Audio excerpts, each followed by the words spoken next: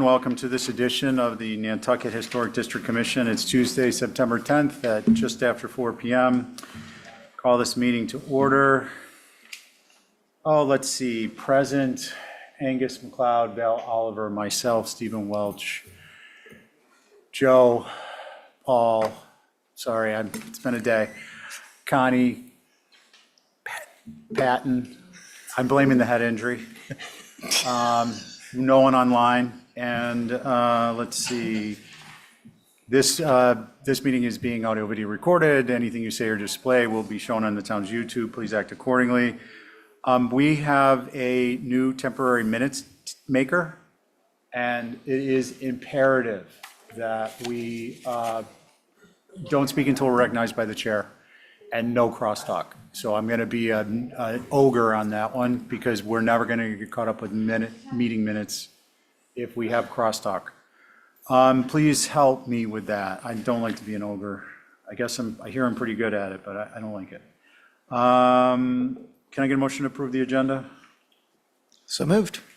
Let's see. It will be the individuals sitting. All in favor, say aye. Aye. Aye. Any opposed? Carries unanimously.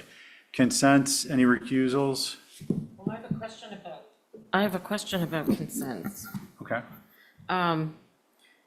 Were some of the things just not moved over because it's an old business week? I have several that I had put on consent that are not. Did you hear back from Holly on them? I didn't ask her yet. So anything you gave me last week Yep, was approved last week.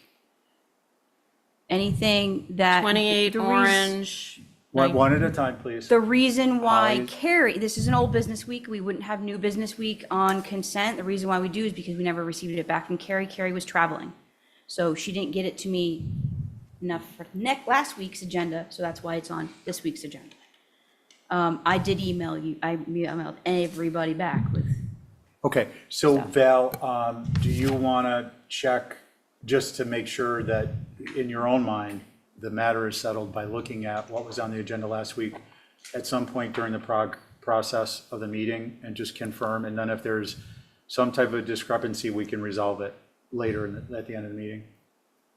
Just, I don't want to have things go on consent by a member and not be put on consent. And if that happened, we just want to find out where it happened so we can fix it so that doesn't happen. No big deal, not a finger pointing exercise, but at this point, what I'd suggest is the ones that you are questioning, some portion of the meeting, go online to our agendas and just make sure they were on consent last week. Maybe you missed them, seeing them there. Well, they're on this, so that's what, and not on consent, which is why I'm asking. They weren't, so they weren't on consent last week? Okay, can you verify that? Because it may be that they were carried over on the agenda this week, despite having been put on consent last week, which if it's the case, we just want to pin that down, that's all. Okay. So consents. Any recusals? Okay, motion? Motion to approve consent. All in favor, say aye. Aye. Any opposed?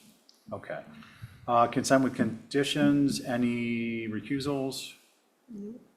Motion? Motion to approve. All in favor, say aye. Aye. Any opposed? Carries unanimously. Okay, that moves us on to. Mr. Chair, Yeah. one moment. If Val can just reach out to me tomorrow, we'll clarify everything. and Okay. sort it. Thank you. That will help me, help you, help them. 87 Somerset, solar rooftop. Let's see, hey, Tobias, good evening. Good evening. Your board is myself, Ray is absent, Val, Angus, Abby is absent.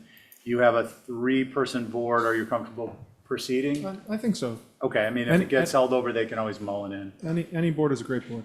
Okay. Let me just take a look. Okay, would you lead us through once it's up on the screen? Happy to. Before it gets up on the screen, to the corner of Somerset and Somerset Lane, Cam Gamble. It's a forested home area. We're proposing to do solar on the back side of the house and the south elevation. You can kind of see This is what on faces the the road. plan above you. On the screen above, the solar panels on the south side, and then we have some on the back. There is a driveway that comes in from the western side. We've removed any solar panels there and then just put them on the eastern elevation to minimize visibility. There are some panels that are visible from Somerset Road. There's just like a one-car driveway. Photo B, I believe, shows it. That's the most. Maybe, sorry, it's the next one down. So they just kind of have like a one-car little extra driveway. Pretty good screening around it. Happy to answer any questions the board might have. Okay, thanks, Tobias. Mr. Val, do Chair. you want to start? Well, that's the only side I had concerns about. What do you think about a tree? But yeah, that would help. Tobias, what do you think about a tree before we move on? Because I have a feeling that There's- was going to be there's the a- concern. There's a number of like Leland cypresses that are there, like growing up, and you can see the trees are, growing, quite thickly all around it, It's on the side of the structure. It's a little key window that you look through it. Okay, so just a clarification before we move forward. Yep. That center, on the first floor, what we see there is a window, not a door. Yes, all windows. Okay, and then this is the side of the building, but it Yeah. faces the street. Correct. Yeah, there's not even an access to this. It's just like an extra, I want to say like a guest driveway. Okay. Does anyone else have concerns? Abby is here. Oh, thank you. We'll pick her up on the next one. Does anyone else have concerns? I'm happy to paint the edges of the roof black if that helps as well. I'm not to isolate Val's concerns. How do I want to say that? It's simply the color. That you're concerned about? Right, and then the black panel, so anything to make it look like it blends in better is Based on fine. the fact that the trees are going to grow and fill in. Yeah, Happy to paint the roof black though, just the edges, I think there's a black dye you can use. Yeah. Not being No, we've facetious. tried out some things. Yeah, okay. What do we want to do, folks? Val, do you want to write that up? can we do it like, I think you can do it it's Exhibit A without an Exhibit A. It's just the conditions and restrictions on the COA. okay. So you would make a motion. I make a motion to approve with an Exhibit A, with no exhibit. I'll write what the restrictions are. That's my motion. Which is to have the black where the roof is exposed? Yes. And to maintain the The vegetation. the vegetation Yeah. between the road and the house? And allowed to grow taller Yeah. to block the visibility. And this application is approved based on those conditions. Yes, That's your motion? that's my motion. Okay, thank you very much. All in favor, say aye. Aye. Any opposed? Okay, that carries unanimously. Excuse me, Chairman, well, just one clarifying. Yep. Sorry, Val, so we wouldn't paint like the whole other side No, of the no. house, just that edge? Just Yeah, the yeah, edge. because you don't see the other side. Yeah. Thank you so Yeah. much, everyone. Okay, so we're going to go to 16 Easton. Is Lisa online?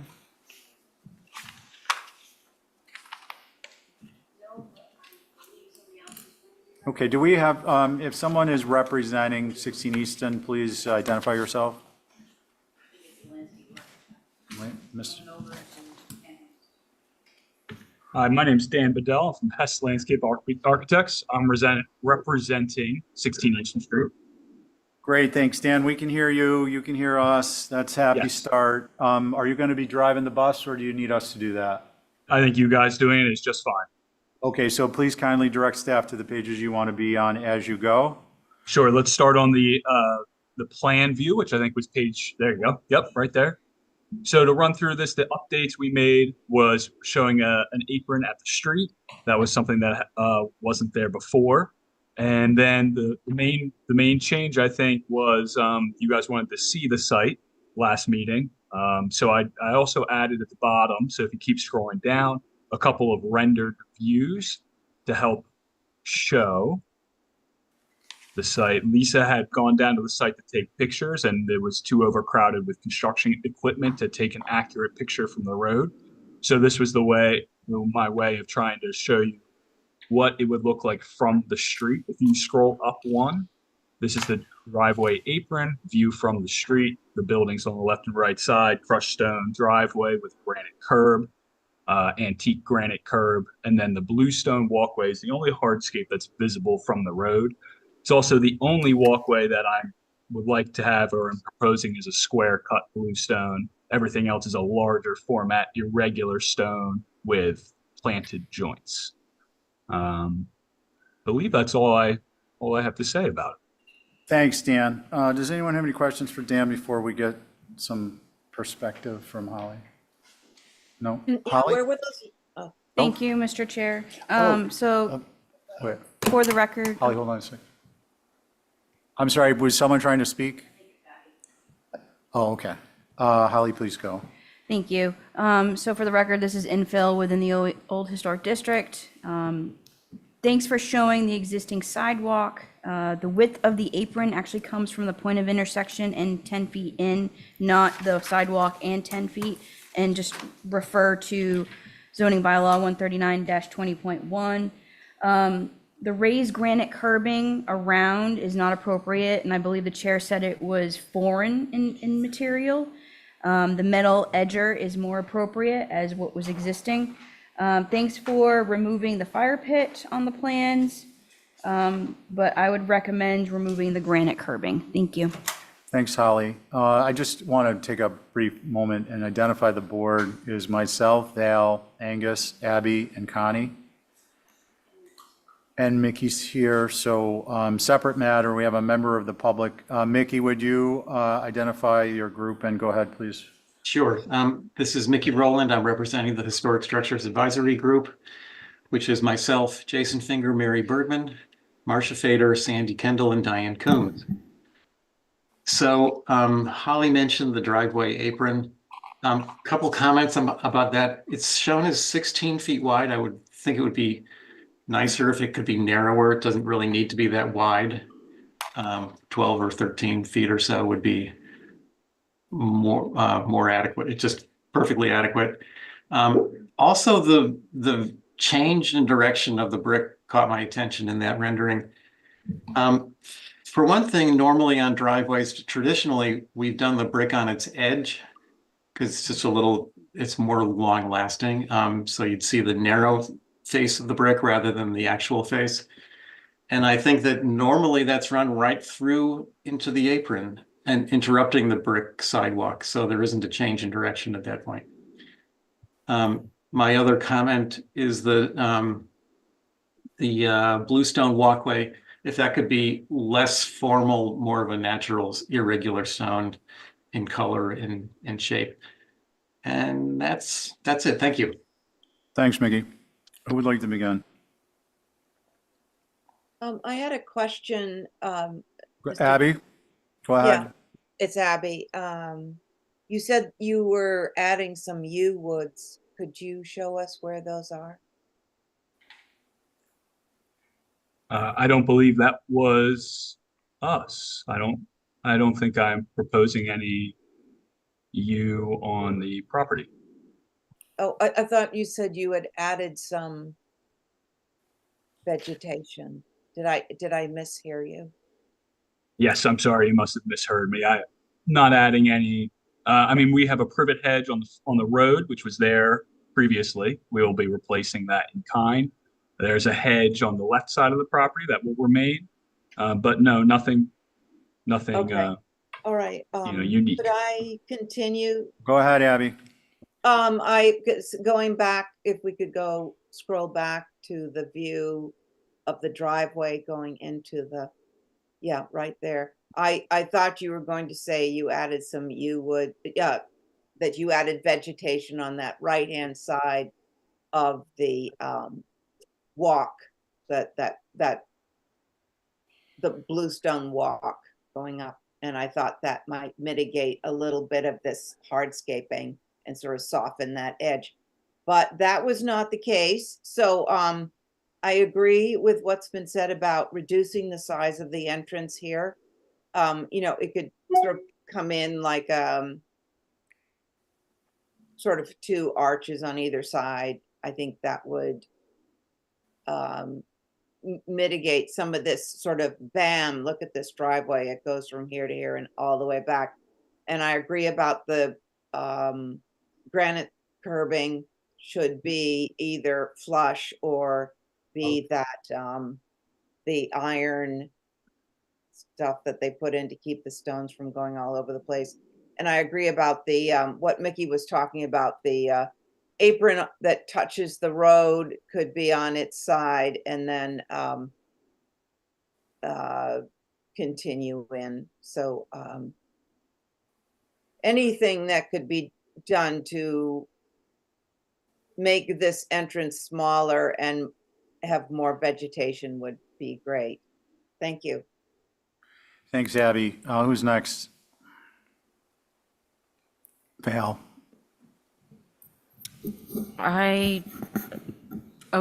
Change the brick, going in a different direction, and I think the only concern I would have is the visual of the blue stone going up to the front door of the house, if that could just become like the other footstones that are shown anywhere else, that's fine. I don't think anything else we're gonna see. Okay, thank you very much. Connie? Yep, I agree with what's been said. I do have a concern about how wide that driveway is. If that could be brought in a little bit, I think that would be advantageous. I agree about the bricks and the bluestone. Thank you. Okay, thank you, Connie. Yeah, I need to narrow up the apron width, and you can still have a flare, flip the bricks orientation, and I'm not concerned about the bluestone. It's a field pattern in the distance. What do we want to do? Could I make comment? Oh, I'm sorry, Angus. Go That's all ahead. right. I would make the brick pattern uniform so that it blends in with the sidewalk, and preferably pull in the left side of the driveway so that the opening narrows to 12 feet at its widest point. It just feels like a runway, especially in this perspective here, along with the granite standing. So I would agree with having that be a metal band that's flush rather than something that's standing and not the granite. And I would go along with everyone with the driveway, but not the driveway, but the bluestone walk, but I'm not sure how visible that's going to be. And that's all. Thank you. Okay, thanks. Do we want to do an Exhibit A, or do we Chair, want can I to make go a for revisions? Mr. Chair, can I make a comment quickly? Yeah, go ahead, before you- Dan, briefly. Yeah, I would just like to note that the inspiration image of the granite curb that is, I believe, 2 pages up is 30 Easton Street, two houses down, that one right there.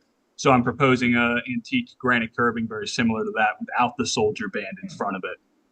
So there is reference only a couple houses up, and it's relatively common in this area as you kind of walk around. I think that's all I have to say. Thanks, Dan. Everything else is good. Yeah. Thanks, Dan. I think one of the issues, at least for me, is that the granite that you're referencing and is the precedent in the area retains grade, whereas the illustration show this as a raised edge as opposed to retaining grade. So I see. I can make it clear then that we would retain grade with it just like this does. We would hold back 4 to 5 inches of soil. And the other thing for me is, I think, is if that were like a 3-inch lip, which is more common when Belgian block is used on its edge, that would be even more appropriate. That's just me, but standing at the height it is now, it looks like curb, and it's very foreign. It doesn't look like a retaining material. It reads, I think, in our mind's eye as a curb, but there isn't necessarily in some locations a vehicle or a road, so it's kind of foreign. I think with that, we've got enough that we'd want to go for revision. No. May I ask a question, Go, Mr. Chair? Holly? Thank you. So this site, we all know had a building on it before the current structures are there. So there was an existing sidewalk, which is in town right of way, brick, as well as the brick and the granite corner roundings. And I would recommend, because I don't think it's gone away in the development of this property, to retain that, and if that's the case, to retain the existing driveway width going in. And I don't think it's clear on the proposed plans what exists now and what is being proposed, and I think that's necessary. Thank you. Okay, I want to address that, and then I got to see if Abby has something to add. Yes. Dan, can you address the location of the existing versus proposed driveway cut? Sure. You can see on the plan there, there's an orange dashed line near the entrance that's notes as extent of existing driveway. I also have a screenshot from a street view image if everybody would find that helpful, just to remind themselves what it looked like previously. Thank you. So, said otherwise, the width of the driveway is actually decreased in your proposal? Yes, 22 feet, I believe, is what it was on site, down to 16. Now, I don't have an issue with going to, say, 14 to shrink it a little more, but it is significantly less. Yeah, no, thank you. That's beneficial to know. Abby, did you have something to add before we move on one way or the Yeah, other? I just wanted to talk about how the driveway apron is the mason, how the bricks go. I think going in the apron from the street, I think they're supposed to be on their sides, going the way they have it here in the picture. Then there's the sidewalk. And then I think the way they've laid it out here is the correct way, going left to right. I don't think it should be the same as the sidewalk. I think that's going to look weird.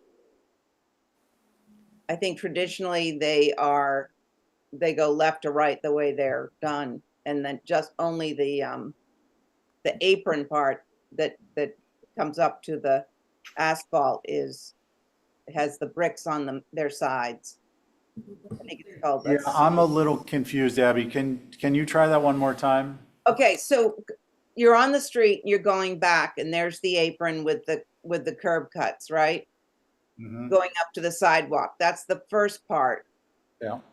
And that brick should be on its side, the smaller side, not the wide side, so that like Mickey said, like it keeps it's a stronger way to lay the brick. Then you've got the sidewalk, which just continues left and right. But then I think the way they've laid it is correct, going there where they touch the shell, that it goes left to right. I think the way it's portrayed right now is the correct way. Okay, so your concern is the first set of bricks in the apron immediately between the road and the sidewalk, and Yes. that be laid on an edge. The rest of Yes. it you're okay with? No, and then the sidewalk goes the way the sidewalk always does. And then as it goes into the driveway, the third part of the driveway they should be just a regular soldier course, the way it's portrayed. I don't think they should be going the same way as the sidewalk. They're not. Right.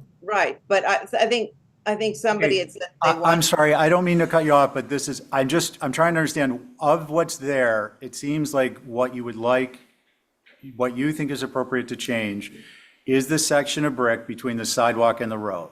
Yes, Are there any exactly. other sections you want to change? No, Okay, so your concern is that those need to be on edge yes, because you feel that's appropriate, okay. yes. I just, a show of hands, how many people think those need to be on edge? On the count of three. 1, 2, 3. Okay. Belle, do you feel like there's enough consensus that you could put together an Exhibit A and list it and then we'll vote?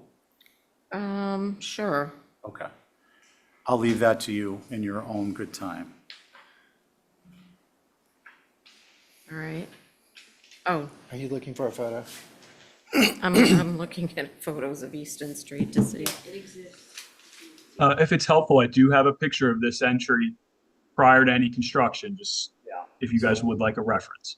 So what's shown is, what's proposed replicates what's shown with respect to the area between the sidewalk and the street and the sidewalk. and then they're proposing to add an apron internal to the site lot line that reflects and is the same pattern as the apron itself. And just to clarify, the total depth from the street to the beginning of the shell would be 10 feet? 10 feet. Yeah. Not in addition to the sidewalk? Yes. Okay. Are you comfortable with writing that up and seeing, or at least vocalizing it, or do you want me to say it?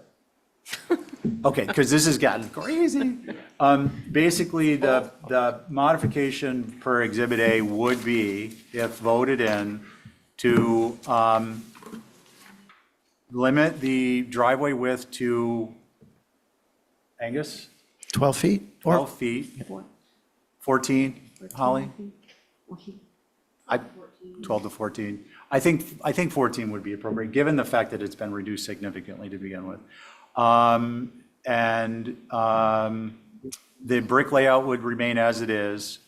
The granite, is anyone comfortable with having that lowered to a 3-inch and with the grade on the yard side flush to the grass flush or above it?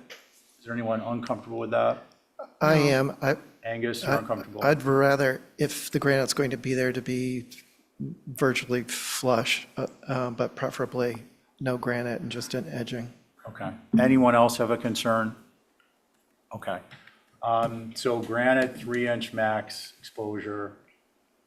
And I think that was it, because we resolved that, while we may not be thrilled with the bluestone pattern, it is going to have oblique angle visibility. It'll just be a pattern. Okay, So that's my motion through Exhibit A. Limit the width to 14 feet max, brick layout as presented, and granite lowered to a 3-inch max exposure. okay. That'll be an Exhibit A, and a 10-foot depth on the apron max from the point of intersection of the, including, let's just say the apron overall will be from the street to the end of the apron on the yard side. From the sidewalk, it would be 12, right? It's 2.5 feet, it'd be 12.5 feet. Because the sidewalk is 3, 7 on the inside of the yard, and then 2.5 is the driveway. I think that's what we would normally do, is 10 feet from including the sidewalk. So 12.5 feet from the street would be the interior edge of the brick apron. And if I got that wrong, every time you guys go by there, you can lament me, and I'll have learned my mistake. Is that your motion, Val? Yes. Oh, thank God. All in favor, say aye. Actually, on the motion, Val, Aye. Angus, Aye. Connie, Aye. Abby, Aye. and I'm an aye, carries unanimously. Thank you, everyone. Thank you. I do want to point out, just for the sake of Parkinson's law, that we have a boatload of applications. And if we agree with someone, it'd be beneficial to say, I agree with them, and move on. And it would be very helpful in facilitating the meeting. We're going to move on to old business of August 27th, which is 30 Russell's Way, new dwelling. Chip, is a rep here for Chip Webster? Hey Lucas? there, yes, this is Lucas. Hi, Lucas. Before you get started, I'm going to identify your board. It's Absolutely. myself, Abby, Val, Angus, Connie is not here, and, I'm sorry, Carrie is not here. Going too quickly to try and catch up. Connie sat on the last one, so Joe would be sitting. So to read that back, that's you, Abby, Val, Angus, and Joe. Correct. Great, thank you for that clarification. All right, if you guys don't mind, I'll share screen and walk you through the presentation. Please.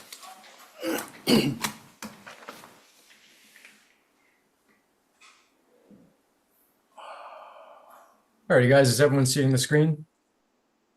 Yeah. Yes. Alrighty, so I think during the last call, the main concerns were on the overall height and specifically the east elevation. Pretty simple set of changes from the last drawings that were submitted. Firstly, to address the height, we switched from a traditional sill to a mud sill. So we were able to take that change plus squeezing here and there, bring down the structure an additional about 10 inches. So now we're under 23 and a half from grade. Then we'll jump through. Then we adjusted the awning a little bit to the garage doors, which I know was also commented on.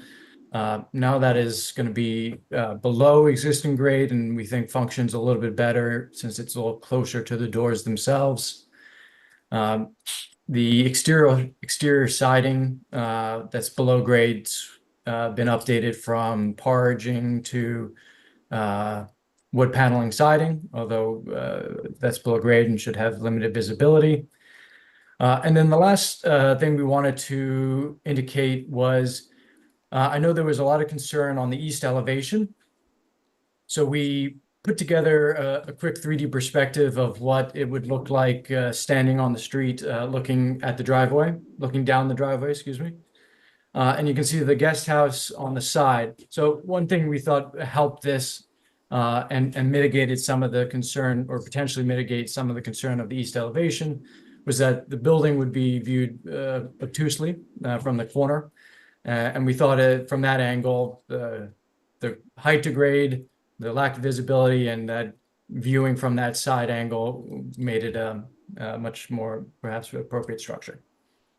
Thanks, for Lucas. major changes. Okay, who would like to begin? I'll go. I appreciate the changes, especially in the height. The only concern I have or don't understand is the siding, the clapboard siding. But I guess it won't be seen, so it's limited concern. Okay, Angus? I don't have anything to add. Okay, let's see. Joe? I have no concerns. And Abby? What color is the clapboard to be painted? The clapboard would be a light gray. Sort of like I'd be okay with Yeah, that. and the main trim was a 50% blend of platinum and white, so it's not quite a Nantucket gray, it's a lighter gray. The gray. And is that on the east, or where is that file? Yeah, I'll switch over to the floor plan. So the sides that are exposed to the walkout, so that would be the east and the south, would be that clapboard. The two sides facing the streets would be above grade and only shingle. Okay, so if we saw anything, we'd see shingle. I'd be okay with that. Thank you. Thanks, Abby. Lucas, what's the overall reduction in height since this began? It's currently 23.3 on the main ridge. I don't see the original application in here, so I'm... Yeah, it's a great question. I know we marked the original height here. I can pull it up. I can give you an exact number though on my end here. I believe we were at somewhere around 26 feet though. I know it was over 25 feet. 28 for original. Yeah, okay. Thank you. I still think it's too tall, but it looks like you got the support of the group. What do we want to do, folks? A motion to approve as submitted. Thank you, Joe. Let's see. On your motion? Aye. Angus? Aye. Val? Aye. Abby? Aye. And I'm an aye, carries unanimously. Okay, we're going to move on to Thank 6 you. Captain's Lane. Val Oliver. That will activate Connie and Joe. So me, Abby, Angus, oh wait, I'm sorry, I'm ahead of myself. Val, your board was established. Ray is not here. It's Abby, Angus, Joe. Carrie is not here. Are you okay proceeding with a three-person board? Connie's listed as an alternate? Okay, so Connie is active. Are you okay proceeding with that? Yeah. Okay, Abby, you would chair this one. I'm not on it. It's yourself, Angus, Joe, and Connie. Okay. Okay. So, Go ahead, Val. what, sorry. Go ahead, Bill. Oh, the concerns I thought were not perhaps unclear what we were trying to do and where this was, so I didn't make any changes, I simply brought more information in to solidify the situation that we have here.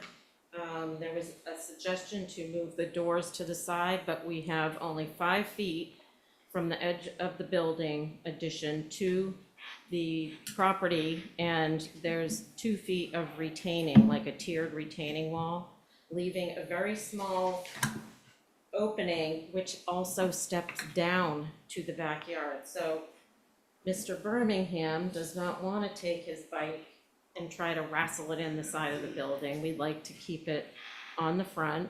I thought it was important to show you, there's pictures in here as well of the existing conditions. You don't view this building as you see it on the front facade, just as one large building. It's enclosed by a mature hedge. And I mean, that was really the concern, was the doors, and they are not flush on the building. They bump forward 3 feet. So I think that was not understood as well.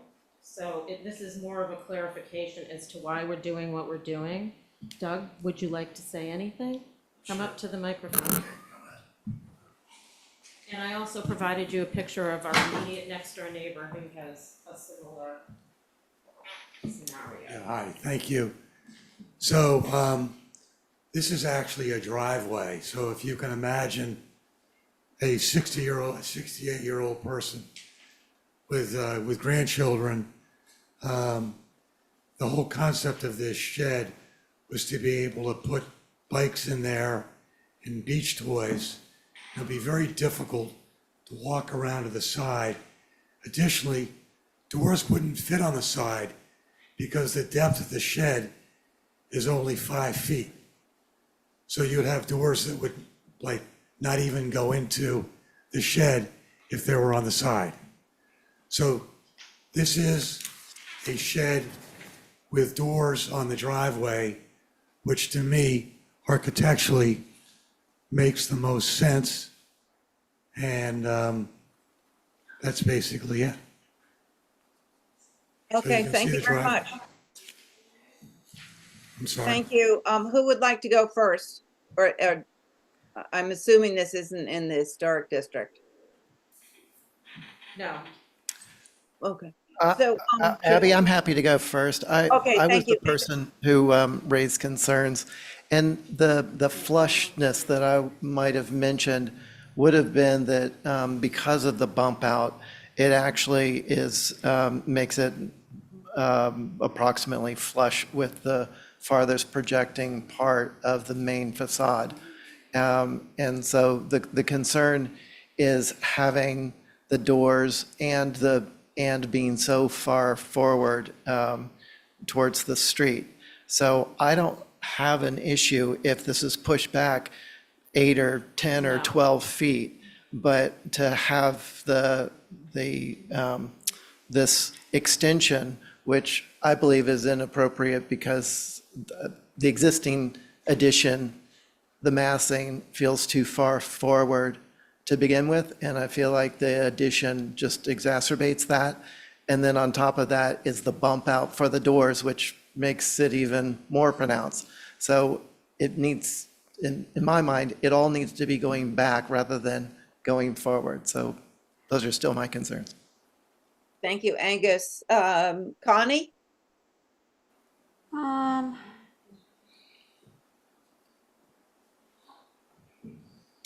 I don't think I have any concerns. Thank you. Okay, Joe? I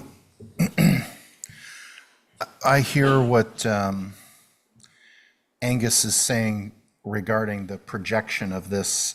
I think for me, the mitigating factor is the fact that we've got a porch across that main mass, and I think that hierarchically, the main mass stands out. And so therefore, I do think that this addition is subordinate. One thing I was curious about was whether or not that shed roof that is where above these doors, whether or not that eave line could come down a little bit, because it just feels like it's a little bit leggy, if I'm describing that correctly. That may help to bring it down in scale. Just, I think it has a little bit of, it feels just slightly taller than it needs to be at that face. Maybe there's one shingle course above that, but I mean, that's a little bit nitpicky, but I think that might help to bring that down in scale. With respect to the addition going across in the same plane, if I look at that existing photo, it does feel like there's a lot of shingle space there. And I'm hoping that, I actually think that this addition may help to soften it, because that piece that's added on to the house right now feels a little severe. And I think that the shed roof element may help to end it in a softer way than it ends right now.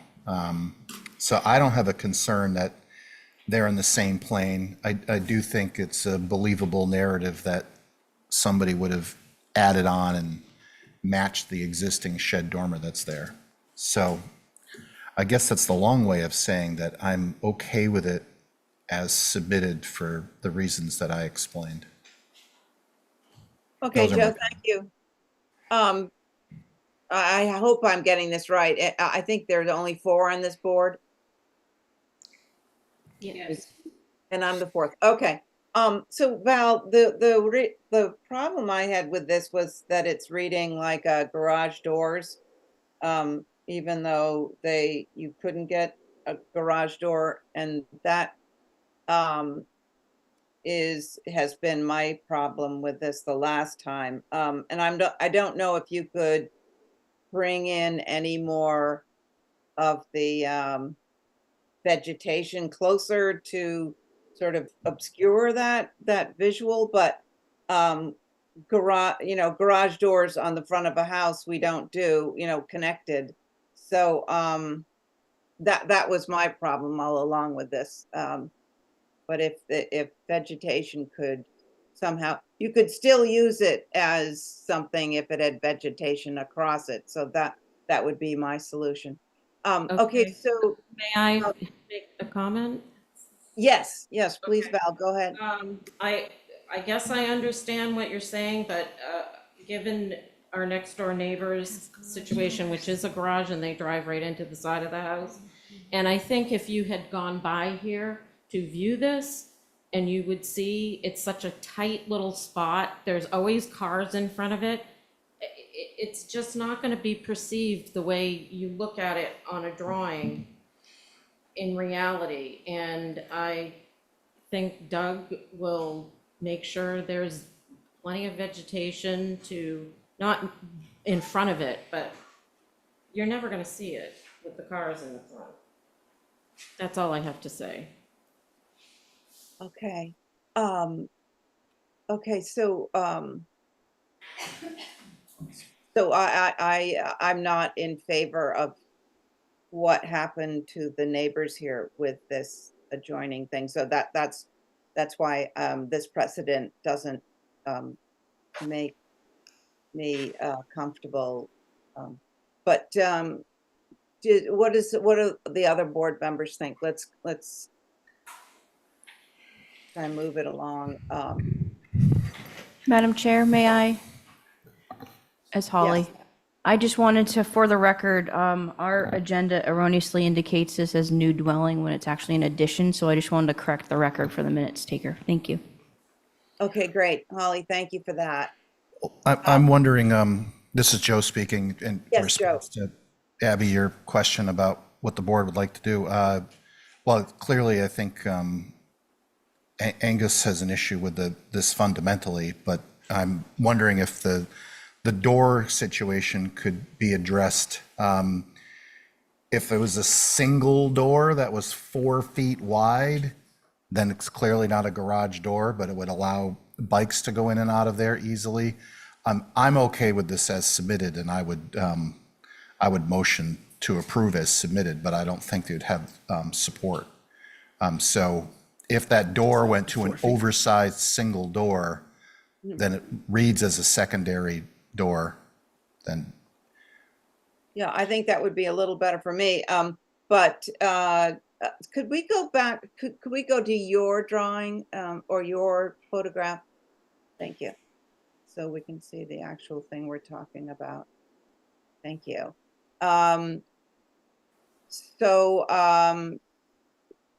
That would appease me. What about Angus and Connie? I think that that's a great suggestion, to have it feel more like a door than a garage. I think that's the biggest issue for me, is that it feels like a suburban garage, attached to the house, that we just don't do on Nantucket. So I would be happy to make a motion to have a 4-foot door and bring the eave down to the head of the door, and otherwise approve as submitted. I like that. Thank you, Angus, for your motion. On Angus's motion, Joe aye. and Connie Aye. and I don't know if Angus. Val just realizes that we went through that, but Yeah. there was just a motion to approve this with revisions. I don't know if you heard them. Oh, no. Oh, I didn't we're not hear gonna make any somebody want. revisions. Oh. Val, what's your pleasure? And we'll hold and have Ray Mullen back in. Okay, all right, great. So Joe, is that your motion to hold for revisions? Well, Angus made the Hold on, motion, the so homeowner would like to say something. One more comment, thank you. My husband tried to say it in a Who really nice. who are we hearing from? I can't I'm Ann see. Birmingham, And Doug's- you gotta get a little closer to the mic. Doug's wife. And he talked about struggling to get his bike down steps and into a side door, or the fact that it opens like this and he could move his e-bike, which is kind of heavy in there. And he rides an e-bike because he's a cancer patient and he can't lug, he just needs to be able to open the doors and put the bike right in. He has neuropathy in his feet. He's trying to stay healthy. And to struggle for him, the reason we're doing it, the little shed in the front with the bedroom and back, is so that he has a place that's easy to get his bikes into, his e-bike into. And anyway, he wouldn't want me to say that, but I'm saying it because it's very important to somebody's health and mental state of mind. Okay, Abby, just a point of clarity. Yeah. So this is Angus speaking again. So what the motion is not about moving the door to the side. It's still facing the front. Everything is submitted, except instead of a double door that looks like a garage, it would be a single door, but 4 feet wide, which is quite wide to be able to move things easily. Yeah. Yeah, and so, but we're going back to just holding for revisions, is that correct? Sorry, I didn't hear what you said. Say yes. Say yes. Okay, yes. Hold for revisions. You want to It was hold to for hold for revision? revisions? Yes. Yes. I'm not that- I making think- isn't that- revisions, so a hold for a full board. There you go. All right. So Angus, is that your motion? To hold for a full board? Or what is the motion? I'm confused. I thought we were holding for I, revisions. I haven't made the motion. Oh, okay. My motion stopped with you, I think. Everyone had said aye except for you. Oh, for revisions? Okay, I'm an aye. Would you clarify to Abby your motion? So that was the motion to go with Joe's suggestion of the 4-foot door facing the front. So in that motion, I believe that's going to get rejected by the applicant. But that's, I'm sorry, say that again? Okay, can I make a Everybody's suggestion, talking to me Angus? at the same time. please do. If you're amenable to holding, just revise your motion. If you're amenable to hold for revisions, you can deal with what you want to deal with, the way you want to deal with it after the fact. But right now, Angus is making a motion. He made a motion to change the door. If he's amenable, he would make a motion to hold for revisions. That's the best you can get. Otherwise, you're going to end up, they've already voted 3 in favor of the 4-foot door, so. Well, I didn't hear that. Why I is- understand, but I think, look, all I'm trying to do is move this along in a way that gets everybody closer to getting a chance to get what they want. Further discussion, it's up to Angus, he made the original motion.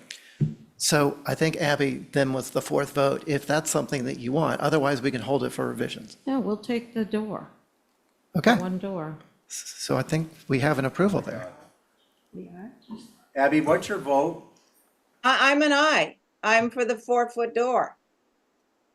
Okay, thank you. So, okay, should I take a roll call then on that? Yeah, I believe it was for a 4-foot door and to drop the eave line down on top of the head casing of the door. That was Well, the it's not motion. going to be that low because it's a low door, but, Oh. okay. I'll do an Exhibit A. Okay, thank you, Joe.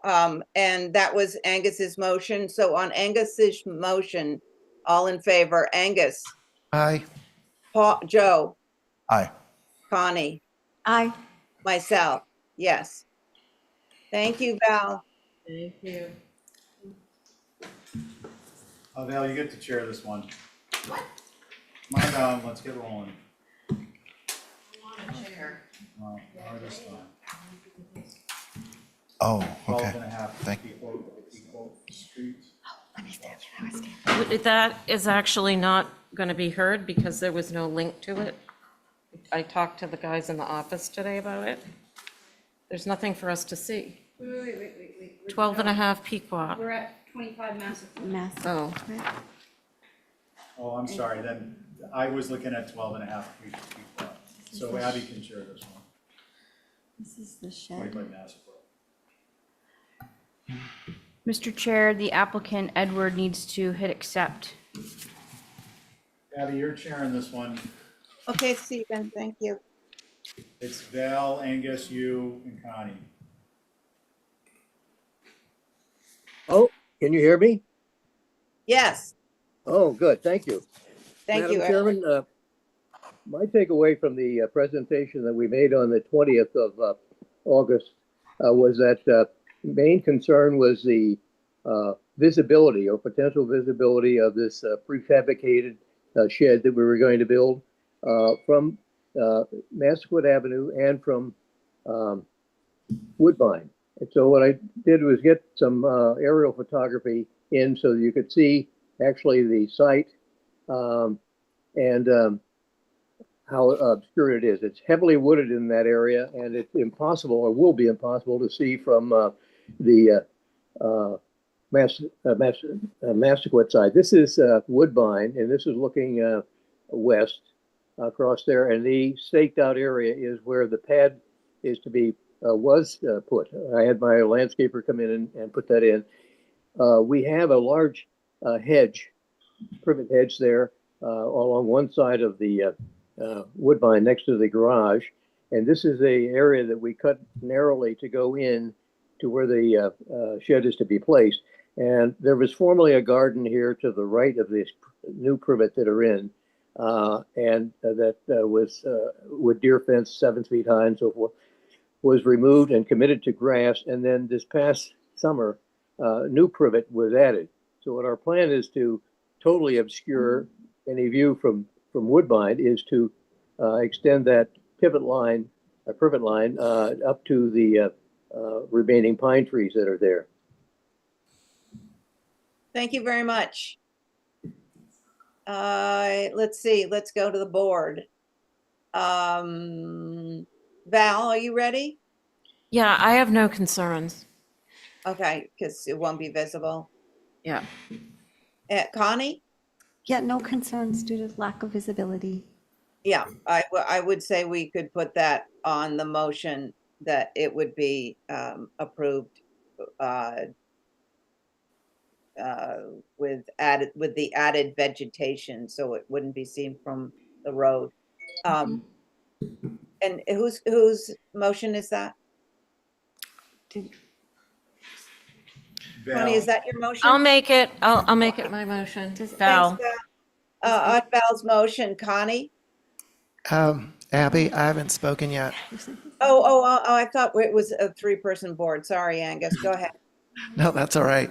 The vegetation was my only concern, so that's all. Terrific. Val, was that your motion? Yes. Okay, and can you write in the vegetation part on the application? Yeah. Okay, all in favor, Val on your motion, Aye. Angus, Aye. Connie, Aye. and I'm an aye. Thank you. Thank you, Edward. Thank you, Madam Chairman. Holly, can you update us on 12.5 feet wide? So, yes, Mr. Chair, thank you. Staff never received the full digital submittal for these. One, and two, did not receive the tracked applications as well. Staff reached out, asked, they said you were going to do it, and did it 3 times and did not. So apologize for not taking it off the agenda before it was posted. Thank you. No, thank you, appreciate the update. Okay, so now we're gonna move to 25 Honeysuckle. Let's see, do we have representation?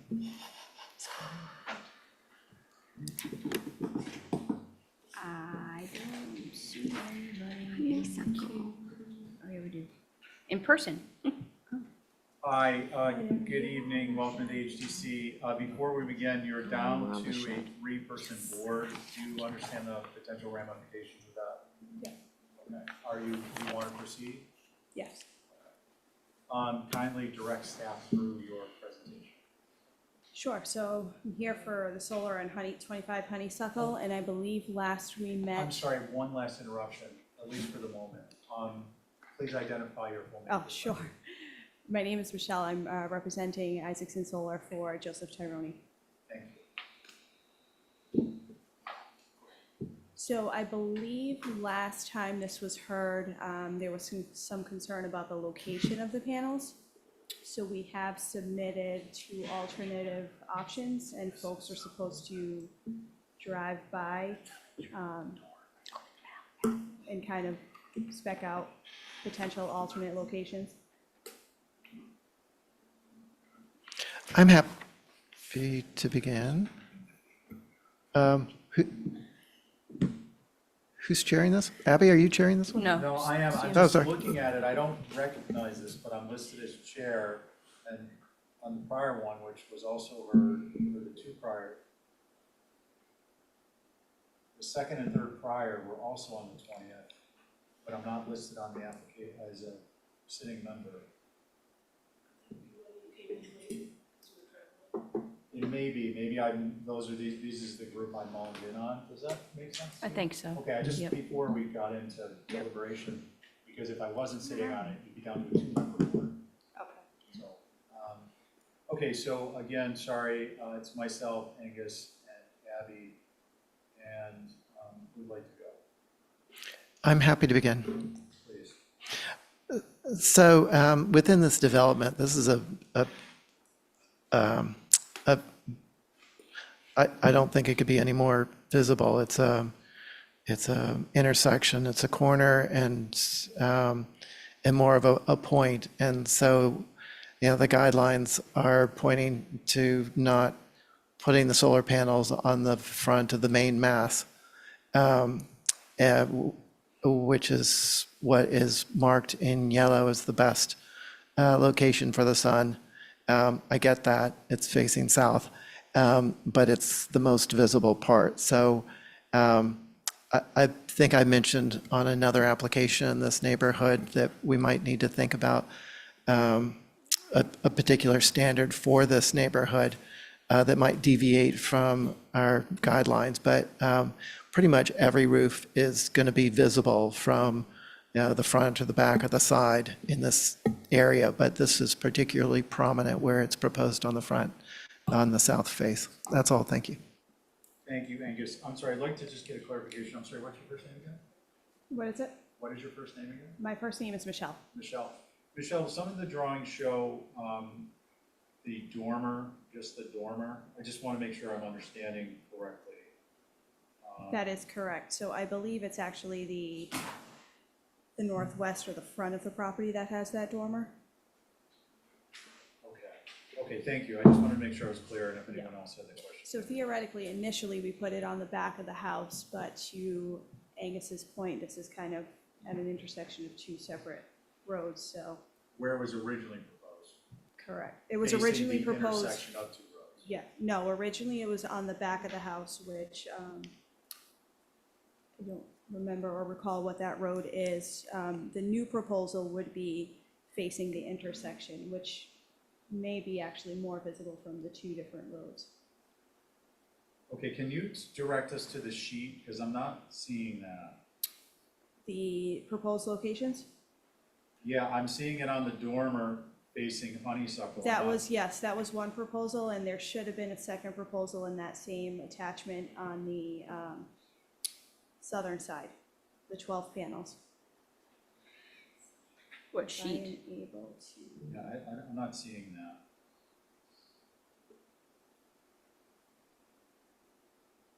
If I'm able to share my screen. Yeah, you can. I see it on Go for it. the dormer facing Are you- Honeysuckle, not beach grass.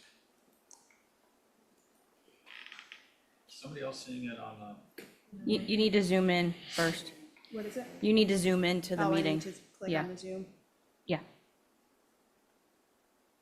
And then I gotta make you a panelist, and then you can share.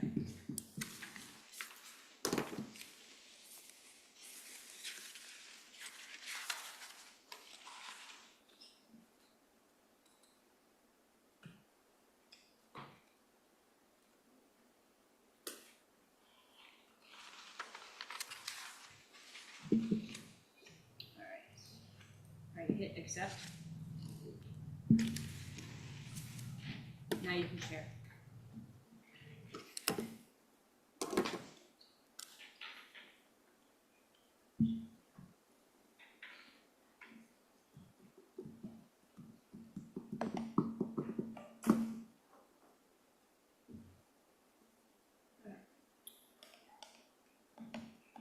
So this was one of the second options as an alternate location,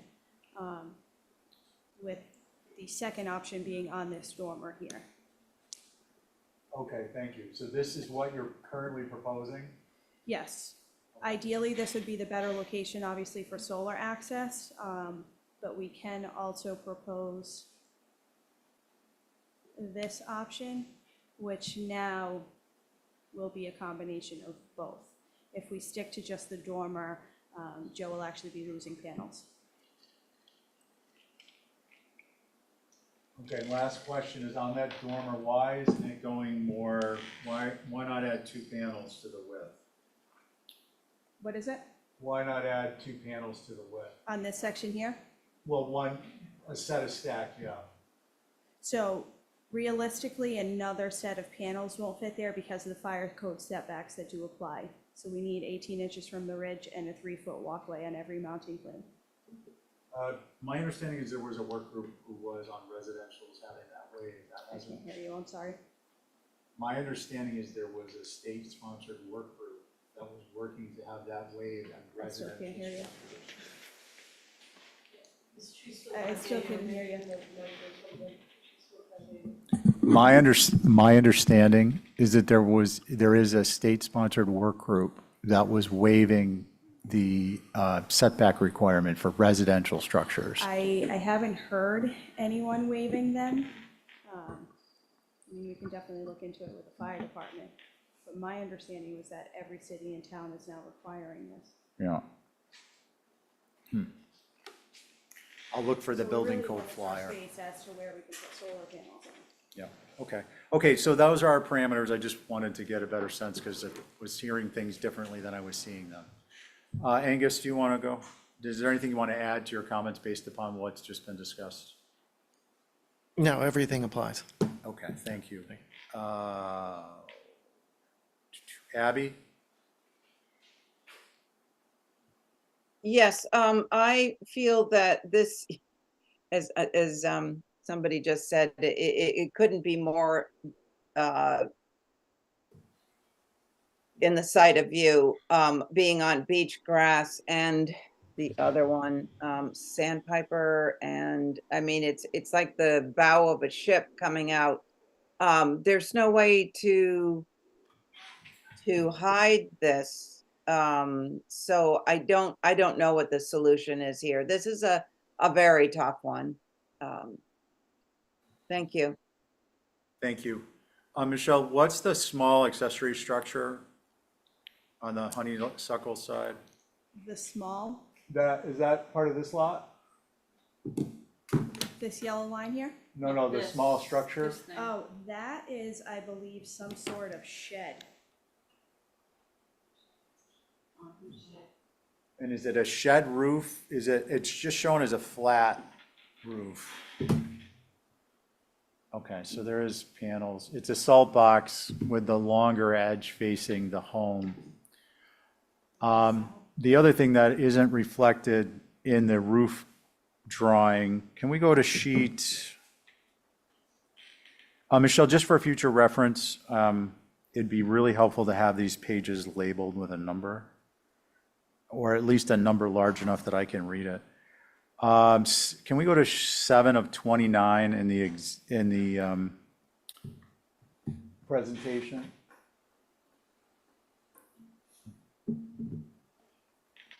Noting that this roof plane that faces honeysuckle does not show a dormer that exists, right? No, I think he's referring to your document. But that faces honeysuckle, Yeah, right? okay, I got that one. I do, but not pulled up. Yeah, Yes. okay.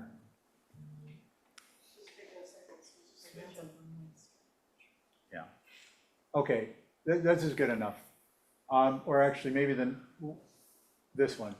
So what's not shown, or at least I'm not seeing, is that the 12 roof-mounted panels shown in the upper image would have to be on a dormer, because there's a dormer on that side of the structure, which is shown in the images that Val has presented that show the shed, which is also on that side of the structure.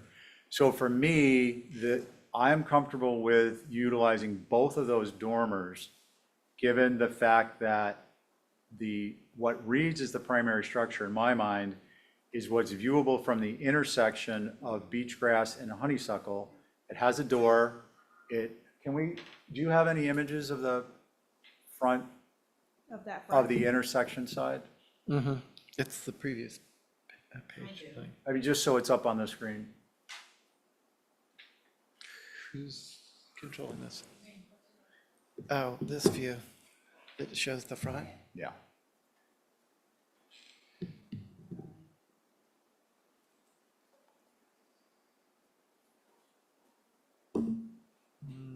This one right There. down here. Yeah. Yeah, so clearly the current proposal is to put it on the front of this, on the roof of this facade. I think it's completely inappropriate.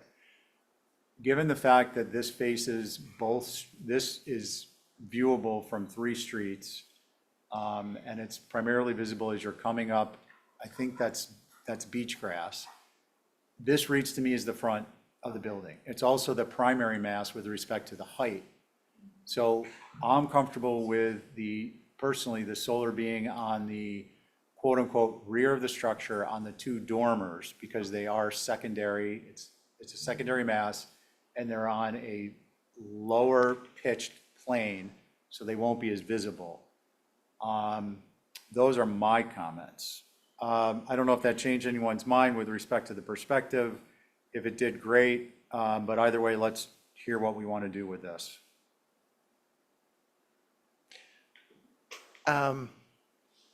Given the circumstances, I agree that it shouldn't be on this elevation shown now, the south elevation, but on the dormers as you suggest. So I'm happy to make a motion to approve on the dormers on the rear facing east and west.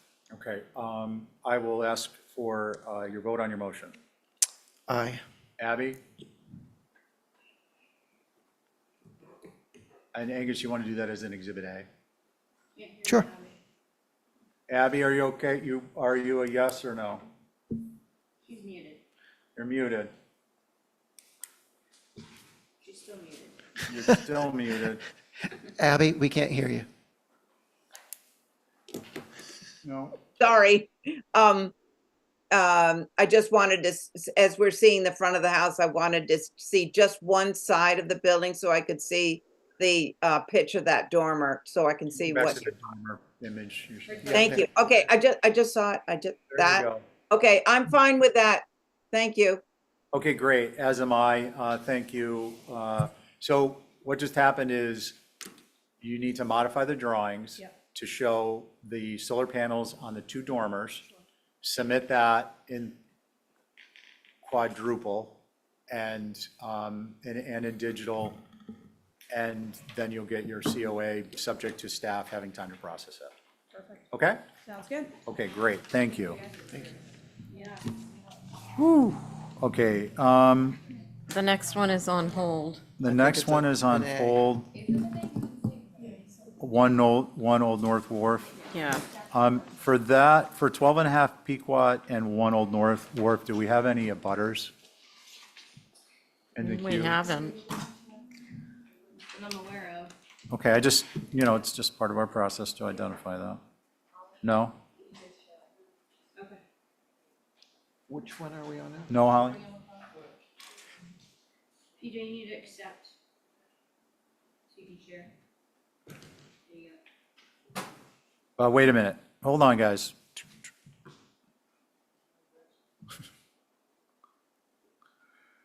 We have no abutters for One Old North Wharf or 12 and a half Pequot? Not that I'm aware of. Okay, thank you. 85 Orange, Renault, add dormer. PJ, good evening. You're going to steer us through this? Yes. Okay. Why don't you go ahead and begin? Everybody can hear me? Yes. Okay. How is everyone? So we're going to start today. I have submitted for the three applications in the rear because the front is not quite ready yet. So the rear house is on 85 Orange. So as a reminder, the last meeting, we went over the fact that this property is subdivided under an 83L. And the rear section where the rear house is and the garage is now going to be separate to the units in the front. And so there you can see it down this private way. Cottage Court is on the left and Orange Street is on your right. So if we, just to set the picture here, this front or south photo on the right is technically the front of the home. It's a very narrow walkway between the property line and the front of the house. It's about 3 feet. And there is an existing picket fence with the rounded, traditional rounded top on it. If you go to the far left photo, that is the right side, which faces Orange Street and 85 Orange in the front. You'll notice the staircase on the side is actually was the only entrance into the second floor. It was a 2-unit apartment building. So 1 unit on the bottom, 1 unit on the top. Left side faces the rear, not visible from any public streets. And then on the bottom where you see the garage, it's very tight because that garage is so big, it's hard to actually see the house in the back. But you can see right here in the back, that's the house in regards to this specific application. So, let me flip this. So again, you have Orange Street here, the front unit, the new property line goes very close right behind here. You'll notice the house here off of the private cottage court and the garage in the back. This is existing conditions. What we are proposing for this house is no footprint change at all, just cosmetic on the outside and a dormer on the roof. Yeah. Yeah. Okay, you're still on the main house. Yep, we're not, that's a different application. So we'll talk about that separately. Yeah. So here is on the top left is the existing. On the right here is the proposed. And really not changing too much of the aesthetic, just adding some windows, changing the front door to a Simpson wood door with, you can't see them, but there's 2 panels on the bottom. We're using the same door on the rear, so you'll see that in one moment. All white cedar siding. It's going to be galvanized spouts with a fiberglass gutter on the top, Boston sash windows, and this is going to be the same fence that was there, just new, the traditional white picket with the rounded top on the top. And then on the sides, so this is the left side facing the rear. Really no difference other than window changes. And then this dormer, which we'll talk about on the next slide. Okay, PJ, just for Yeah. future reference, bubble. Anything Well, that's everything changed. on the right is, Bubble it then. okay, I'll bubble it next time. So you'll notice the existing rear elevation is just 4 windows. Now remember, you can't see any of that because of the garage. You can barely see any of it. What we're proposing is all new windows, Boston sash windows with a Simpson door and a granite step out to a bluestone patio, and then a dormer on the top with an 8-inch drop from the ridge, 3 feet in from the sides. On the bottom left, you'll see existing with that staircase. We want to remove the staircase and just have one entrance, or entrances on the first floor only. So again, just window changes here, removal of that door and the dormer. And that's it. Okay. Before, anyone have any questions before we move further forward? And the board is myself, Angus, Abby, and Joe. I have a question, Yep. and it has to do with the windows. The layer's reversed. What's that? The layer is reversed. Yeah, well, I think that's a whole other story. I mean, whatever drawing program you're using isn't helping you. But the details that you provide at the end of this, well, let me just ask my question. Do the elevations represent the Muntin divisions that you're hoping to get? In other words, 6/6 windows for the most part, or do the details supersede them because the details show 2/2 windows? That's a good point. So the original request was 2/2, but I got a feeling that you guys like 6/6 better, so I changed it in architecturals, but I didn't update the drawing from Boston Sash. Okay, and the reason why, and a related question to that is, in the detail, I'm assuming that the trim that's noted in the detail, which looks like a plank frame window, it's like 3.5 inches wide and 2 inches thick, is the trim you want, but that trim is not represented on any of these elevations. So I apologize for that. So those were not updated. And I actually didn't even think to look at them yet because I was so focused on this. But I was expecting a 1x4 trim on the sides and top with a historic sill on the bottom. Okay, all right. The reason why I ask is that there's a difference between, and I understand these are somewhat diagrammatic, and I don't mean to knock your CAD program. It's just, at the end of the day, you're going to get a sign off from the HDC, or somebody at the HDC is going to be driving by there, and they're going to look at the dimensions of your trim. And so when I look at the detail, I assume the detail supersedes the elevation.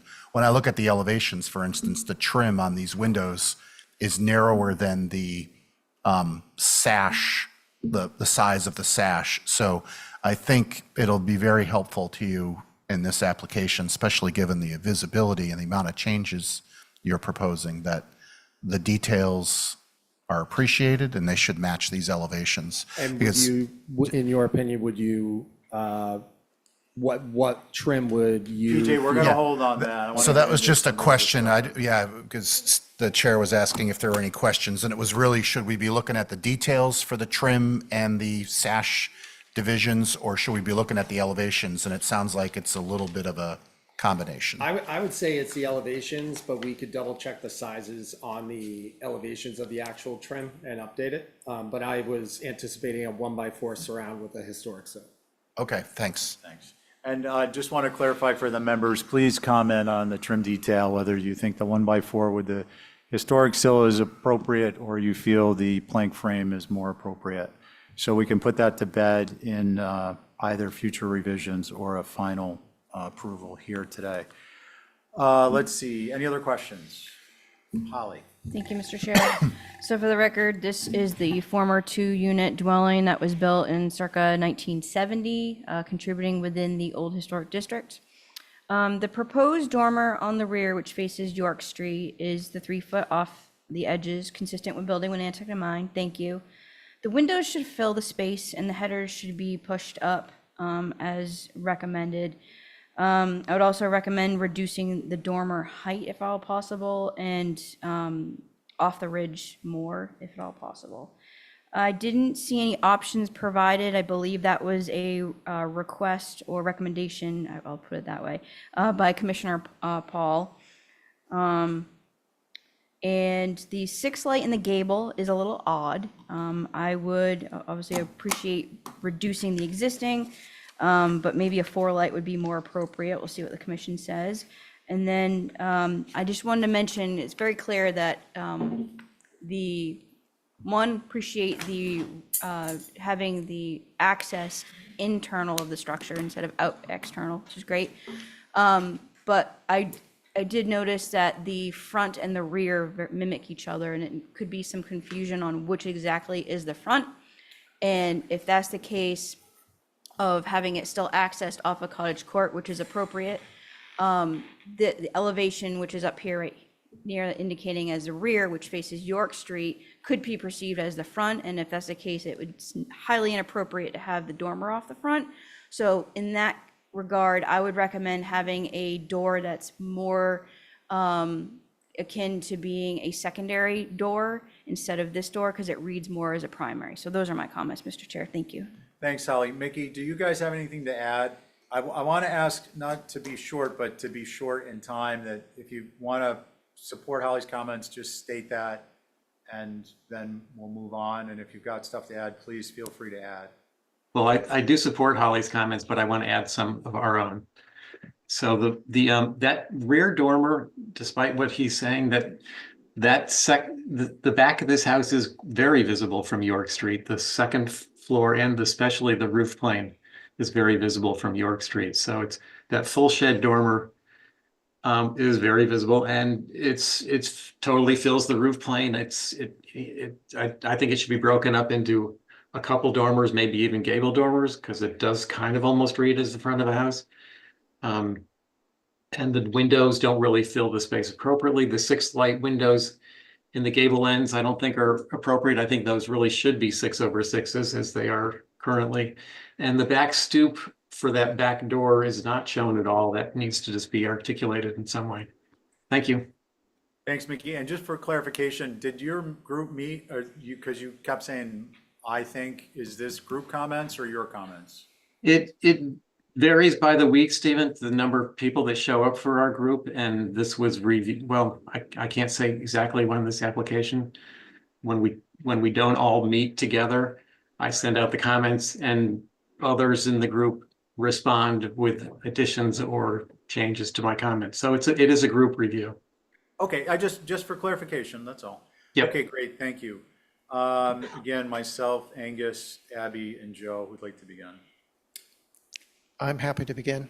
Please, Angus. I agree with what's been said by Holly and Mickey. Thank you. Joe?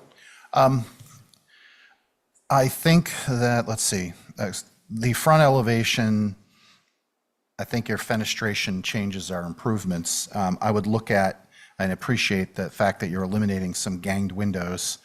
And I question whether or not this door with the glass in it is appropriate to this style house. I think that it does feel more like a secondary door, however, I am in support of Holly's comments as well regarding the door facing York Street.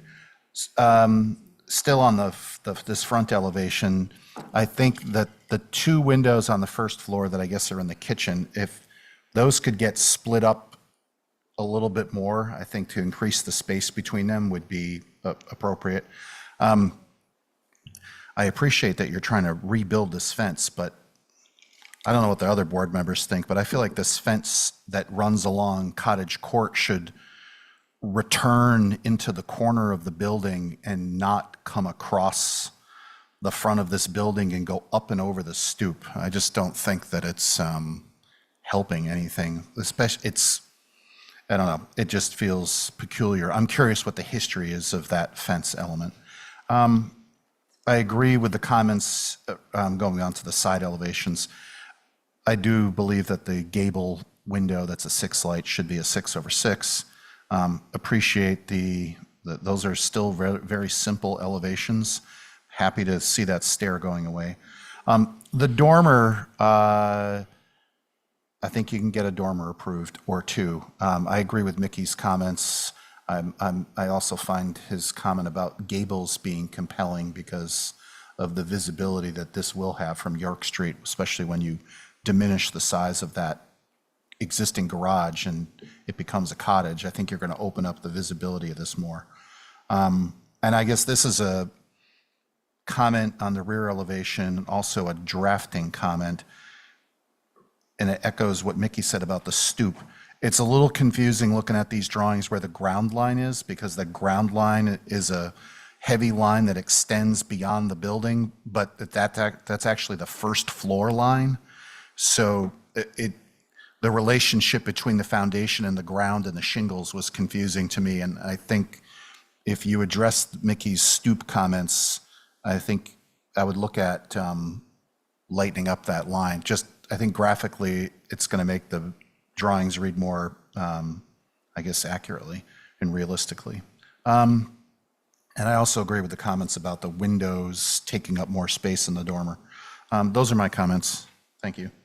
Thanks, Joe. Can you clarify on the dormer? I'm not sure I understood rear dormer and the additional visibility from York because of the downsizing of the garage. Do you think that that dormer is appropriate or not appropriate, subject to window changes or what?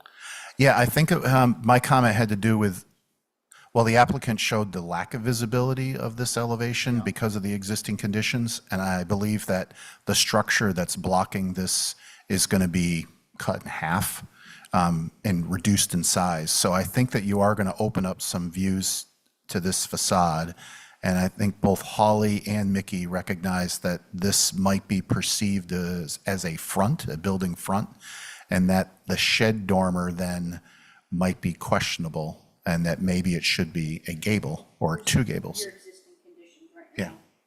Yeah, Gotcha. Okay. right. So, Okay. Thank you. That was helpful, just for Okay. the clarification.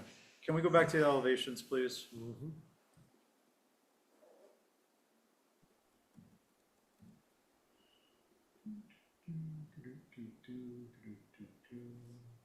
Which one, front, rear? Just the group is fine if you just capture the sheet. This is the rear. Yeah, that's fine. I think changing I'm just going to address the rear we were just talking about. I think the rear door needs to be a rear door. So it'd be a 9-light door as opposed to something that's like a 4-light or a 6-panel finish that is traditionally, or a 4-panel wood that is traditionally a front door. It is on the rear of the structure. I understand it may be visible, but it's the rear of the structure. So it is what it is. On the details themselves, on the dormer, I agree with what's been said with respect to the fenestration needs to be modified. I refer you to Building with Nantucket in Mind. That's your Bible, please use it. On the Gable, I would not be adverse to that being a 3/3 double hung. If you're married to the style, it will read as a 6 light, but it's a functional window. And it would be in keeping with the 6/6 proportionately. I believe that this would be more successful with a plank frame than a 1x4. At the very least, this needs to be a 5/4 by 4. I think a 1x4 is not going to carry the design. The downspouts, Galvy pipe, I think is not appropriate, should be boxed leaders. The fence along in the elevation should be removed. That should be presented with a hardscape, not part of this elevation. It shouldn't be shown in the elevation. I agree with the comments Joe made about the line with respect to grade in the first floor. The trim needs, back on the trim, that needs to be called out, needs to be corrected in the next set of drawings. So it is both shown in the elevations and in the window schedule to reflect consistently what it is you're proposing. Windows 6/6 I'm good with, and that was pretty much it for me. What do we want to do, folks? Could I make? Stephen, did you say I was on this? Oh, I'm sorry, Abby. I totally spaced that you No were on. worries, no worries. It's hard Please go ahead. to, when you're not there. But I just was going to say briefly to have a look at federal style homes and what the trim boards are, like the fascia above the second floor windows looks a little skimpy. I would just look at federal style details of windows and doors and replicate that. And I'm not in favor of the dormer as drawn. Maybe if it's reduced a lot, yes. But this building it says 24 feet 9, and I'm trying to figure out how you're getting almost, a full 2 stories out of 24/9. So I'm not, that's just one question that is bothering me. And I would go either for the plank framing around the windows, but it should be, again, it should be historic width. Then that goes for the corner boards, the fascia strips, the trimming around the windows and doors. And I think also the fenestration should reflect a federal style home and not have, like, on the front of the house, you have 2 windows that are side by side on the front of the building on the first floor. That should just be simplified. Thank you. Thanks, Abby. PJ, before you go, I'll give you half a minute to close out. The other thing is, please just check your CAD drawing, and you've got those windows reversed. The interior bottom sashes should not, the head rail should not be visible, and it's creating an odd presentation, but I want, we need the drawings to be correct, so it's not a big deal, but modify it, please. Did you want to make comments? Yeah, I'm fine with all the revisions requested. I'm happy to make the header larger above the windows on the dormer and lower the pitch. And I'm happy to make the glass larger. One thing I would like to share is. PJ, before you move on, Yeah. I think the comment is not only the windows, and more specifically to make them larger too, Correct. As opposed to just the header, So, but also the width of the overall dormer, just to be clear. so these are dormers within a block that I've taken photos of, which I took inspiration from. There's this one here, which is split up, but it's clearly two different heights. Everything's different there. And then this one here. So these are all within a block of the house. This is a good example of a mistake. Okay, that's fine. So what I mean by that more particularly is 2 things. One is the overall size, perhaps, based on comments here tonight on the house you're presenting for. But 2, you see how the head casing is separate from the fascia? It means the top plate hasn't been buried, the header hasn't been buried into the top plate, which would eliminate that space. Sure. More like this, which then gets you more in conformance with what a dormer is supposed to be in building with Nantucket. in So mind. can I just ask real quick, you said you wanted more height above the window between, No, I go back to this next one. See the difference between your head casing there is buried, and here you have a full head casing. yeah, So what we typically request, especially when we're trying to minimize the overall presentation of a dormer, is that you bury the header into the top plate. Correct. And that removes the head casing, correct. and it gets, the fascia becomes the head casing. So. And then it so- lowers the overall, it can be used to lower the overall height of the top plate too. So that's what we were going for here? So this line would come down to there. Okay, so you want it to touch each other.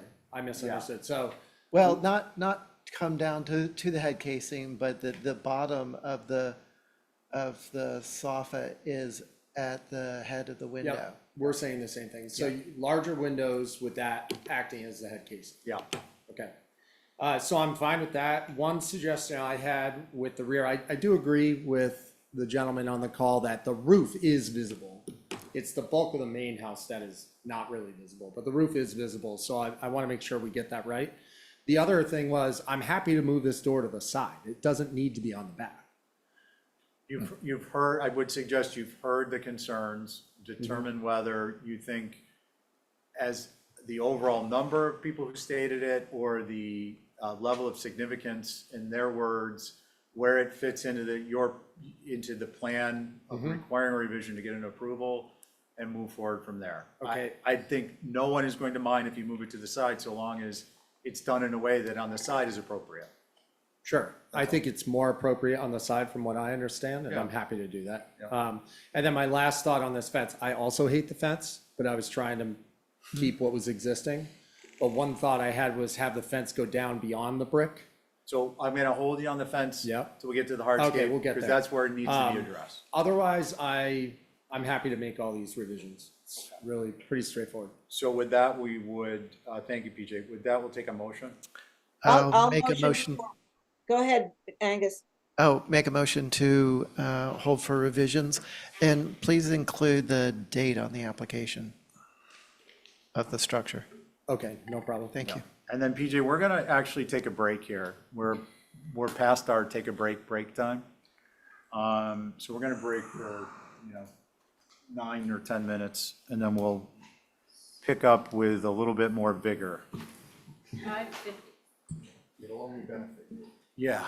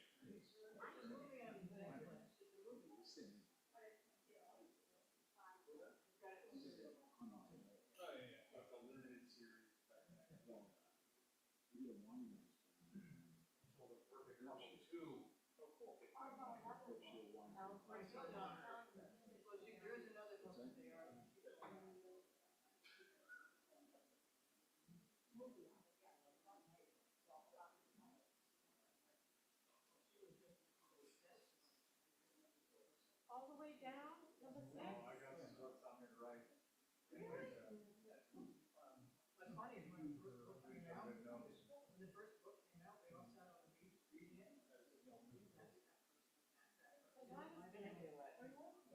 I'm good. She's very nice.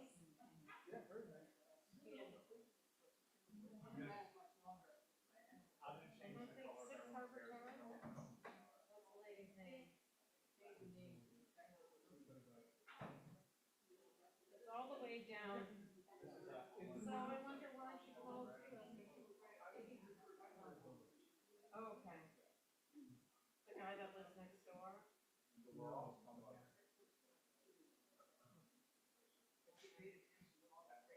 She's wicked nice.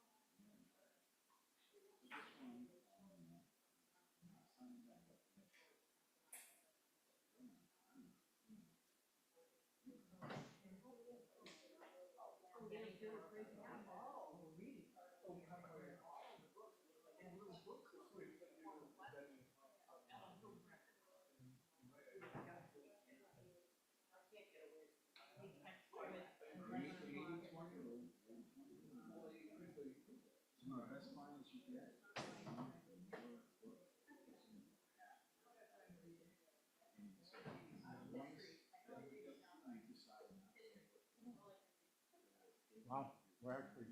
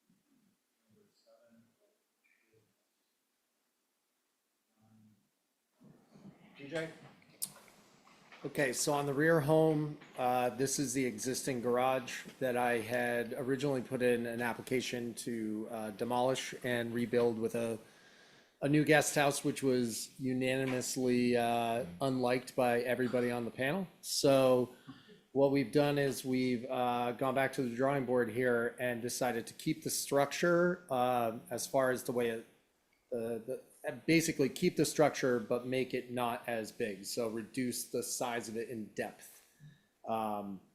And so on the front elevation, you'll notice, it's just a garage door on the right-hand side.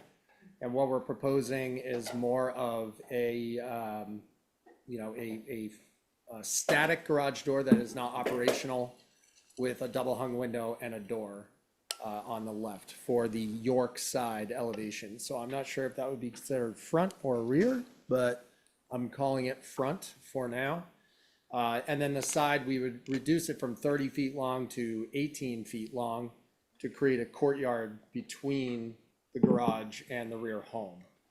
Because right now it's about 18 inches off the back home. On what I'm calling the rear, which is facing the home that we just spoke about in the last submission, just doing a simple door with 2 windows.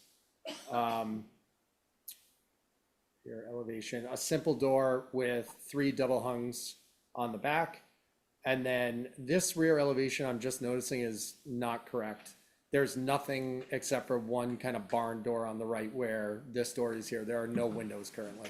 So I need to fix that. But this door right now is just a old, cedar plank door. And then same thing on the bottom, again, just reducing the length of it and putting 2 double hung windows. On the site, you'll notice right here, we've got the current structure sitting, so you can see how close it is here. It's well beyond the allowed square footage for zoning on the lot, once the lot is subdivided. So we want to bring it into a conforming amount. Sorry. And make it smaller with a courtyard in between. Which would bring it just under the allotted amount for zoning, bring it into compliance for the floor area ratio on the lot. And obviously, from the last presentation, I would update the trim and notate it per the same requests on the last one. And I invite your feedback. Thank you. Any questions at this point? Again, the board is myself, Angus, Abby, Joe, Holly. Thank you, Mr. Chair. So for the record, this structure is the former workshop.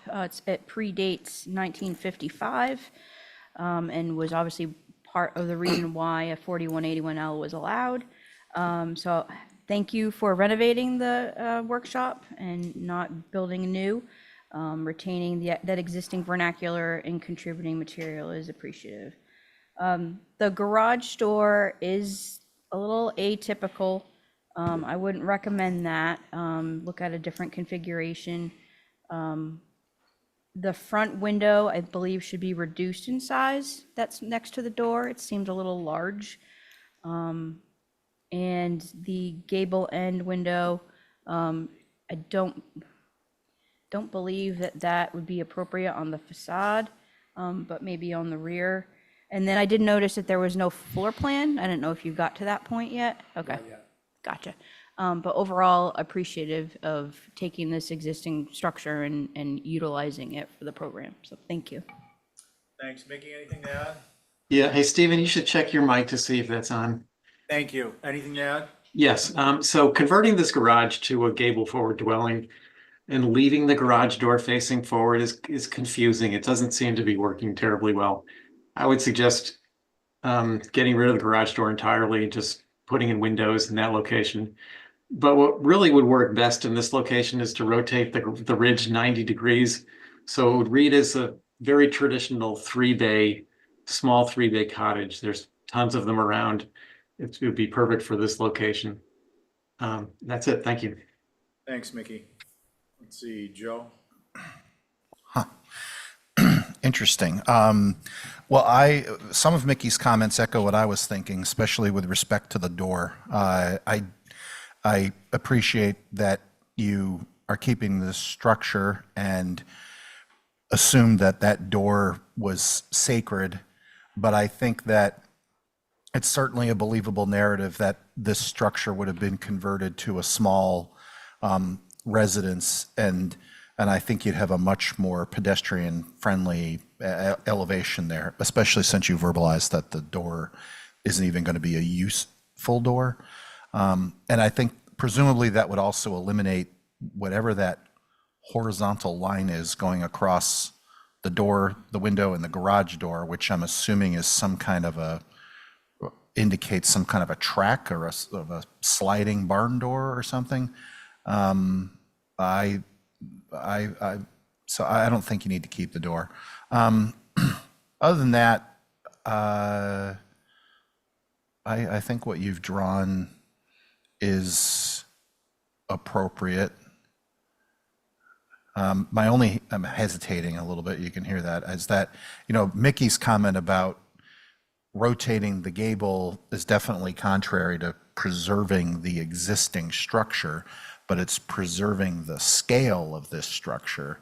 And I don't disagree that if the gable were rotated like the left elevation, that's a soft elevation relative to the street. But there's something I like about having the gable there, reminiscent of the garage that's there now.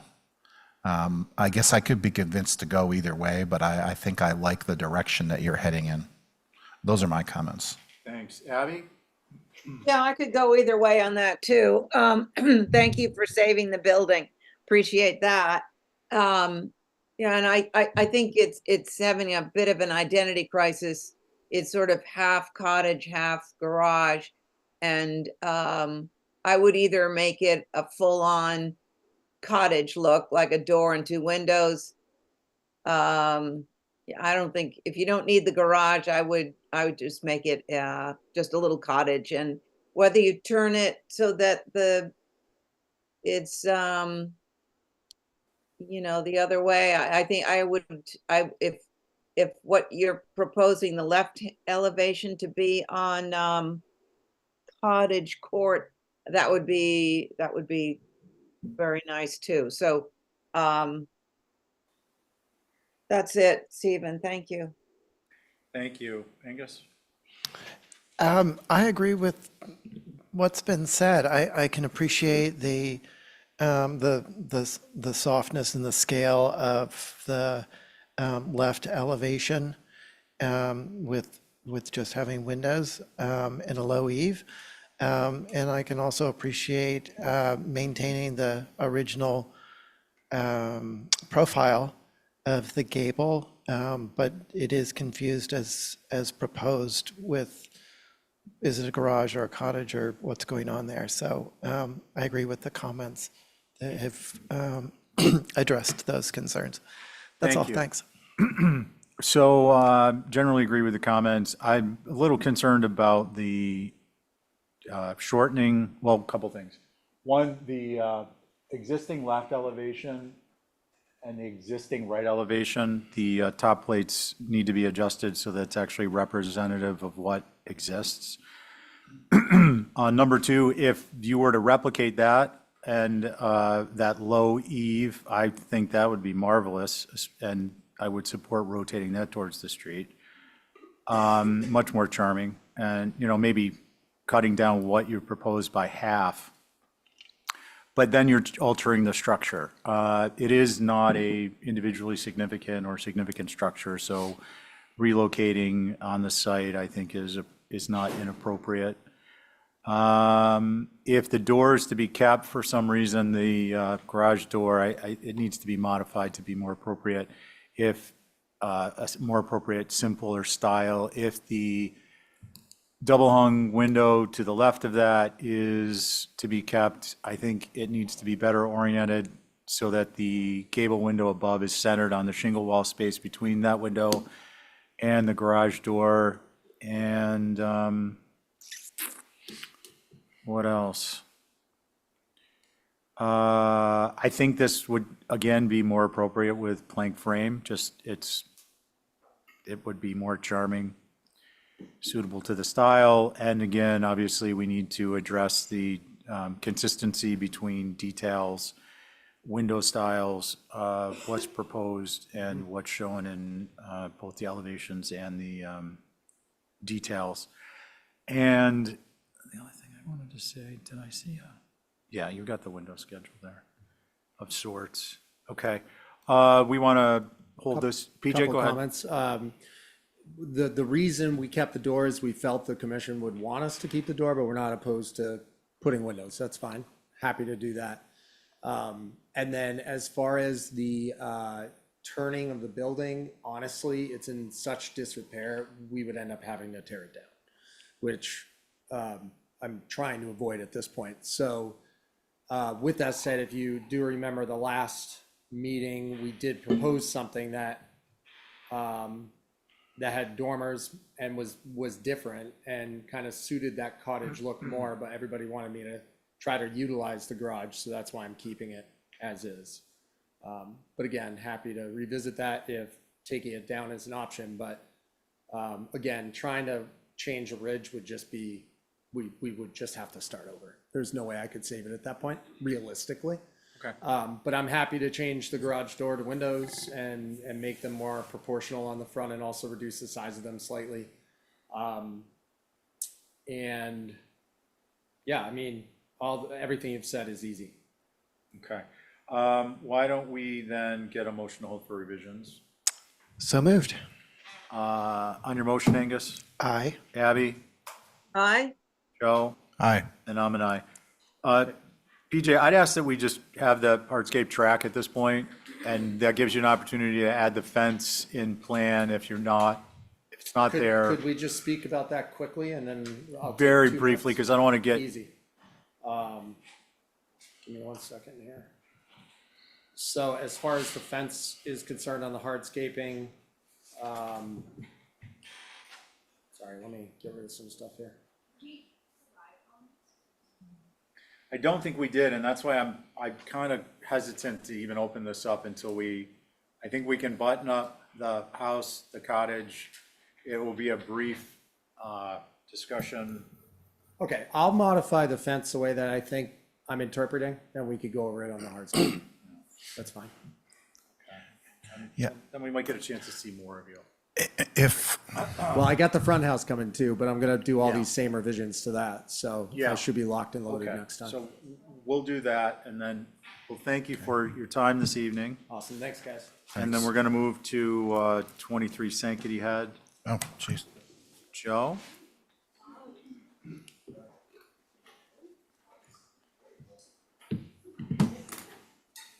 So Joe, your board is myself, Abby, Angus, and Val. Okay.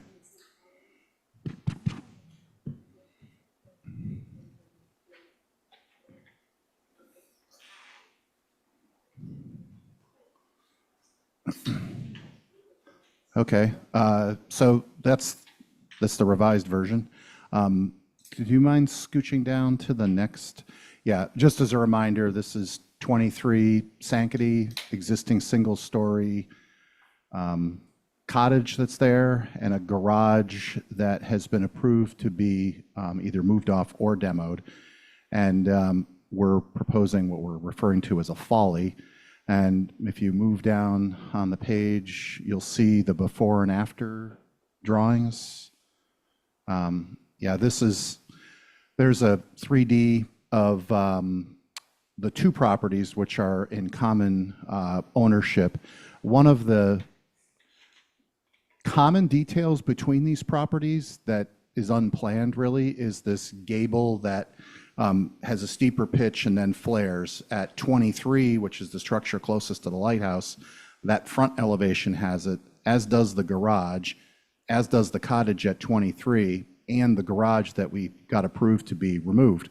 So we actually went back to that roof form. We eliminated the, if you move down a little bit, Fiona, to the before and after drawings. There you go.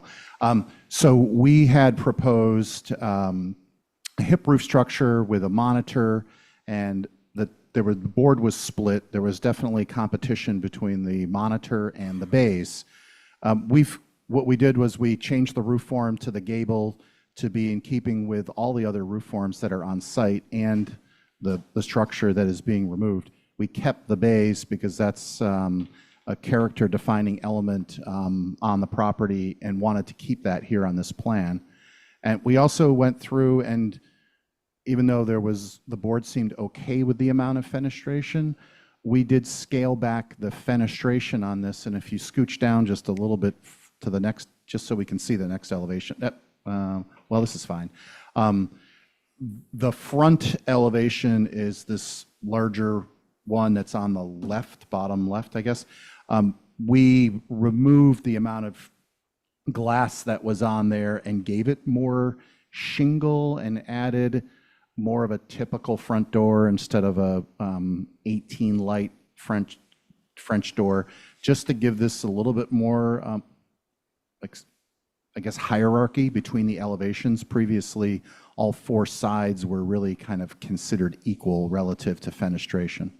And then just as a reminder, the bracketed element that is over this front door is approved on the garage at 23. So we've brought that element into this structure to help to tie those details together between the two properties.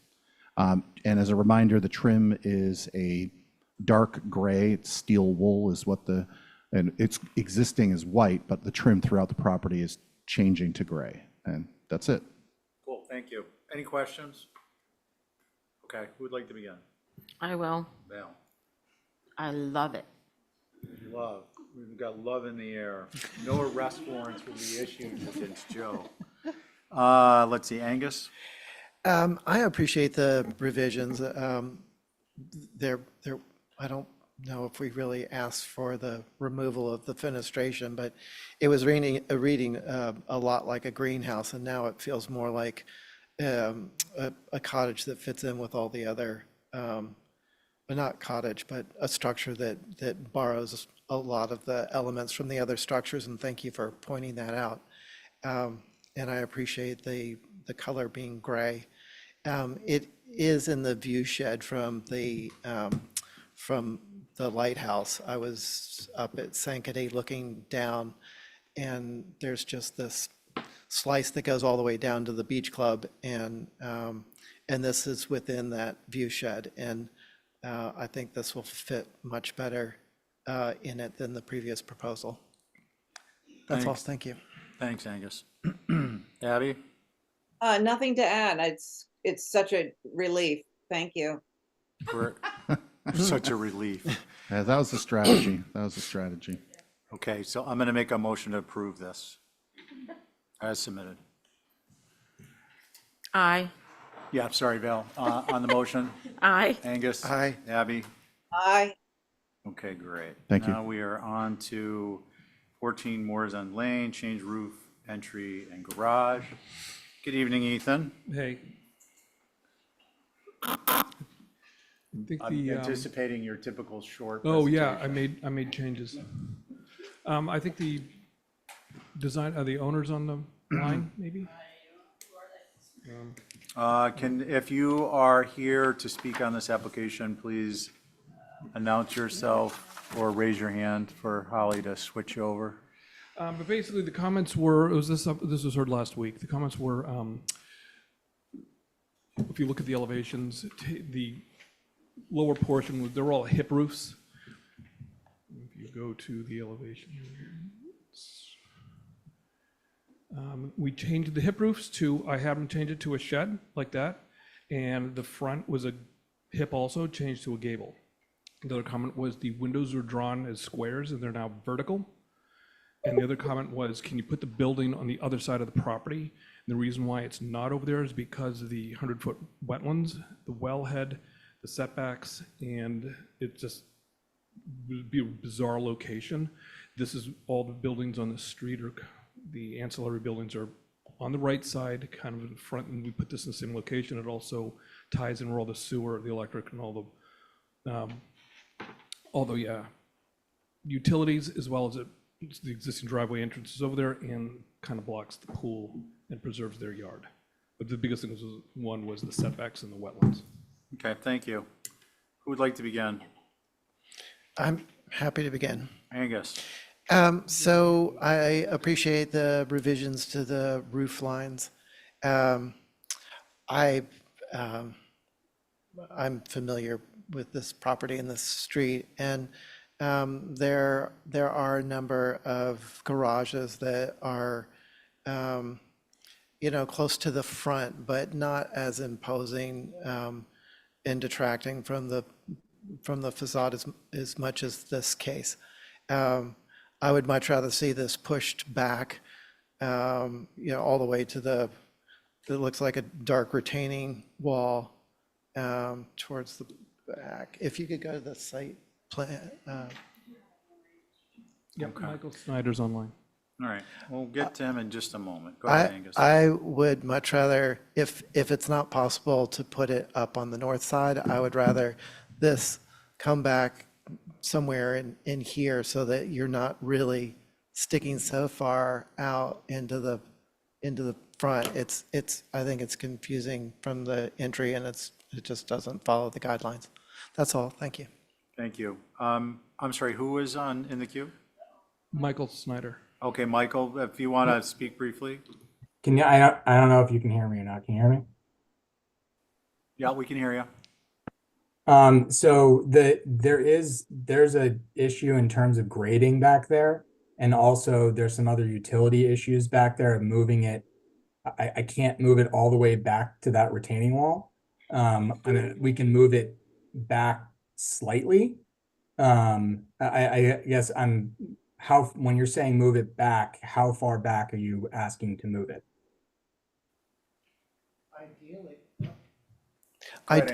Ideally, behind the house or beside the house. It's not possible it's not possible to move it past Sorry, that. what's his first name? Michael. Michael, we're not going to do a back and forth, so you That's asked. all right, I apologize. It's okay. You was asked and answered. Who's next? I could go. Abby? I think if, I appreciate the changes on the gables, but, over the front door of the little cottage, if that were a shed, I don't know if it was a shed before, but, it would relate more to the main building that has a sort of a shed, porch front door. And you wouldn't get all those, sort of gables looking at you. And it would also go with the side of the house where you did the shed addition. I think if you pull this whole building forward towards the road, it would give a little more room between the cottage and the main house, which I think would benefit the whole siding of this in a good way. Thank you. Thank you. Let's see, who's next? Am I on this? Val? I really never had any concerns with this structure. It's so modest and the end of a cul-de-sac off Bulbous Road, and I have no concerns. Thanks, Val. So I'm sensitive to the concept of moving this back because of the overall size. I would prefer a couple of things. One, specifically with regards to the overall massing is, can we go to, this is perfect. That's an 8-foot tall door. So, you go 6'8", you drop that interior first floor height down. It's a small structure. Is this actually a dwelling? Yes. So it's a dwelling, it's got 9-foot interior ceilings. You could lose a foot in the height on the first floor, which is going to change the presentation of a couple of things. It's going to change the presentation of the overall mass. It's going to change you can change the height, you could change the height of this portico in any event, but that could be lowered, and in relation, there can also be a beam fascia put on the front and sides of this entryway, the portico, so that it creates a sense of more of a mass there. The column heights could be lower, beam it up. I don't have a concern other than really those, one, the overall height, and two, the perception. Can we go to the next slide down? Yeah, so you see that front entryway is it's very oddly proportioned relative to the overall structure. So those are my comments. What do we want to do, folks? Mr. Chair, Yeah, Abby? I have on this application that it's only 22 feet 9. Is that correct? Only is relative, right? I'm looking at the first floor ceiling height of 9 feet. It's probably for the garage, so you can have the overhead door and the equipment above. That is the Right. reason. Michael, is that right? Yes. Well, Abby, I'm sorry, I'm just gonna answer their question. That really kind of doesn't pan out with the shed roof there, because the shed roof isn't giving you much more space. The garage door opener is gonna be, the garage opens in a track slightly above the head casing, not feet above it, so, and there's plenty of garages that have 8-foot ceilings, some of them lower. Abby, did you want to follow up on the overall height question? Yeah, it just seems very in keeping as a cottage height. And so I was wondering how, you're getting a lot out of 22.9. I think it's pretty good. I think my only concern is the gable over the front door. I think that could be a shed, so it mimics the main dwelling. Okay. Any other comments? Well, I thought it could be pulled forward towards the road and give that breathing room to the main house. That was, I'm at there's a front setback, and I'm at the front setback. I would too like to do that, but Michael, please. I'm sorry, I'm not familiar with this. I apologize. and that's for structures, so it's, yeah. So, okay. All right, I have nothing else to add. I think we're not getting an Exhibit A out of this. We could take the front entry and make a shed and lower the two sheds, lower them. The building's 22 feet high. That kind of solves all the exterior look.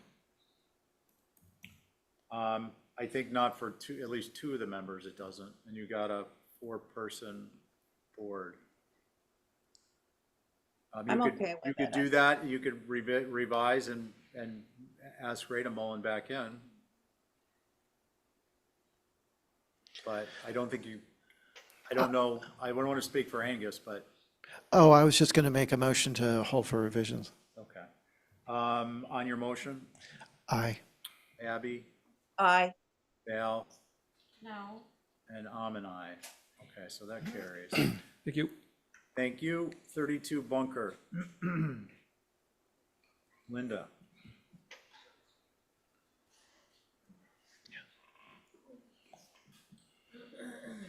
I believe Connie was the alternate. Yep, I'll name your board in just a moment. It is myself, Abby, Angus, Joe, and were you an alternate? She was an alternate. She was Carrie. Okay. Is that just something we're gonna keep putting alternates on the agenda though, If they right? exist.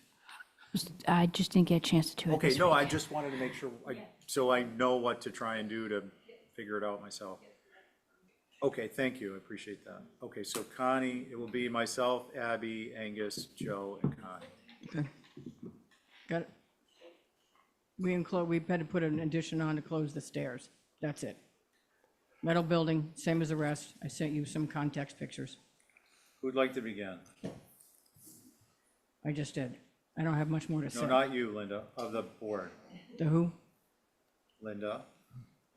Am I Joe, making you a wanna go? presentation? I'll or go. not? I appreciate the applicant making the revision, and I think this is appropriate, especially given the context, and I think it'll be better for the occupants as well. Well, it's not, just to be clear, Linda? it's not a dwelling. What it is when the crews come over for a weather event, they bunk up there. Because right now, when they come over, they sleep in their truck. Linda, it's not, please. Yeah. Those are my We've comments. We've got the floor now. Let's just kind of go through it. Connie, please. I'm good with this, thank you. Okay. Angus, I agree with what's been said. Abby, I'm okay. I was worried about the turnoff to Matagasham, the dirt road with the trees, and if any additional vegetation could be added around that entrance to this industrial park, I think would be great. No. Other than that, I'm fine. Thanks, Abby. Yeah, I think Linda would have a couple of different responses to us on A that. lot of with respect responses the to that. airport. But as opposed to going down that road, since the commission still has the floor and it's my turn, I think, I'm gonna say I agree with the comments that have been made with respect to this being approvable as submitted, and ask, is there a motion? So moved.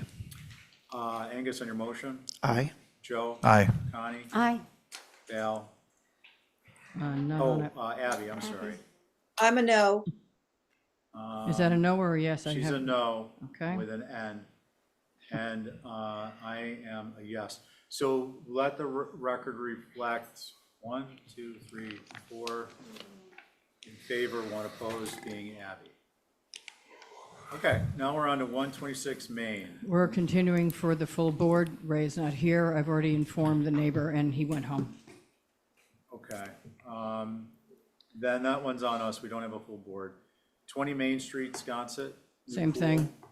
I do have I get 2 hand raised now. Okay, so why don't we back up? I have a feeling these relate to 126 Main. Yeah. Just to clarify what happened, maybe to answer questions in advance, if an applicant delays a hearing, there are a certain number of counts that they can do that. And there's, if you will, a penalty with respect to delays in hearings that accrue per each time.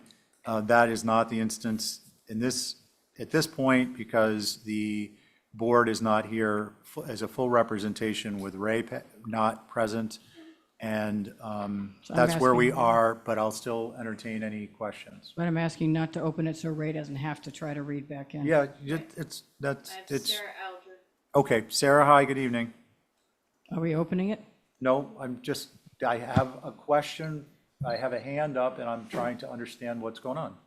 Thank you, Mr. Chair. I just would like the record to be correct. Ms. Williams said that the neighbor who was in attendance was informed and knew that this was being continued, and I am representing a neighbor and we were not informed, so I just want the record to reflect that appropriately. Okay, I thank you, can't- I Sarah. can't And then see who's who's the up there. next person? Thank you. Kevin, did you want to? But I don't want to get into this. We're not open. I just want to be clear. We're not opening this evening, so no comments on the meat of the matter. Yep, absolutely. So next week is town meeting, and then the week after that is new business. So this will be heard on October 1st. Just want to make that clear. Yeah. Or 24th. 24th is the meeting after the town meeting. Holly, I'll let the definitive pro answer the question. Thank you, Mr. Chair. Yes, that is correct. We do not have a meeting due to special town meeting next week, but the following week is still old business. So this can follow that track. Okay. I thought we were alternating new and old business. Hold on a sec, please. Not gonna Yes, entertain. we were alternating, but due to special town meeting coming in the middle of everything, we couldn't plan for that. So it has to go from old business this week, nothing, old business, because next week would have been new business. Does that make? And just to add on that, just because new business isn't listed, or what is the date? 24th. that- that's old business. Guys, stop. It's on the website. Yeah. Whenever What, it's on the website. well, what it's is, just, can you look at a calendar and tell me what the date of the meeting is? Because I don't have one in my head. 24th. yes. Okay, I just wanted Holly to answer that versus getting it from So three the different next people. meeting And then will how- be the 24th, which is old business, which this can go on. Thank you. And for people in the audience and at home who are enjoying the antics of the HTC, new business, if we get to it, will also be heard. So if it's on the agenda, it can be heard. Okay, And the same with 20 Main Street, Mr. Chairman. 20 Main Street, and do we have any hands on that one?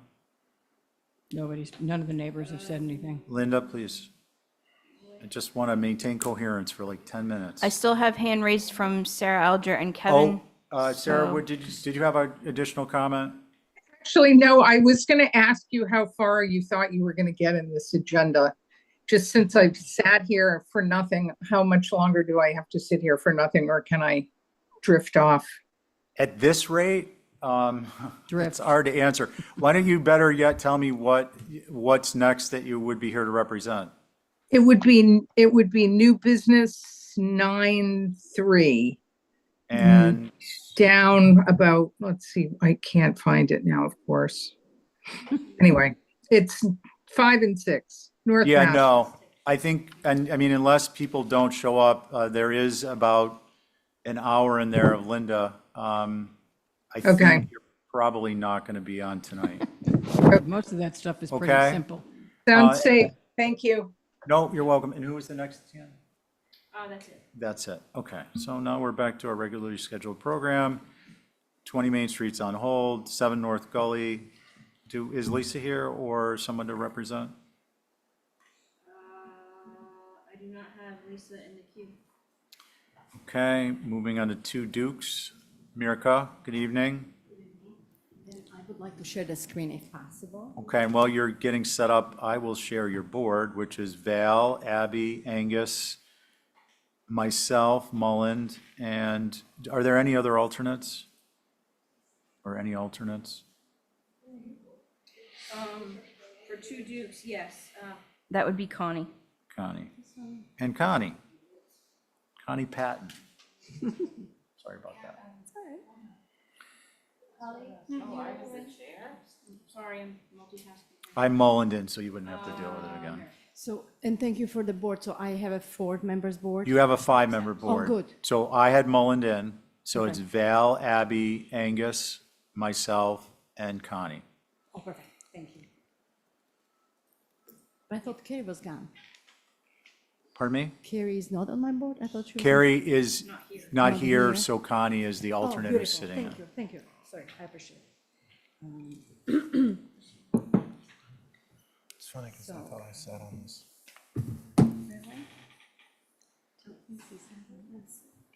So it should be cropping I up. commented on the driveway, but that's okay. Okay, perfect. So, oh, it should be up. So first of all, I hope we reduced it and compressed it. So hopefully the opening was available. So we simplified the graphics. So I just went right to it. So mostly the comments were to break up the linearity, make sure it's still more organic feel. So one of the biggest changes, again, beside redirecting the driveway, we shortened the walls just in the front of the main house. I kind of like round them up a little bit, so it's kind of a little more organic.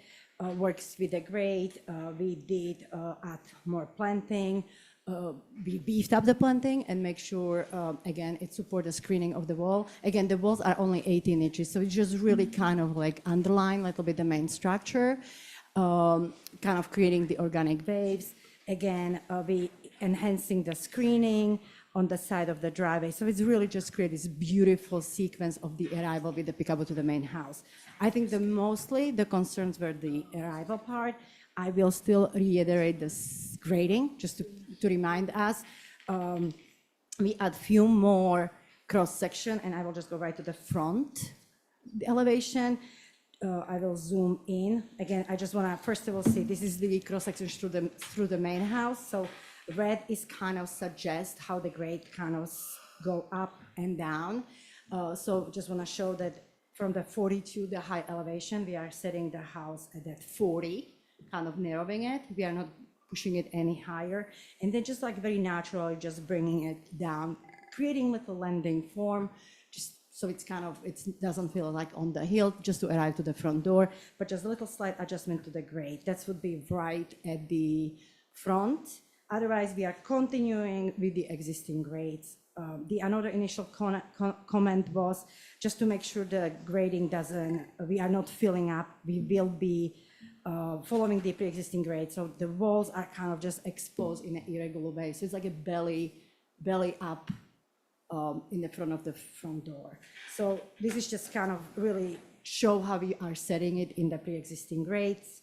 I just don't want to be repeating myself, but I think the mostly was to break up the organic part, bring the irregular materials. We changed the material of the walls, and again, we reduced the size of the pool in the initial application. So just want to speed up. Good, thank you. And Mr. Chair? Yeah. I was incorrect put it this way, Joe actually did sit on this. Connie was the alternate on it, so technically Joe should be sitting on this And I as well. wanted to say, yeah, you would just miss the one last meeting, Joe, last Did I meeting. miss? Yeah, you were on the initial. Oh, okay. I'm sorry, can you clarify what was just Yeah, said? Joe was sitting on the first application. When Did he this miss was- one? Yeah, he represented one. Okay, did you mull in? I did not. So it would be Connie. Okay, no, that's fine. We'll get there. I appreciate you taking turns talking so I can And understand why what's happening. because I addressed one of Joe's comments of curving the walls in the front of the No, Well, unofficially, I appreciate what you did. Thank you. thank you. We'll make it official. Okay, so let's see, why don't we start with Val? I have no comments, just like the last time.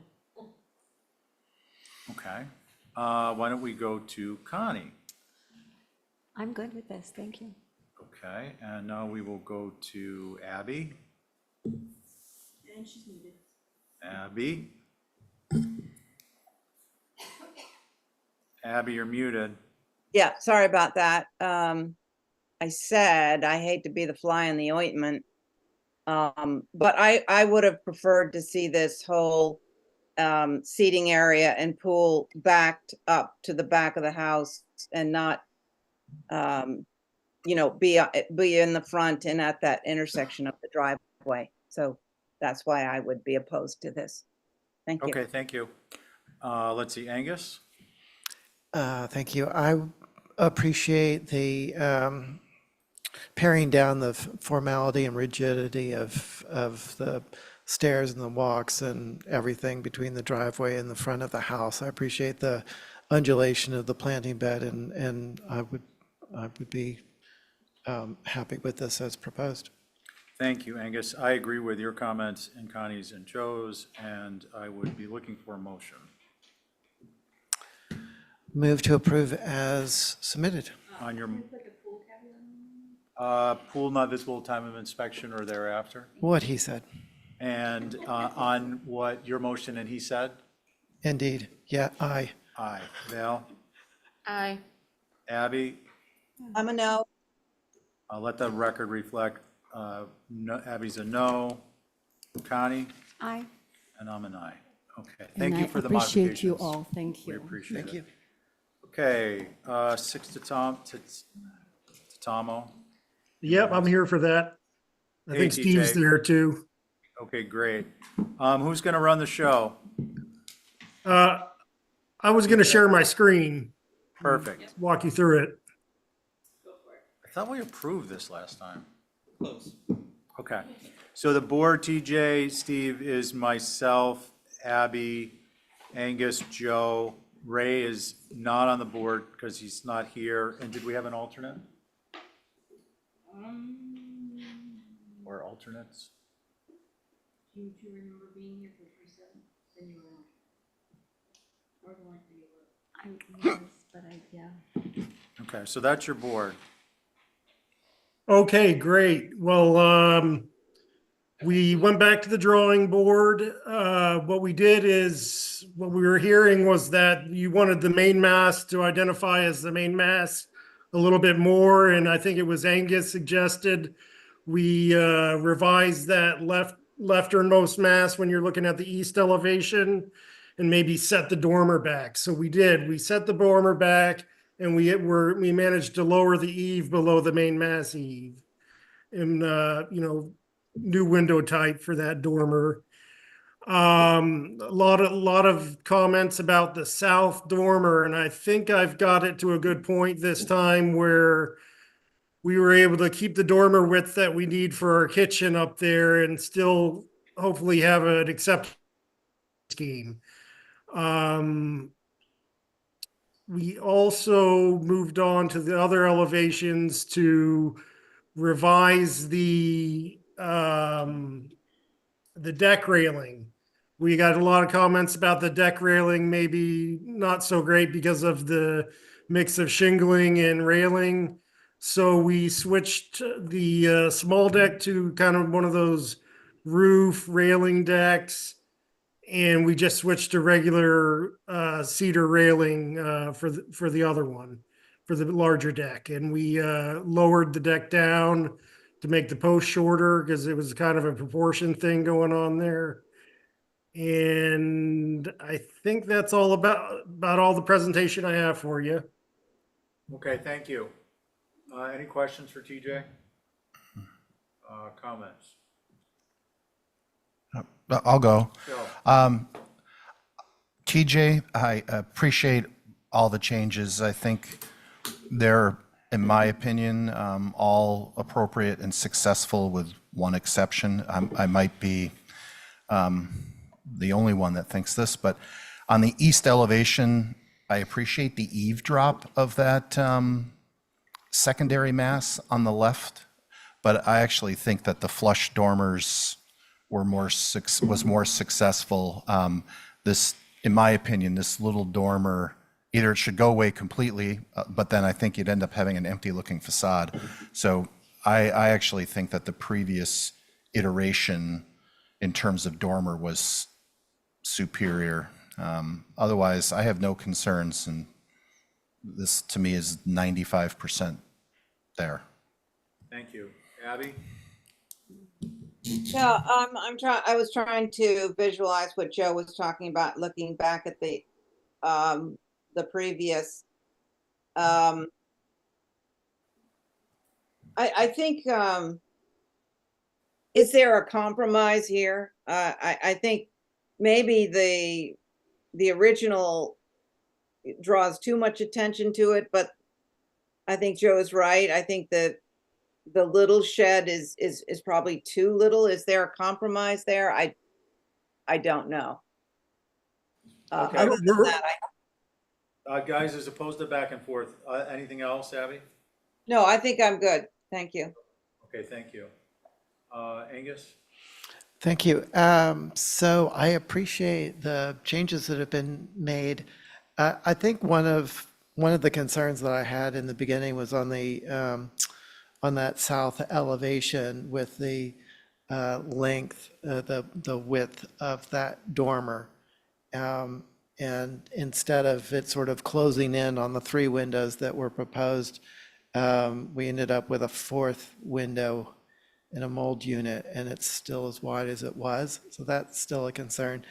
But to Joe's point, out of what was previously submitted and the current proposal, I would probably lean more towards the previous, but only because there's like a blank eave wall and then what looks like, is that 3rd floor? Oh, no, it's still in line with the 2nd floor, but it's up above in such a way that it feels awkward.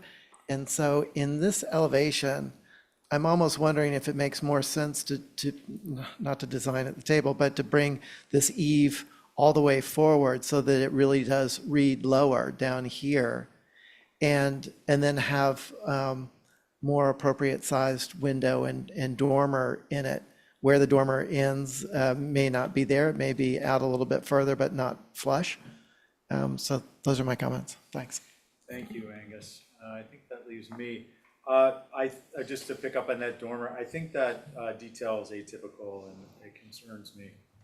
The presentation, the size of the dormer, the blank facade, the short jog below it, and the short roof, the height of the roof below it, the 1st floor roof. Those I'm having difficulty with. I think more appropriate is the original east.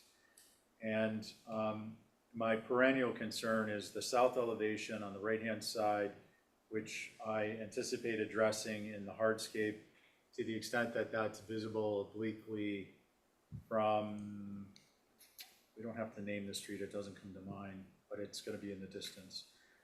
What do we want to do, folks?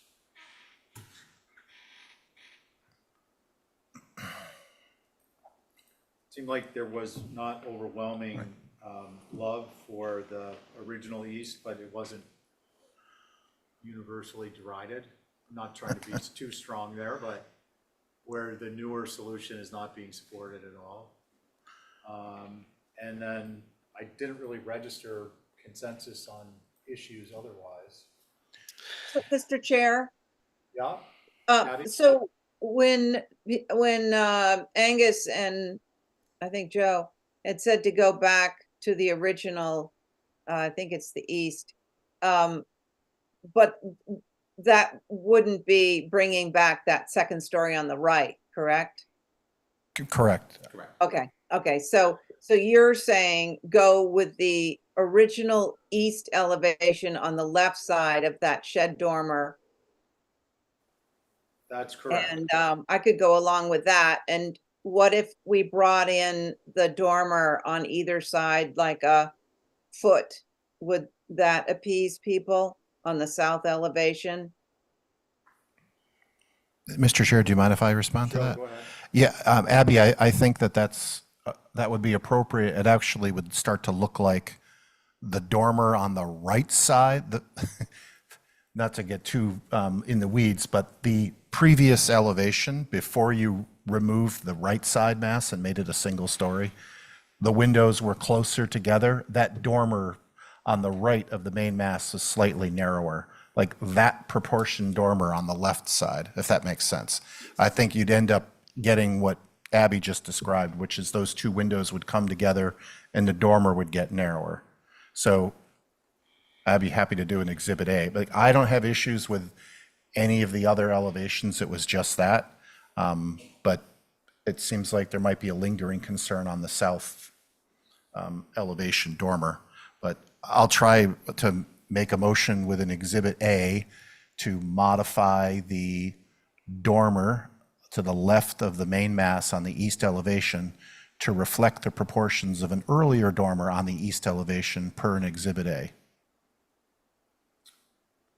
Okay, but just to be clear, nothing on the south dormer. Correct. Okay, I just want to make sure because there's a different dialogue going on. Okay, on your motion, Joe. Aye. Angus. Aye. Abby. I'm an aye. And I'm an aye. So I spy an Exhibit A in Joe's future. Thank you. All right. All right. Thanks. Now we're going to move to the new cabana, which was not previously open. So we're going to have the same board plus Connie. Come on down.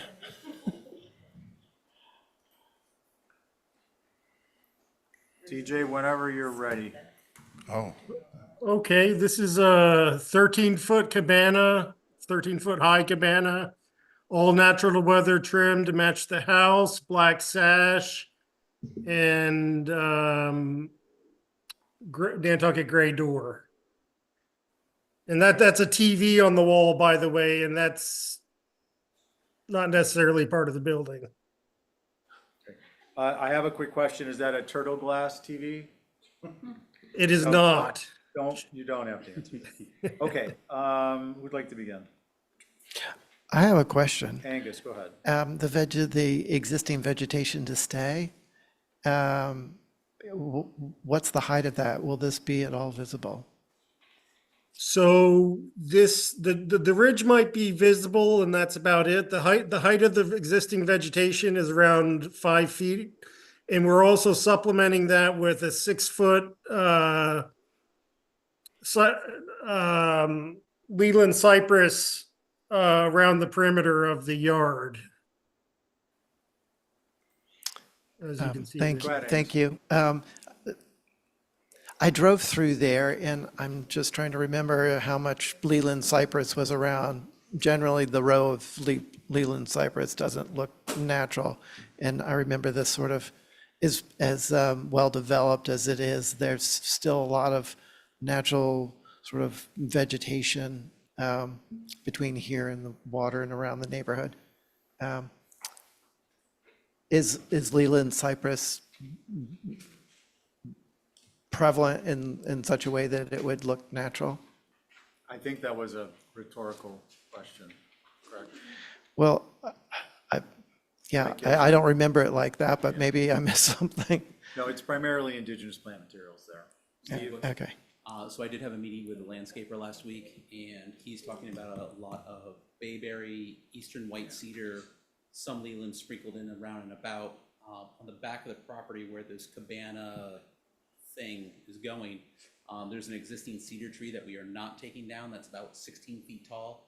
So we're trying to be very conscientious of, when we cleared the lot, we left a 40-foot buffer around Tatima Way and Osprey Way, which is trying to hold as much of that natural vegetation as we can. And I think we were more along the lines, you know, if I'm standing there at 6 feet tall, you can't even see me from the road.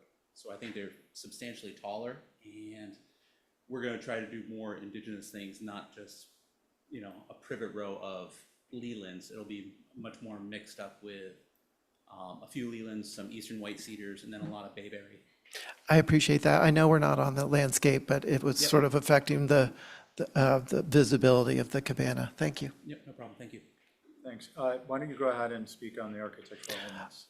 I don't have any concerns. Okay, thank you. Let's see, Joe. I agree with Angus. Okay, Connie, I agree with Angus and Joe. Abby. Yeah, well, I'm fine with the cabana structure, but I probably will not be in favor of the pool because of where it's sited, but does that mean that I'm still in favor of can I say I'm in favor of the cabana? Because it wouldn't make sense without the pool. So maybe I'll just, how's that? I said you can if you want. I mean, you can have a outbuilding. Yeah, right. Okay. So I'm fine with this, and for screening, I would do something more indigenous to the landscape than Leyland. I wouldn't be in favor of Leyland cypress. Okay, I would thank you. Yeah, go ahead. Thank Yeah, so backing in on that, the cypress I think are not appropriate.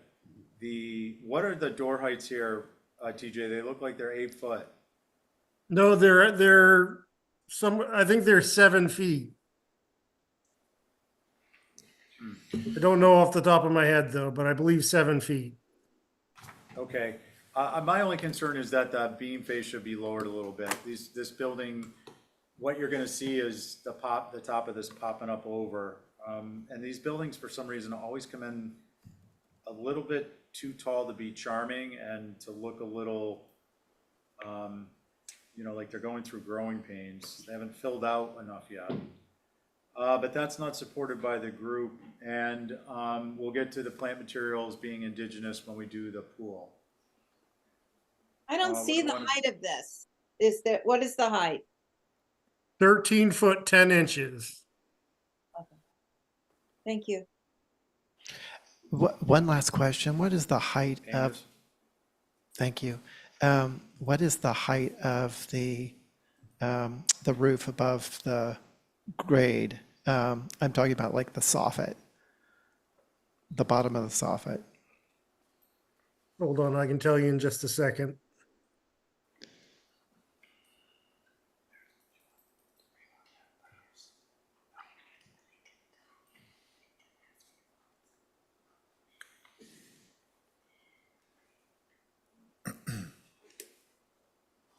It's 8.4 feet.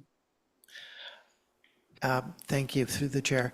I would make a motion to approve, but with the eave brought down to just above the head casing height of the door number 1. Door number 1. Let's see if there's any surprises behind your motion. On your motion, Aye? let's see, Abby, I'm an I. Joe, Aye. Connie, Aye. and I'm an I, so that carries. We're on to the pool. Angus, you'll write that please on the, Sure. and was that an exhibit A? To make things easier It could on be, staff? Okay, so just for the record, that was an exhibit A we voted on. All right, so we're on to the pool. Thank you.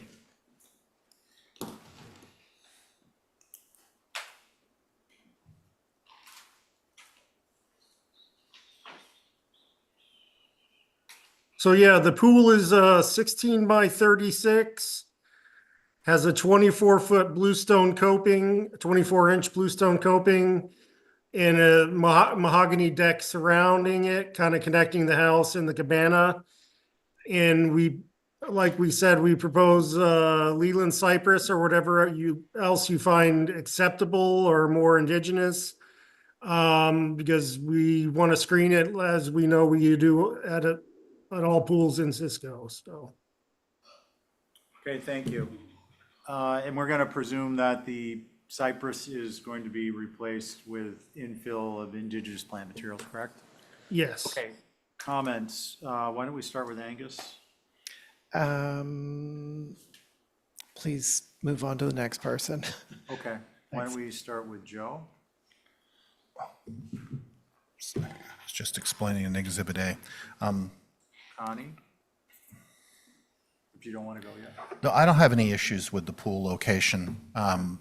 I've walked this site before you guys purchased this, and not only are they leaving a lot of vegetation, I think there's also quite a bit of vegetation between the property line and the Osprey Road anyway. So I don't know what that buffer would be, but I don't think it's going to be visible from a public way. Thank you. Connie? I'm okay with this also. Thank you. Okay, let's see. Abby? I wouldn't be in favor of the pool because I also have been around this neighborhood and it's pretty raw and open. And yes, there are some scrubby things, but I probably wouldn't be in favor of a pool. But I would think that, groupings of trees to make a screening would be better than, a column or a row of trees that look quite artificial in an area like this. Thank you. Thank you. And just to your point, we have confirmed that the Leyland cypress soldiers will be removed and replaced with indigenous plant material groupings. Let's see, Angus. Under those circumstances, I'm fine with the pool. Okay. I am too, and I would suggest that we do an Exhibit A to modify the plant groupings. Actually, I think we just do it as a condition to eliminate the linear plant, eliminate the cypress, eliminate the concept of linear planting, groupings of indigenous plant materials, pool not visible, time of inspection or thereafter. That would be my motion. Okay, on Joe's motion, Joe? Aye. Abby? I'm a no. The record, Abby's a no. Connie? Aye. Angus? Aye. And I'm an aye. Okay, so that wraps you guys up. Thank you, board. Okay, thanks very much. All right, now we are on to new business of 8:20. Whoa. And we will have a rotation with Connie and Joe.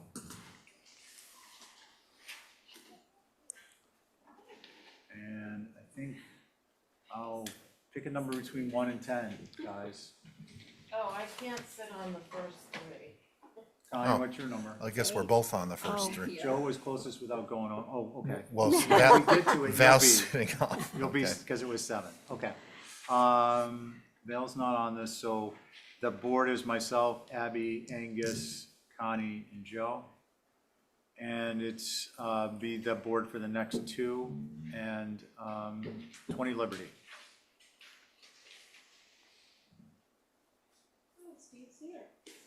Good evening, board. Steve Good Rothman evening. for the I didn't even see applicant. you come in. I know, I didn't either. Slid right Stealthy in. Steven. The beauty of YouTube.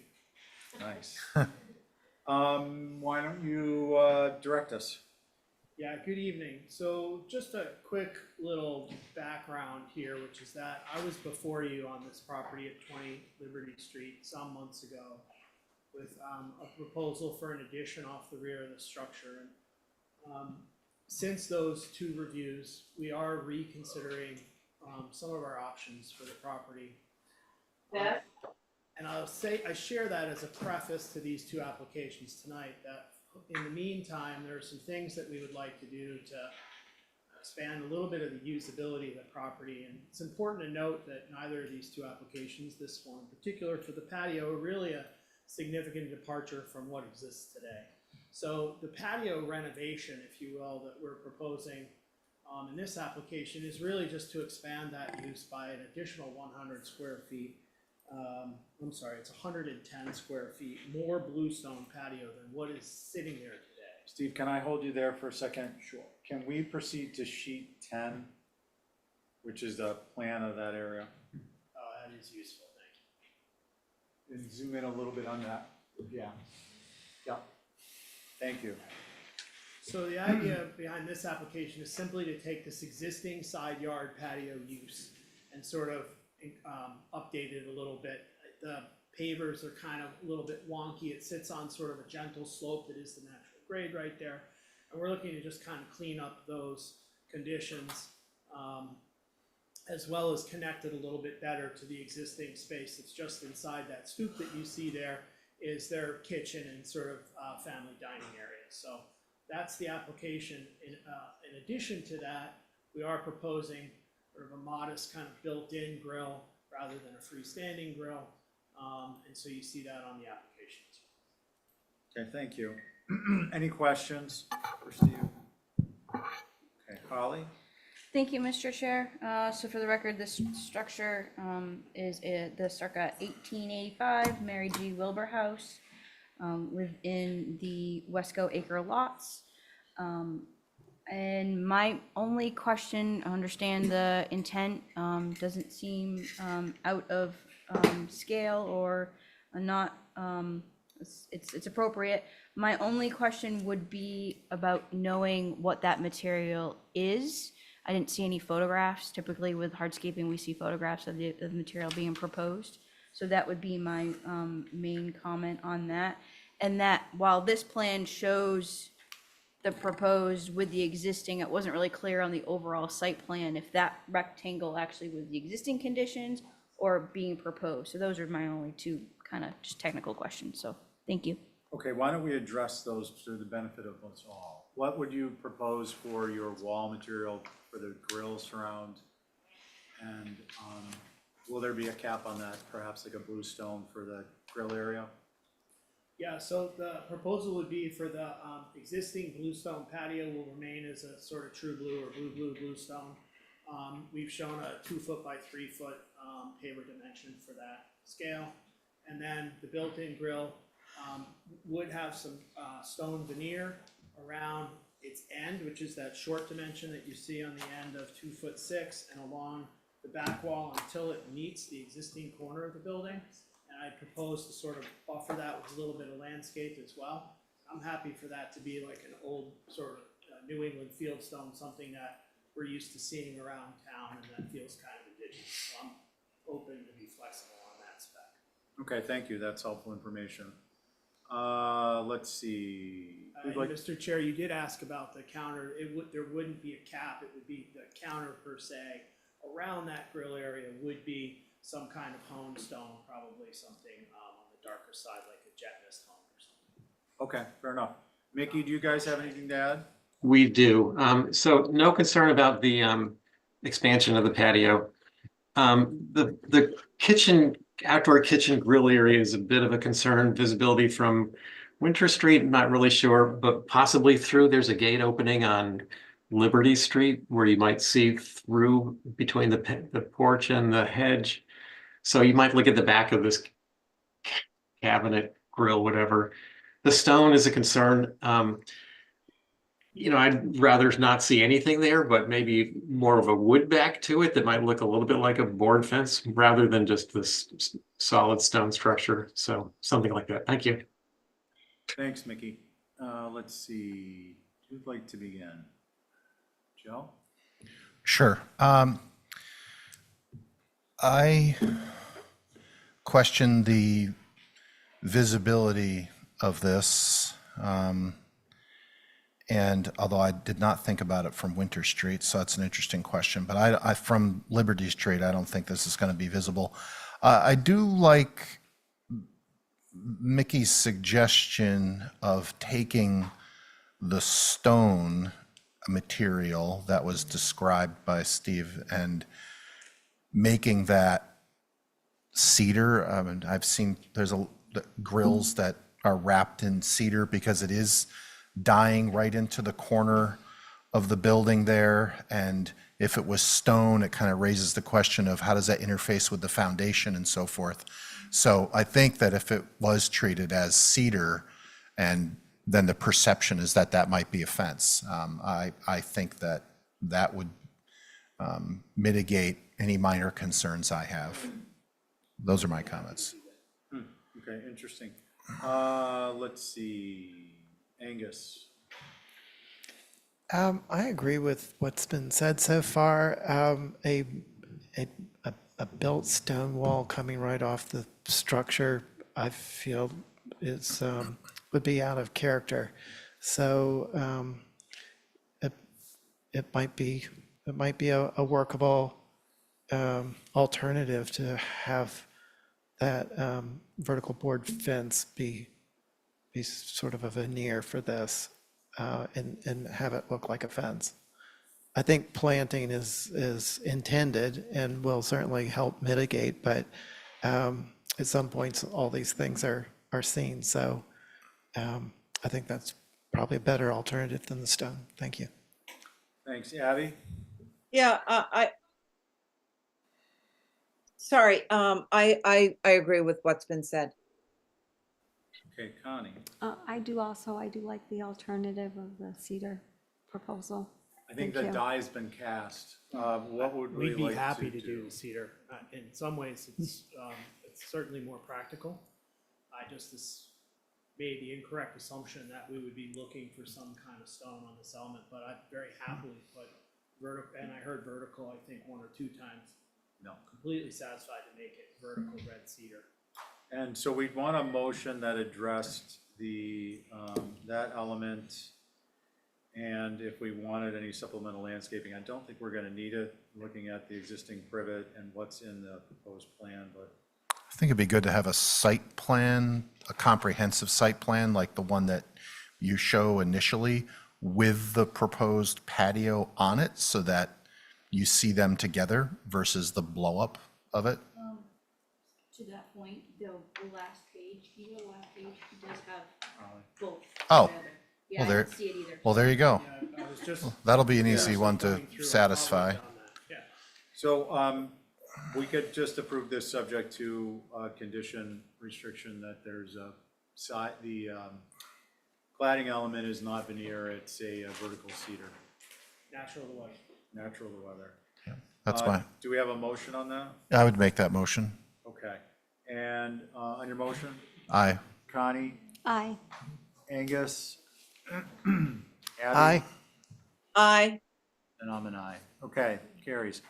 On to the garage door and overhang alteration. Same property, same board. Same bat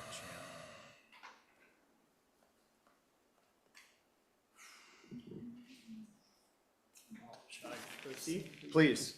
Yeah, okay, so here, an existing garage. At one point, there had been a request for some historic documentation on this garage.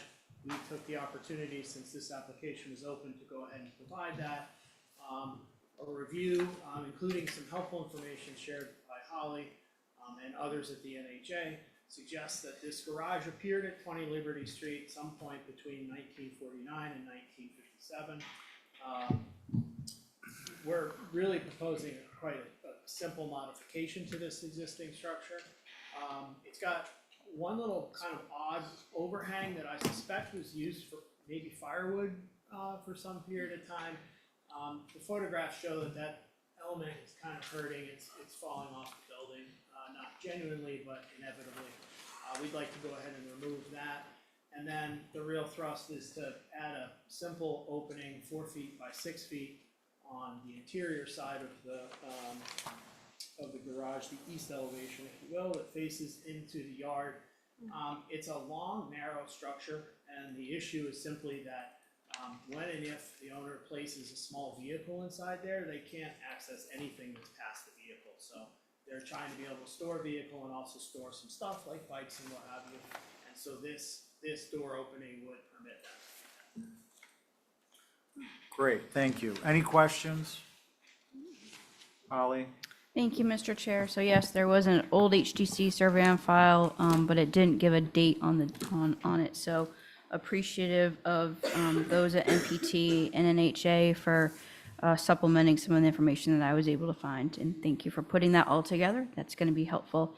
And overall, appreciate the reno of this existing historic structure. It is contributing. I was curious, and I think I answered my question, on the west elevation where the 3/3 double hung window is shown, once you take that lean-to off, that exists based on your photographs. It does. That's cool. I have no concerns on this proposal, Mr. Chair. Thank you. Thanks. Mickey, anything to add? No concerns. Okay, great. Does anyone have any concerns? No, Do No. we have a motion? Motion to approve is submitted. On your motion? Aye. Connie? Aye. Abby? I, Angus? Aye. And I'm an aye. Okay. Excellent. Thanks, Steve. Thank Made it you, Gord. easy on us. Mr. Chair, I'm going to sit off for the next 4. Okay. Thank you. And Val, are you back? No, because this is my customer. Okay, so Val's not on this one. Hey, Jess, good evening. You're okay with a 4-person board to start? Sure, no problem. Okay, think that's great. called leading the Why witness. don't you kindly direct staff through the presentation? So we have a swimming pool and hardscape on 2 Marion Way, off of Plymouth Road, off on the west side of the island, Cisco area. We thought the pool location would be best in the backyard. It does have Falmouth Avenue passing by in the backyard. We've shown some photos of Falmouth Avenue in the house.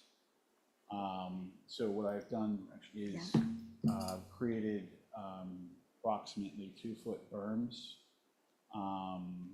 that would screen the pool out based on the distance of the pool to the road.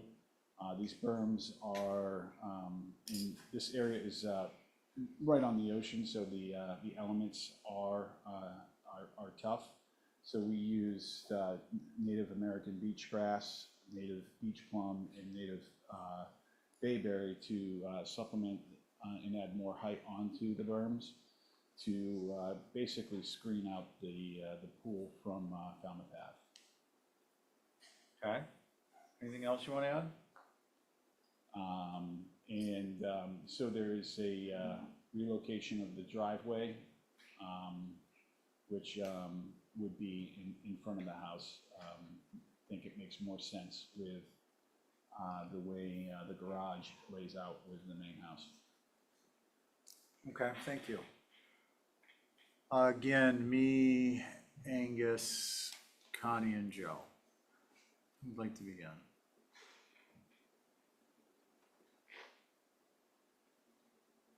I'm just looking at, I just wanted to take a look at the GIS because I'm aware of at least 2 other pools in the immediate vicinity, I think. Is Westerwick? Yeah, so there's one right across the street, and then there was one that was just recently approved on, I believe it's 4 or 6 Marion Ave, their neighbor. But it's not on the GIS yet because it hasn't been built. Okay. But it was just recently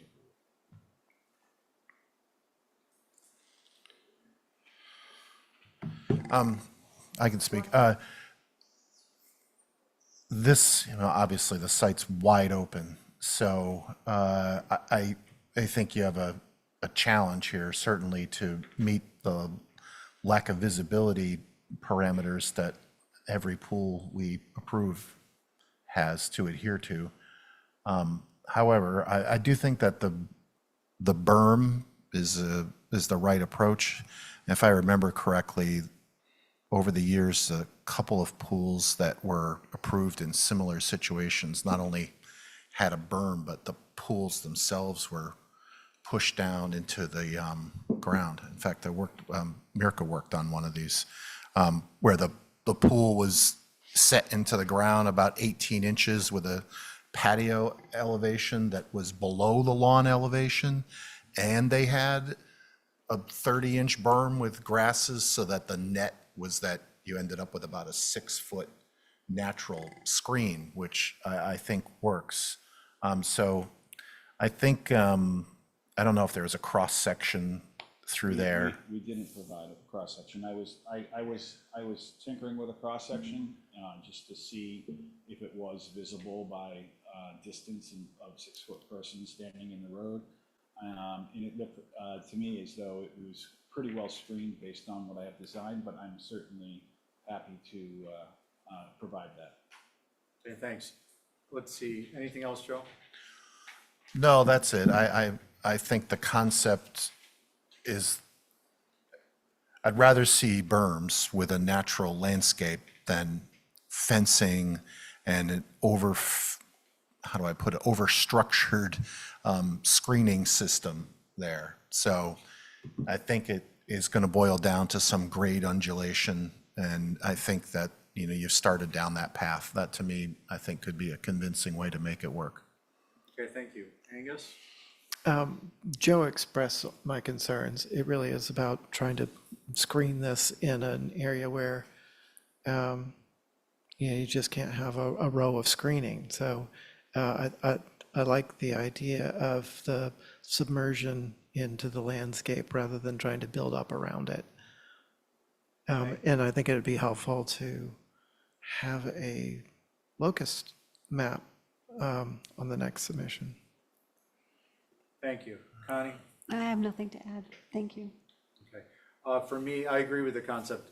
For me, the particulars are going to be the most important aspect of this being successful or not.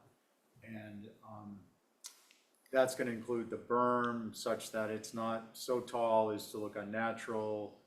It's not so shallow with respect to the distance, its girth from the pool towards Falmouth, so that it does look like a part of the landmass versus a man-made element where, you know, some dirt's been brought in and used as a planting. So I think, can we go back to the plan? I mean, to my mind, these berms would be probably 3 times as long and easily twice as wide to create the sense that there is a grade that was, you know, pre-existing, as opposed to nothing on, but just kind of plop, plop, and then plant. It's, to me, for this to be successful, swale, go down, which is a coastal type of a trough, and put the pool there, and then this needs to be, not necessarily a circular fashion, but to any extent this can be viewed from Falmouth, I think it needs to have that type of a berm.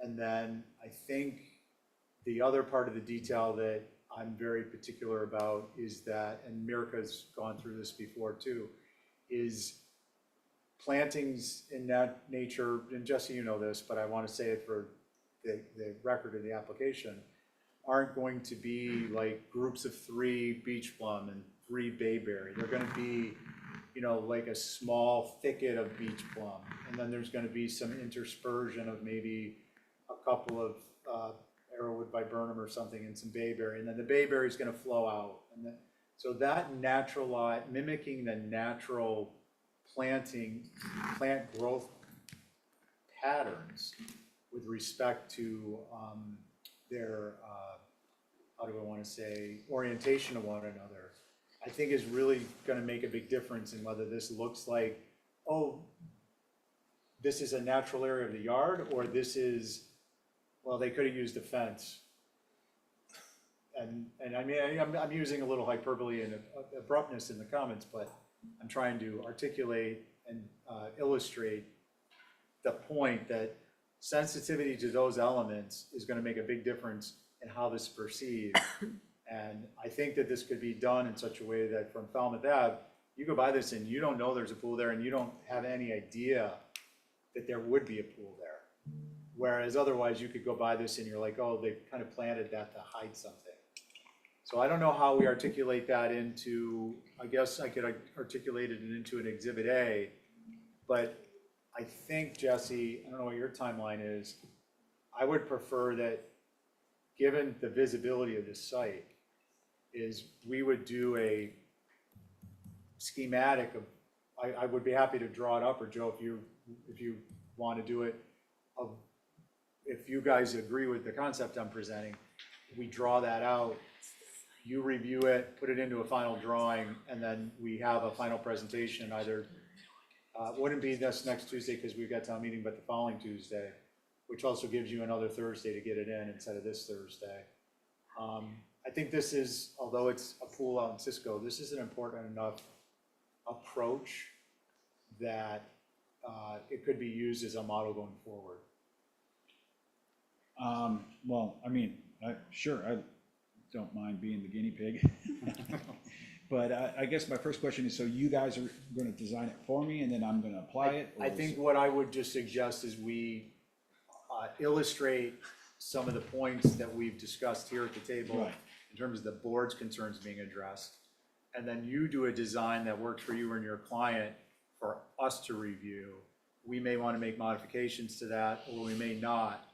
But as opposed to it, I mean, unless you feel comfortable with the description that you received, I'm fine with that too. I mean, I know how to make it look like a natural dune. Okay, yeah, I But, mean, I don't need to, yeah. But the point, I guess, is, you know, and there might be another good thing that might be a good suggestion, and might be difficult to do based on who can meet there and it being corn and all that kind of stuff. But is viewing the site with the, you know, it flagged out, and standing there and see, you know, putting a string across for the height of the berm and getting a good visual, and then, because that's how I would do it when I lay it out, is, you know, looking at it and making sure, stepping back and seeing it from that perspective as well. There's another suggestion. So just to be clear, one second, Mark, just to be clear on what you're proposing is that you would bring the element of a site view with a line strung on the center of the berm as it were to wrap, however you're gonna lay it Yeah, out. like the max height, and then where they would be, and then, of course, the location of the pool. So maybe the max height and then the perimeters, and, you know, Oh, not, yeah, we could easily do that. yeah, it doesn't have to be every But foot, just but just, stakes, you know, stakes, yeah. the low point, the high point. Yeah, yeah. Easy enough. I'm not adverse to seeing a view. I think the time would be well spent, And of course, I'm gonna run this all by my client. yeah, but I'm not the only one making a decision here. What do you guys think? And then Mark, yeah. I think Just if in you, terms of this view aspect is what, as opposed to an Exhibit A, as opposed to intermediary drawings, we go out and take a look at what Jesse is thinking Yeah, I mean, about from the feedback we provided him tonight. Right. And we don't have to do it as a group, we can just do I'd it. love to hear what Micah has to say. Yeah.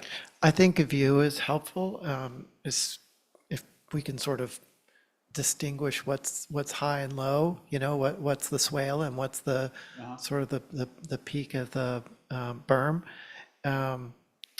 But also a section, you know, running to the water from the house would be helpful, looking both ways to sort of see how, you know, with someone standing on Falmouth, how that site perspective Yeah, no. is towards the house in relation to the elevation of the pool and the berm. I've already been Yeah. working on that. And, I think the site sections, both directions, and a contour plan would satisfy me. However, I love the idea of, well, we've done it a few times where we've gone as a group to look at something.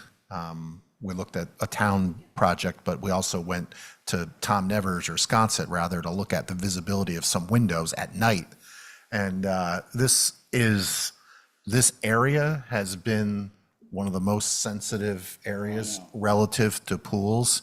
And I think that Stephen isn't over-speaking or being idealistic when you say it could set the tone for pools in a natural landscape. I mean, you happen to be not inland, you're at the water's edge, and this area, the island, I think works with that approach from a landscape perspective to be believable. You know, it's not like, I don't know, by Stop and Shop that you'd have a berm.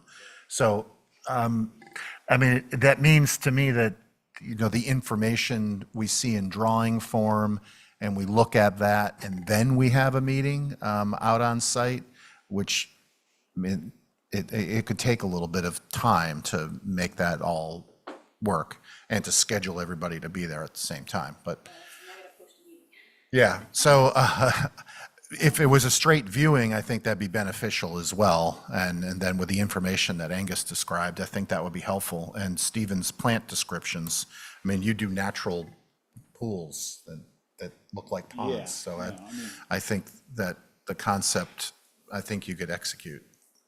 Okay, so Mirka, go ahead, and then I'm I gonna, will keep it short. I absolutely just want to support one thing, and that was to your comment, Stephen, about create little template, which we cannot do because each site is specific. So I think I just wanted to kind of prevent us, because at the end of the day, as a landscape designers, we design to the site. Like, so we cannot do the, like a template as a like parking, like these radiuses would work for each property. No, we cannot do that with landscape. So I just wanted us to stop to pre-design something which we cannot control because of Nantucket. Has a special elements from everything.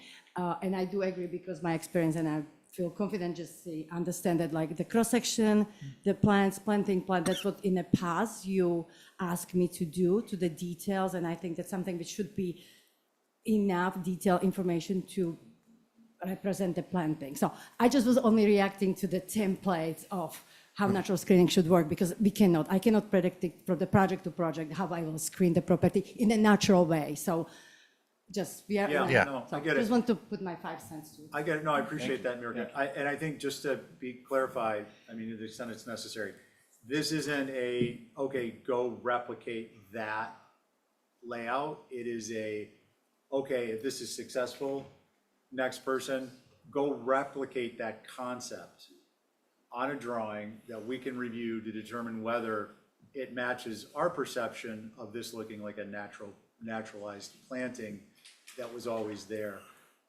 So that's one thing. Two, Jesse, when you mark out, please include a rectilinear of the pool as well as the berm. And just to be clear. And patio too, right? Yeah, I think the pool is, for me, the pool is fine. Yeah, well, it's easy enough to do. Yeah, and then just because it starts to dilute the final effect, because what we want to see primarily is where the pool is. And it starts to get more expansive, and then it starts to raise questions that may not have merit. So the pool, I think, is the important one. And then I think the important element to address here, so we're all on the same page, is very quickly, is sequence. So Joe made a point and made some comments about this, I think. And I think what we're looking for is the sections, well, first of all, you to incorporate our comments into revisions that suit your design style and that you want to propose with your client. Then come up with the sections, and then we have those drawings to look at when we go out as a group to look at the lines strung in place.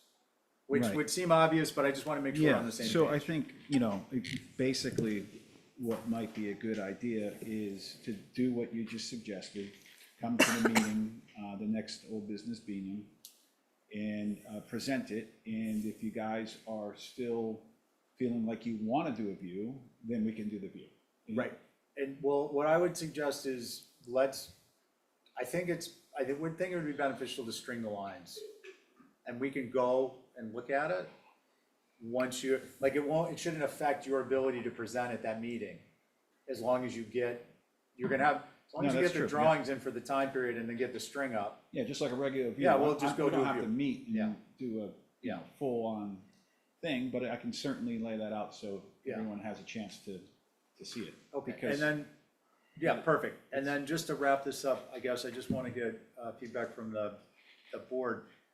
Do we want to do this as a group? Because if we do, we need to factor that into letting Holly know now, or are we good doing it individually? Or, I mean, I don't mind doing it as a group.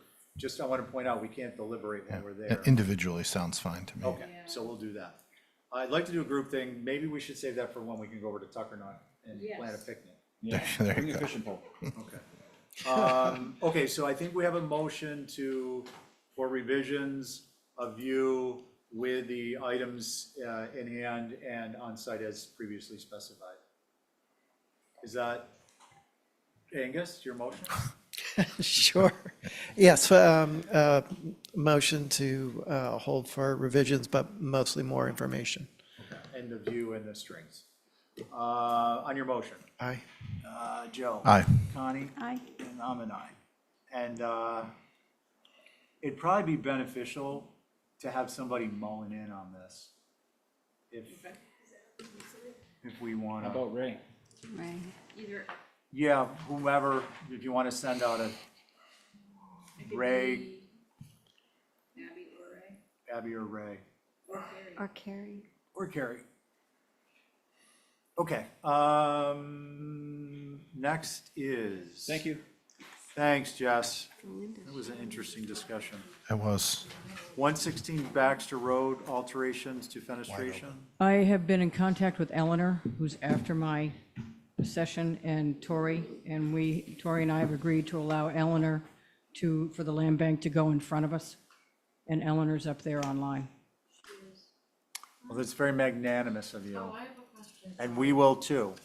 So go ahead, Val. Are we ending at 8:30 or 8? 8:30.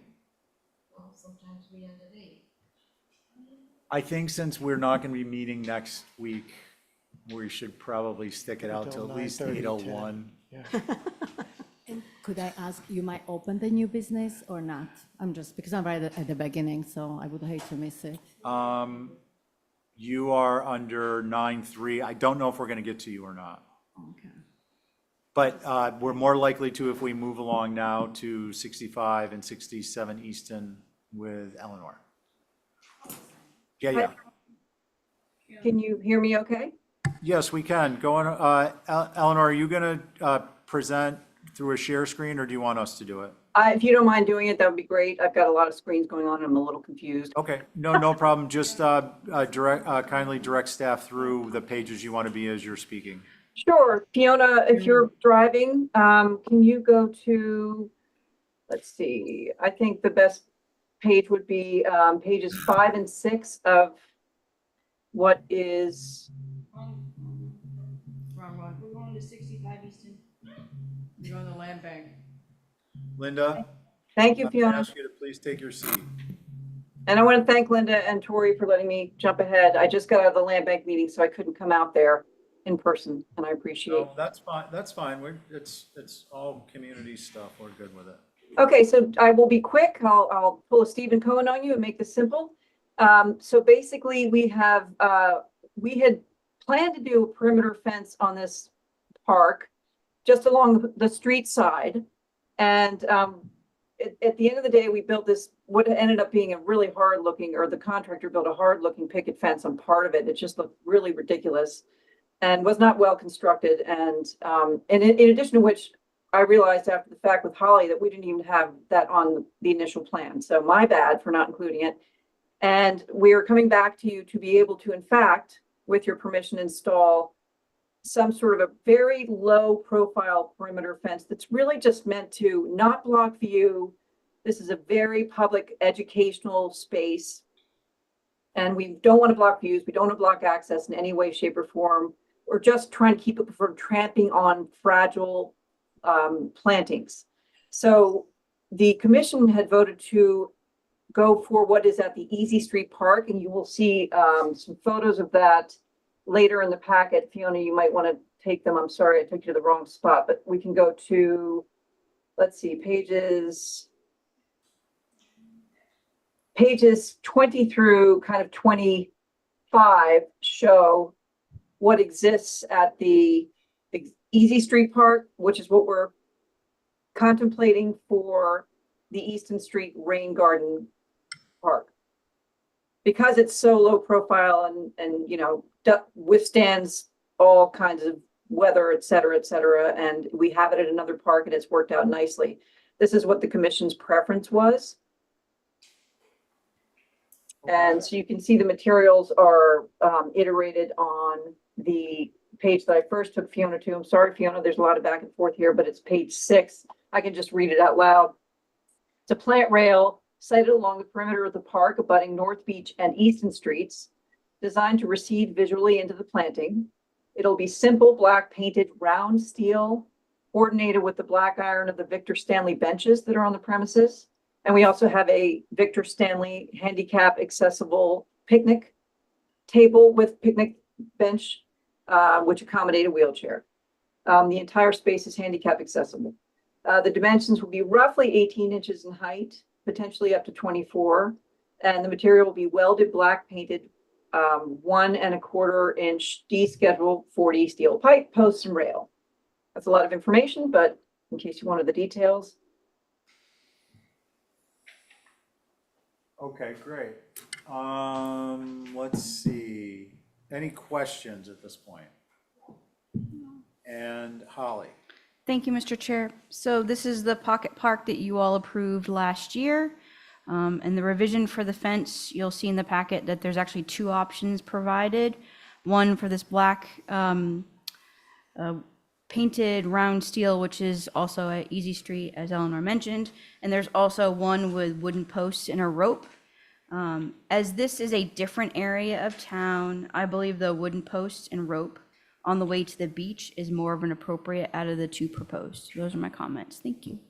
Thanks, Holly. I just want to get a question before we entertain comments from Mickey and others, if anyone. Eleanor, it appears that maybe there's actually 3 options. We're on slide number 6, which is a slightly lower slung single rail. Is that correct? Yes, correct. Okay, thank you. I just wanted to make sure we knew if that was an option. Yeah, I'm sorry. I may have muddied the waters a bit. I included photos of the Easy Street Park so you could have sort of a sense of what it looks like. But yes, this would be more along the lines of what we'd install. Okay, and then does anyone object to having a discussion about these 2 parks together, since there's, other than the fence options, there's really no, I mean, obviously different small park areas, but conceptually, there's no difference in the fence materials? Right. We're good? Okay.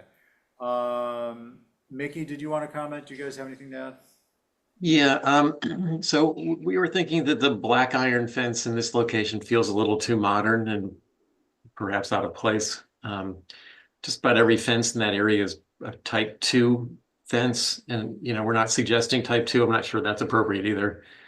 But maybe something that's made out of wood, a little bit more natural feeling.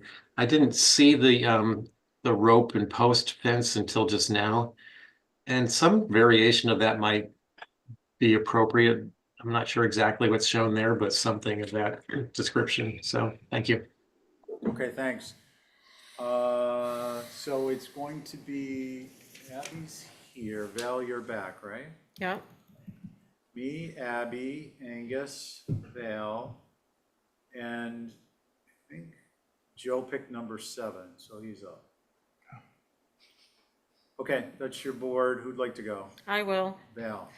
I personally like either, but now having looked at what's actually there, there's some pictures on page, I don't know. They have pictures of the stuff that's there, like page 14. They have a minimalist, probably just temporary posts with rope, and that seems appropriate. So yeah, we might do something a little that nice way looking. initially, but I think that looks appropriate for the area. Okay, thank you, Val. Anything else? Nope. Oh, I had one other question for you, Eleanor. If we went with metal, is black the only option you're proposing, or would a very dark, it's called invisible green, it's actually a historic color for landscape elements, is that something you guys would consider? I would defer to you if you were, I mean, the commissioners voted on what I have proposed, but I think they would certainly be amenable to your recommendation if you prefer green. That makes sense to me. I can't speak for them, but I think it would be okay. Fair enough. While we were talking. Okay, Val, thank you. Joe. I'm inclined to, well, how do I put this? I think that the single pipe the 18-inch high one in black or in the invisible green would probably be the most, how do I put it, weather resistant and consistent. As in the short term, I love the post and rope. In the long term, I just worry about the maintenance issues and how's this going to weather over time, and it just feels like That's a good it's point. set up for failure to some degree. And I mean, I like it because it's evocative, but I think the point is to make it disappear versus making it a feature of the garden. So I'd be inclined to go with the pipe rail, the lower version. I mean, even when I look at the Easy Street fence, which is 2 levels high, with the vegetation in the foreground, it kind of disappears. So I think what's being proposed here would disappear even more.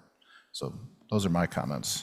Okay, thanks. Angus? Yeah, may I just say something quickly? Yeah, go ahead, Eleanor. Pigeon, I'm sorry to interrupt, but the two rail, it would be the same height as what's shown in that other photo that you pointed out earlier, Stephen, that I think is on page Number 6. But it would Right.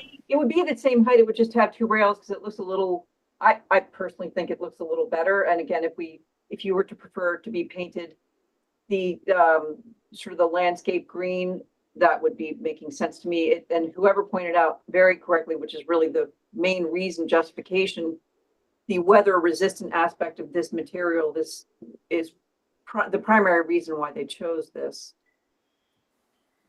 Okay, thank you. Let's see, Angus? I agree with what has been said.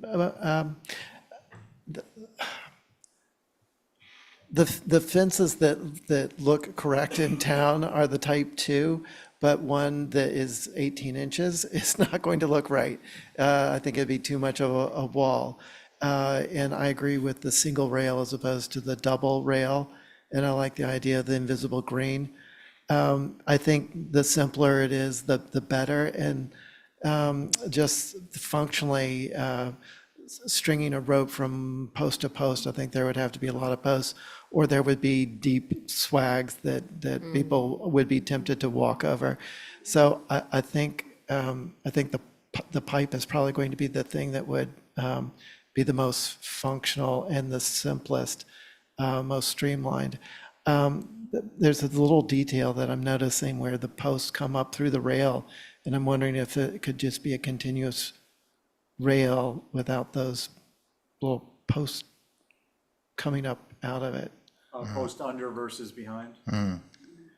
Yes, So the rail caps the posts? that's right. Okay. We'll get clarification on that. Let's see, Abby?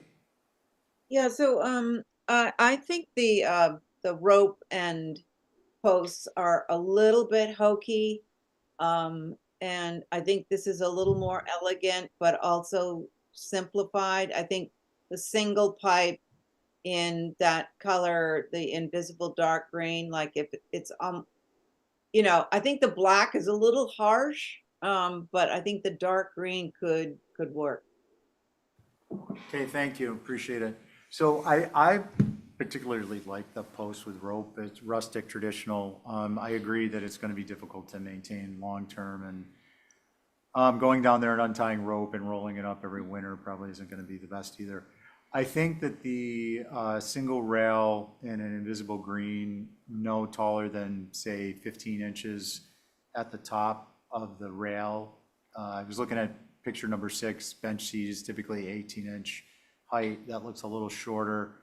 I think if we're up at 18 inches, it's gonna be too tall, and it's gonna beg for another rail lower down. So I think there's gonna be a sweet spot in that. I don't know exactly what it is. It's not in front of me, but I think that's a relevant point. What's the Those rail are, for exactly? Sorry. pardon me? What is the reason for the rail?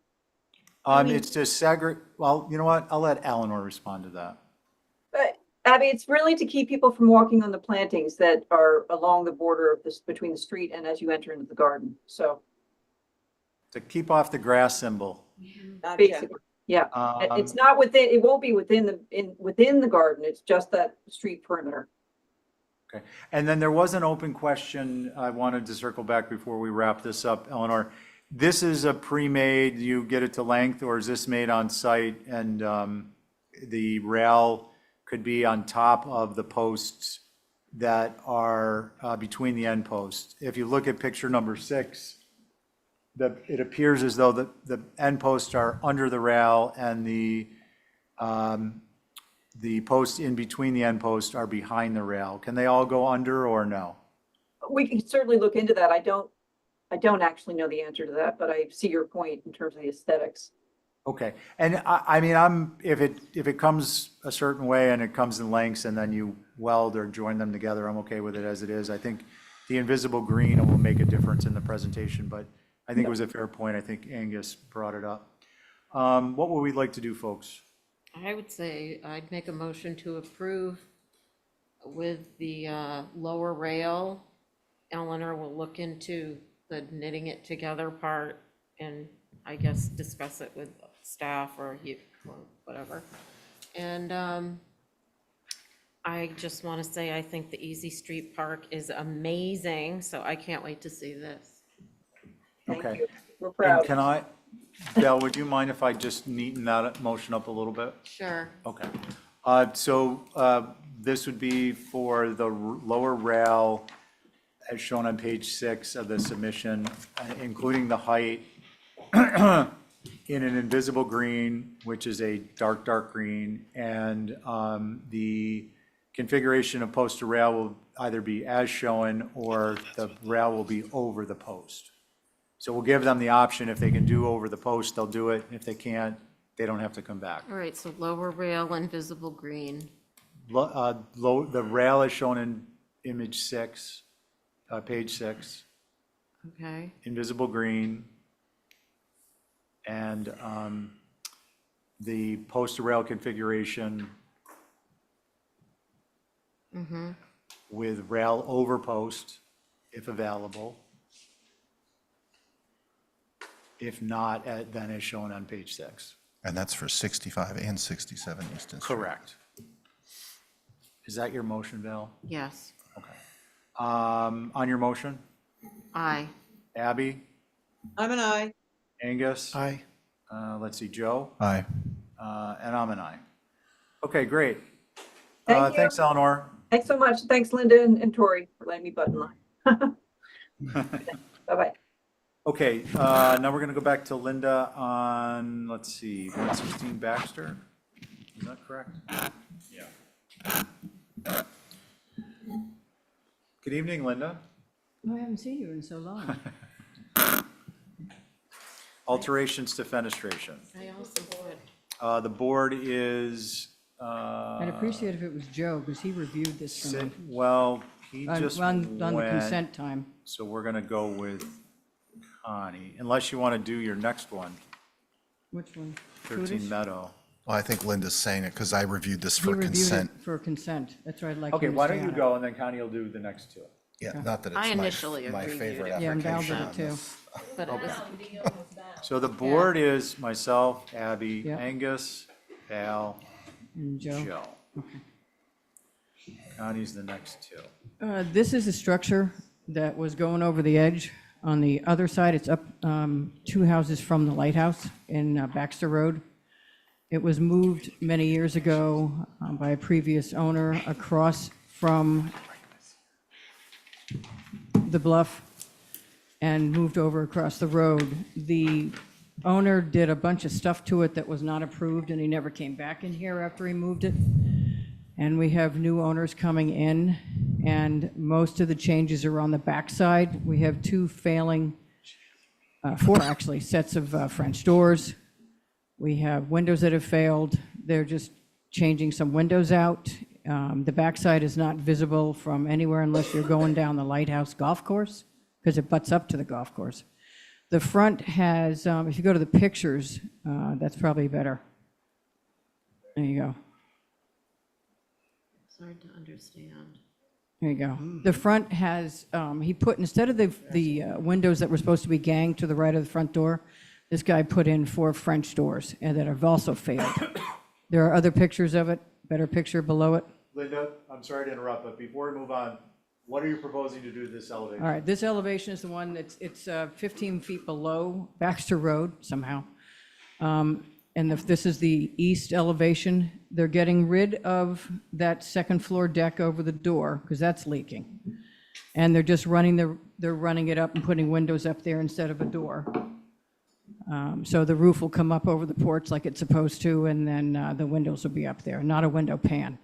Okay. The 4 French doors are going to go back to the windows, which is what was originally approved. There's no changes to that right element at all. The 4 French doors are underneath the porch to the right of the front door, so we're taking them out and putting the windows back.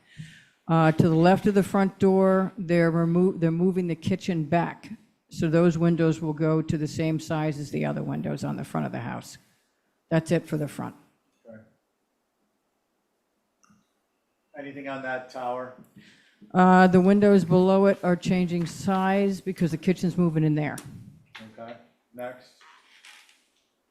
Next. Nothing on the this right, side? nothing on the right side. What a wall. Yeah, Okay. it's quite something. Next. Well, they don't have a driveway. They have to park up on the street.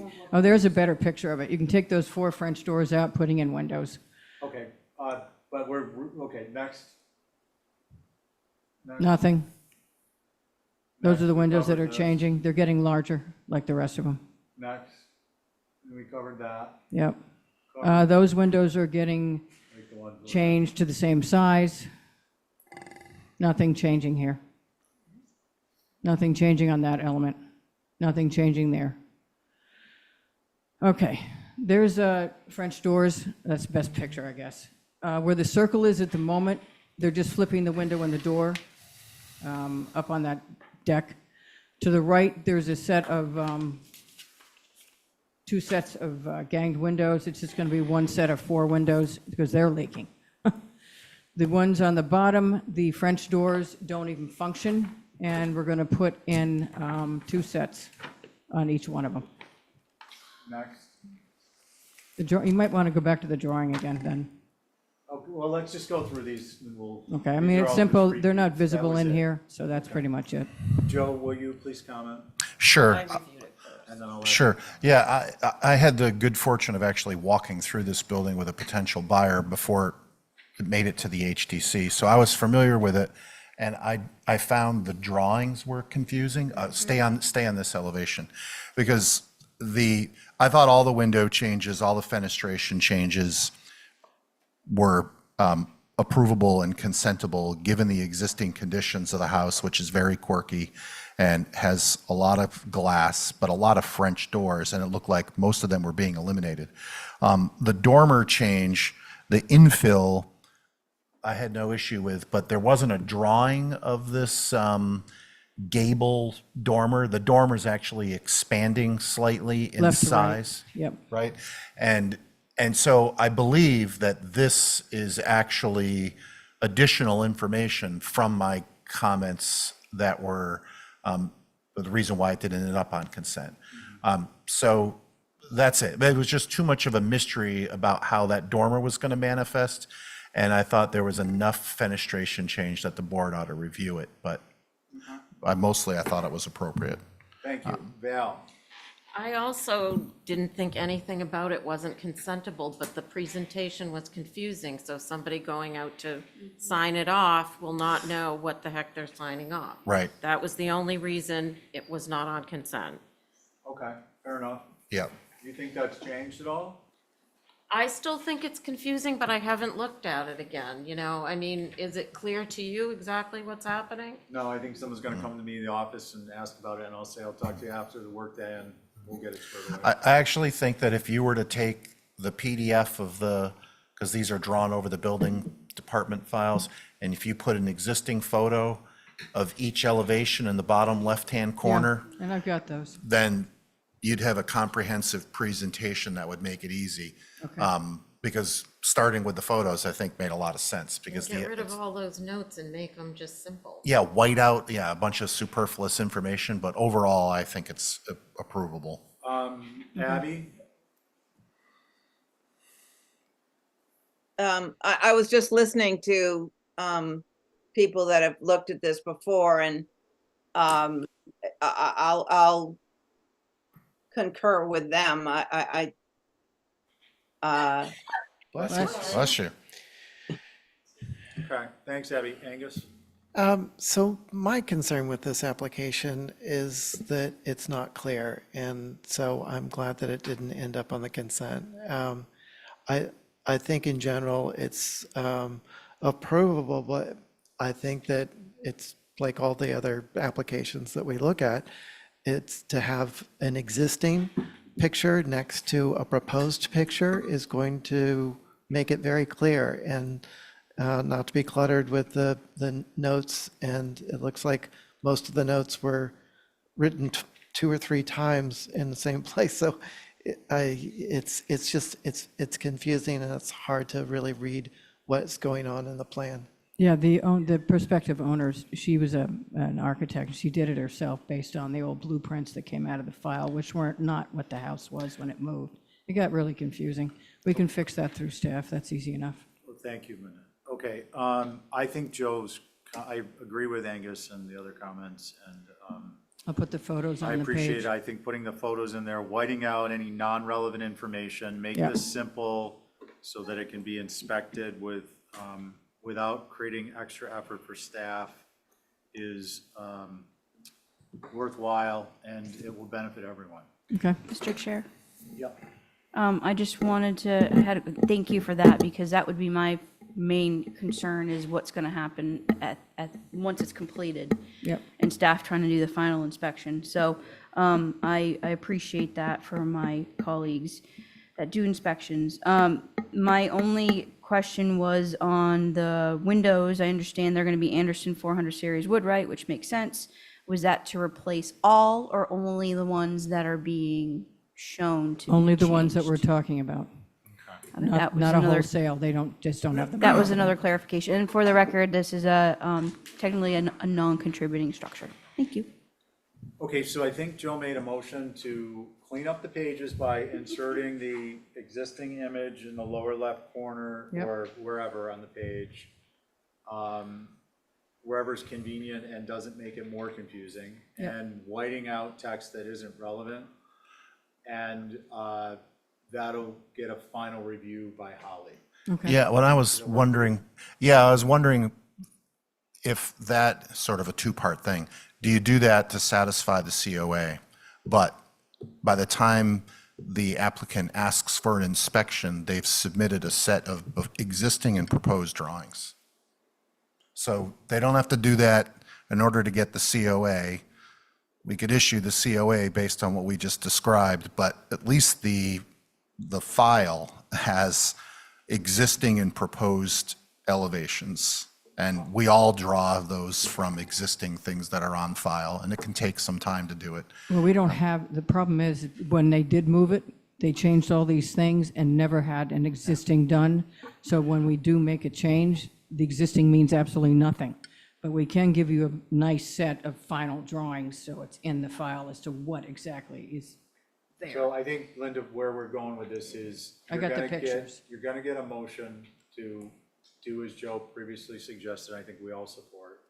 And that's gonna include additionally that there is a final set of the elevations with the work that's completed. Yep. And that will be due prior to inspection. Yep. Yeah, that would be We're my gonna motion. need it to Though- inspect And it. obviously, those drawings need to very reasonably match what was shown in the drawings and the pictures to get the COA. That's my So motion. can you put that somewhere on paper? Yeah, I can, yeah. I have it, don't worry. All right, well, I'm glad you have it. Let's see, on your motion, Joe? Aye. Vale? Aye. Angus? Aye. Abby? Abby, it says yes. And I'm a yes. Okay, so now we're on to 13 Meadow, hardscape, Meadow Lane, hardscape pool, and then move garage on same site. And the board will be regular member, elected members, and Connie. Okay, hold on. Trying to think of a short way to say that and save us a minute every meeting. Yeah, try doing the minutes off of that. You know? This actually got through the Conservation Commission in one meeting. The garage studio is currently, if you look at the map above you on the screen, the garage is currently back where the pool is proposed. And they need to move it forward to put the pool there and move the garage forward. Now, I don't know if anybody, I gave you a billion pictures, but I'm not sure anybody had a real chance to go out and take a look at this. I've actually been over there and talked to the guy. Did you see Fred? Yes, and Okay. it's, Val? No, it's fine. We have a minute taker and they need to know who's talking because they don't Oh, okay. recognize their voices. Go ahead. it can't be seen Okay. from anywhere. And then this is, again, for the pool. I'll go to Angus. Due to lack of visibility, and the only thing that's the closest proximity to it, it looks like an existing pool. Yeah. So Huge. I can't, Two pools. I, And then the next I don't have a concern. Okay, thanks. Let's see, Abby No concern. and Connie. I'm good with this. I'm certainly not gonna buck the board on this one. What do we wanna do? A motion? Motion to approve is submitted. With With the pool caveat, caveat, yes. Can't be seen at time of inspection and thereafter forever and ever. Val on your motion? Aye. Abby? Aye. Angus? Aye. Me, Connie? Aye. Okay. All right, next is the garage. Yeah, the garage is moving forward, which will actually block the entire backyard at that point. And it's an existing structure. We're making absolutely no changes to it.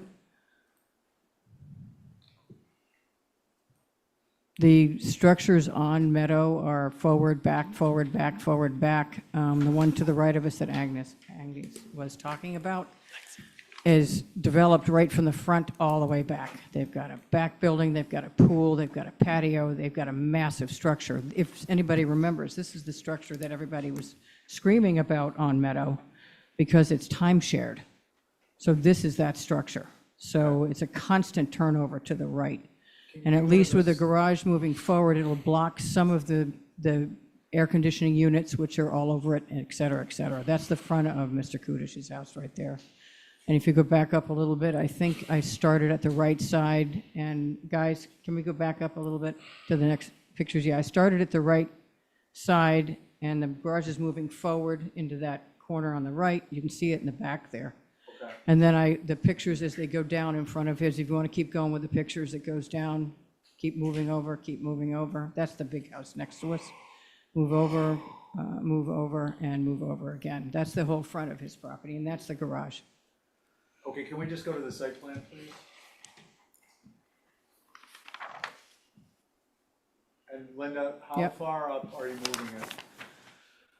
I don't- That's the relocated location? Yes. Okay, just wanted to confirm. Okay. 60 feet, maybe? Does anyone have a concern with this? Does anyone have a motion for this? Same board, yeah. Okay. Motion to approve is submitted. On your motion? Aye. Connie? Aye. Angus? Aye. Abby? Aye. And I'm an aye, okay. Thank you for those. Stephen, is your microphone on? It is. Okay, thank you. I'm not gonna sit on the next ones. Yeah, 6. So Joe, you'll be active on these with Connie. Okay, so this And is when Val, you say the next ones, which ones? 6. All of those related to ATM Sparks. Okay. All right, so Val. What about 20 Sparks? That one too? They're all the same. That's all the They're all the buildings. same. Hey, let's be gentle. It's been a long day. I just want to be clear on whether it's the Joe, one you're sitting off of. Steve, Angus.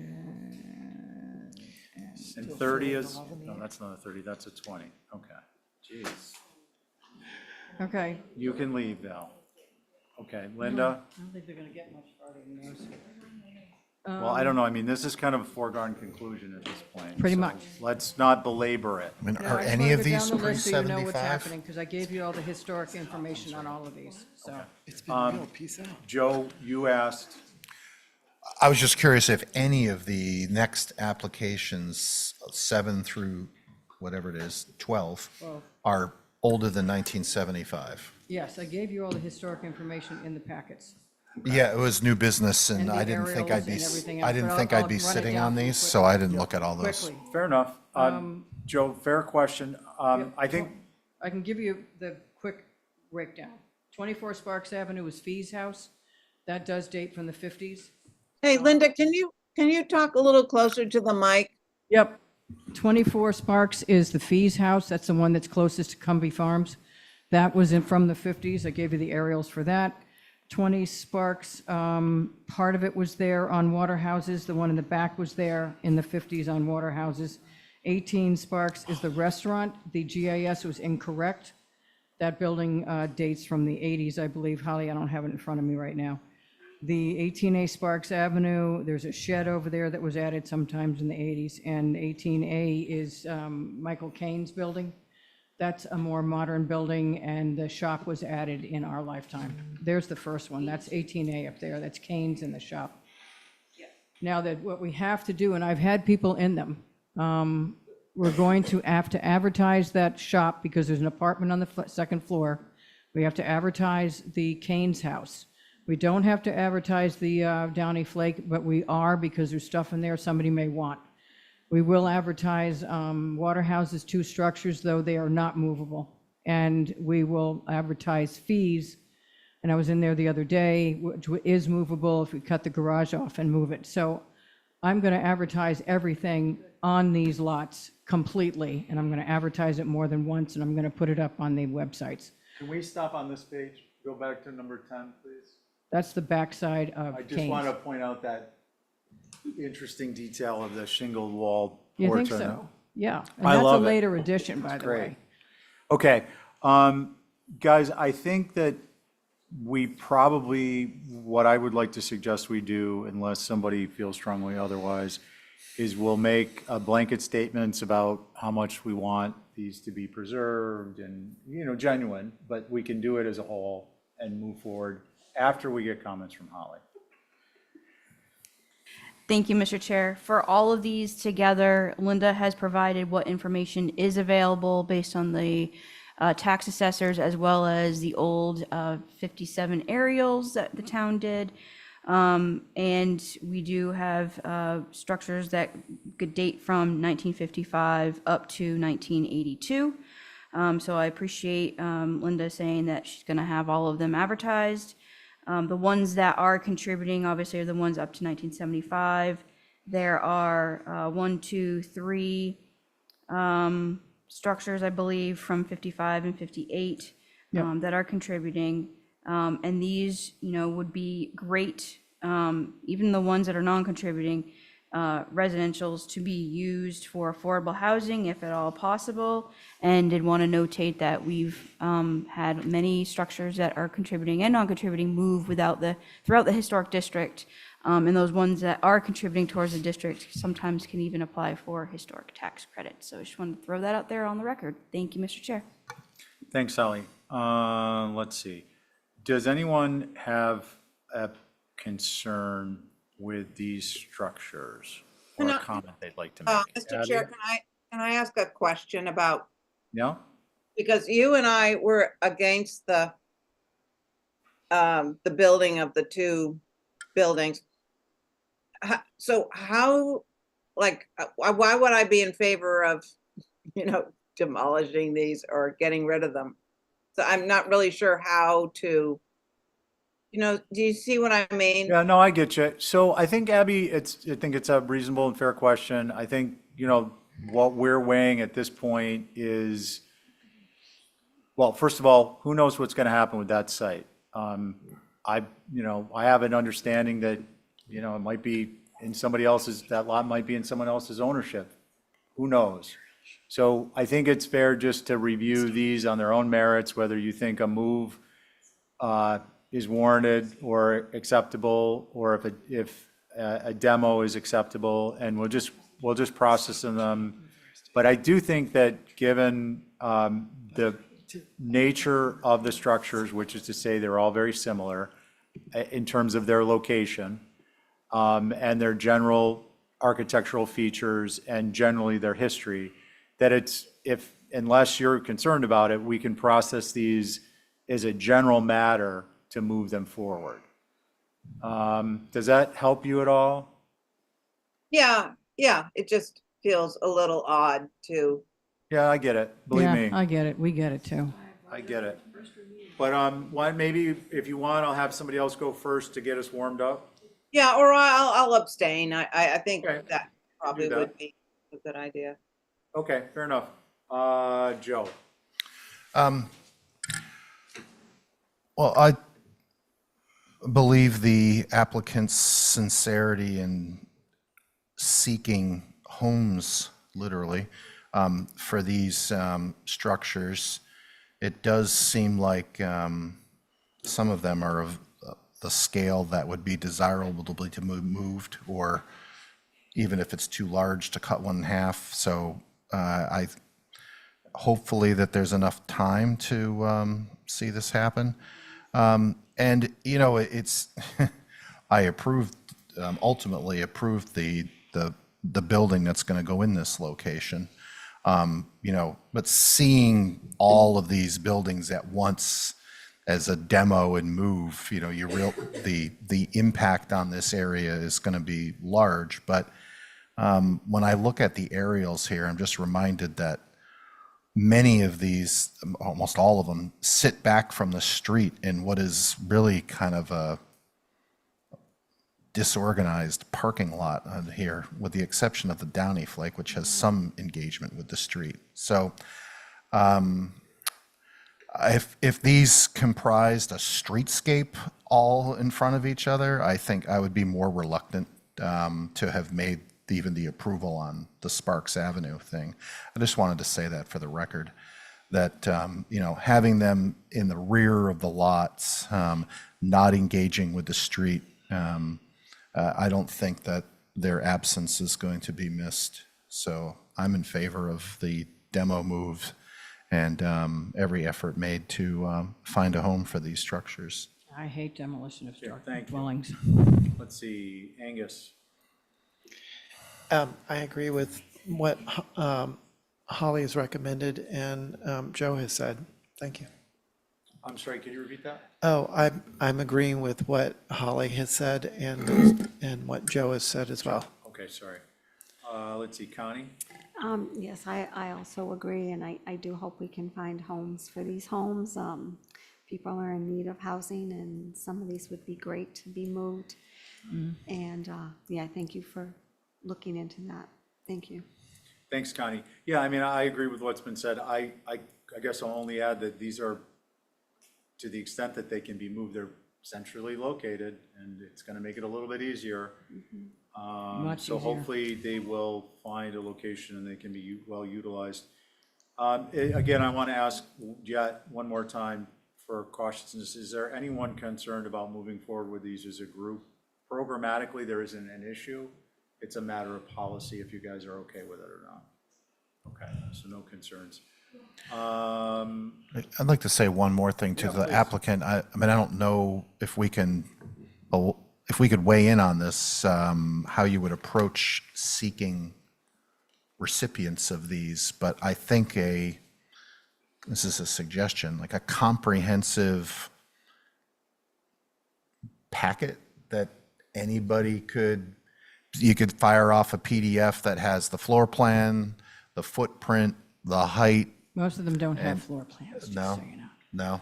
Even if you, I mean, I have a Matterport camera. If you walk through with a Matterport camera and shoot these things, you can generate floor plans from them pretty quickly. I've been taking people Linda, in them, please, just so you please. Yeah. know. I've been reaching out to people that are looking, and I've been taking people in them, and what I'm gonna do is run a big ad in the paper, listing all of them, and to call me, and I'll get them in those. Well, and the issues are typically, or I'm the putting them stumbling up blocks everywhere. to moving them tend to be Yeah. ground cover, right? And bedroom count Yeah. because of septic systems and things. So I guess even the town GIS information is a good place to start because it has the sizing of all those. So putting together some kind of a packet for each of them, I think would be helpful to the public. Absolutely. And I'm doing it. the property record card is in the file, so that. Yeah, oh, that's right. I Okay. keep all that stuff in the file. Okay. And that's usually the baseline requirement. Okay, what would we like to do? Just to be clear, we're talking about new business of 820s, number 7 through 12, 18A Sparks Ave times 2, 18 Sparks Ave, 20 Sparks Ave times 2, and 24 Sparks Ave. Mix of shops, sheds, a restaurant building, and 3 dwellings. Motion to approve is submitted. Okay. I'm going to second that for discussion. I just have a quick question. Linda, these are going to be covered under the demo delay bylaw, right? That's been noticed? There's some change, yes, but there's some changes being discussed with Mary over the weekend that I brought up today. when we Okay, were- I was just curious. I mean, it's not relevant to us, but it is. No. It would give a much more extended period of time for. I think that's going to change over the weekend, by the way, in vis-à-vis my discussions with Mary today up at another site on the cliff. I'd like to hear more about that offline. Yeah. Okay, Joe, on your motion, Aye. let's see, Abby, Abby abstains. okay. Connie, Aye. Angus, Aye. and I'm an aye. Thank you very much. Thank you, Linda. And I would you're going to hear Tori, right? Because she's the one who let. Yeah, me we're go gonna in hear front. Tori, and then if Okay. we can get to Miraca, we're gonna get to Miraca. Miraca. So let's see if we can do that. I think Val left, though. Val's gone. Okay. Val's left the building. 43 Orange Street. Tori, are you with us? Yes, she's in the Zoom. Mr. Chair, just to let you know, this is an as-built. Hi, guys. Yes, I'm here. Hi, Tori. Are you gonna steer, or you'd like staff to do it? If you could steer, that'd be great, please. Please. And if I do have, yeah, once we get through the discussion, do have 2 additional photos of a sample alternate color if I need to share them. Okay. Okay, this is 43 Orange Street. You ready for me, Steve? Yep. Go ahead. Okay. 43 Orange Street. Her painter unfortunately was not aware she needed HGC approval. It's an as-built situation. She's been served a violation notice and submitted the application forthwith, if that's the right word. I've included the what do you call it? The historic information. Should Holly go first? I'm sorry. Go ahead and just walk us through it. I think it's Yep. pretty straightforward, but. Yeah, I've included as many pictures as I can and the close-ups. The gray is hard to tell that it's gray on the clapboard. But it is I believe it's called, I've got it labeled here, Cliffside Gray is the gray. The blue is not a historic color. On the application, she originally had me put Hamilton blue, I believe. Her painter has now created various sample boards of different blues, and she prefers a Newport blue. If you're familiar with that, the photos I have are from North Wharf, and I could share them if you like. She's asking if they're Newport blue, which I have not been able to confirm yet, or something to more of a navy. So with that, I'll let you review the photos and let me know what you all think. Okay, I think. Sorry, one more point. She also wants to paint the storms and the windows. It's the door, the windows, and the storms. Okay, thank you for that. Holly? Yeah. Yeah, thank you, Mr. Chair. Yes, this is an as-built situation. This is a 1800 typical Nantucket. I think originally it was moved to this site long time ago per Lancaster.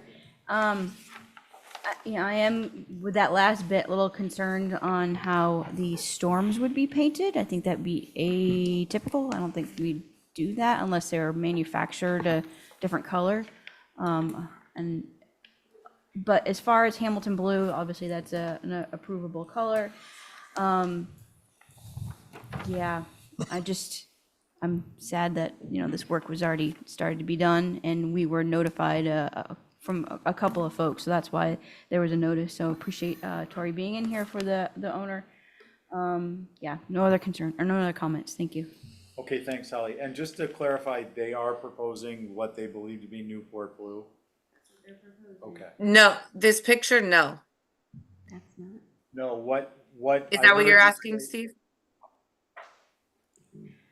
Tori, what color are you proposing? Oh, yes, she's after the sample boards that have been created for her, she would prefer Newport blue rather than Hamilton blue, which I believe is on the application. Okay, yeah, that's what I just said. Okay. Okay, sorry, thank you. So, let's see, Mickey, do you guys got anything on that? Well, I guess I have some questions. I mean, I'm not sure what Newport blue is. Is that it's painted now, or is there a sample that's going to be provided? Newport blue is actually one of our colors, isn't it? Or I've just been using it for so many years. Newport blue is a lighter blue that is a gray blue, right? Okay, so I think our comments, this is from me because we didn't really get this completely figured out. The door is probably fine for the blue. The sash is a pale blue or gray steel blue.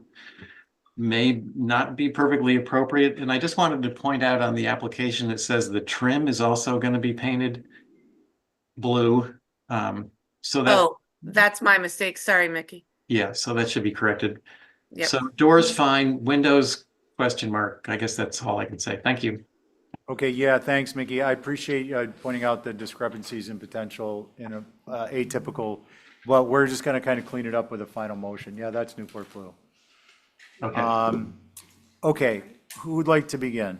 I just want to clarify one thing. Based on comments, based on the application, we're going to stipulate what colors the entire structure will be, as opposed to leaving it to chance. I can go because I had this on consent and we didn't put it on consent because one, it was already done. And two, when I went by it, it wasn't definitely Hamilton blue, which wasn't one of our approved colors. It was a much brighter blue. So I would be in favor of the Hamilton blue. We're looking at a Newport blue and that's more gray.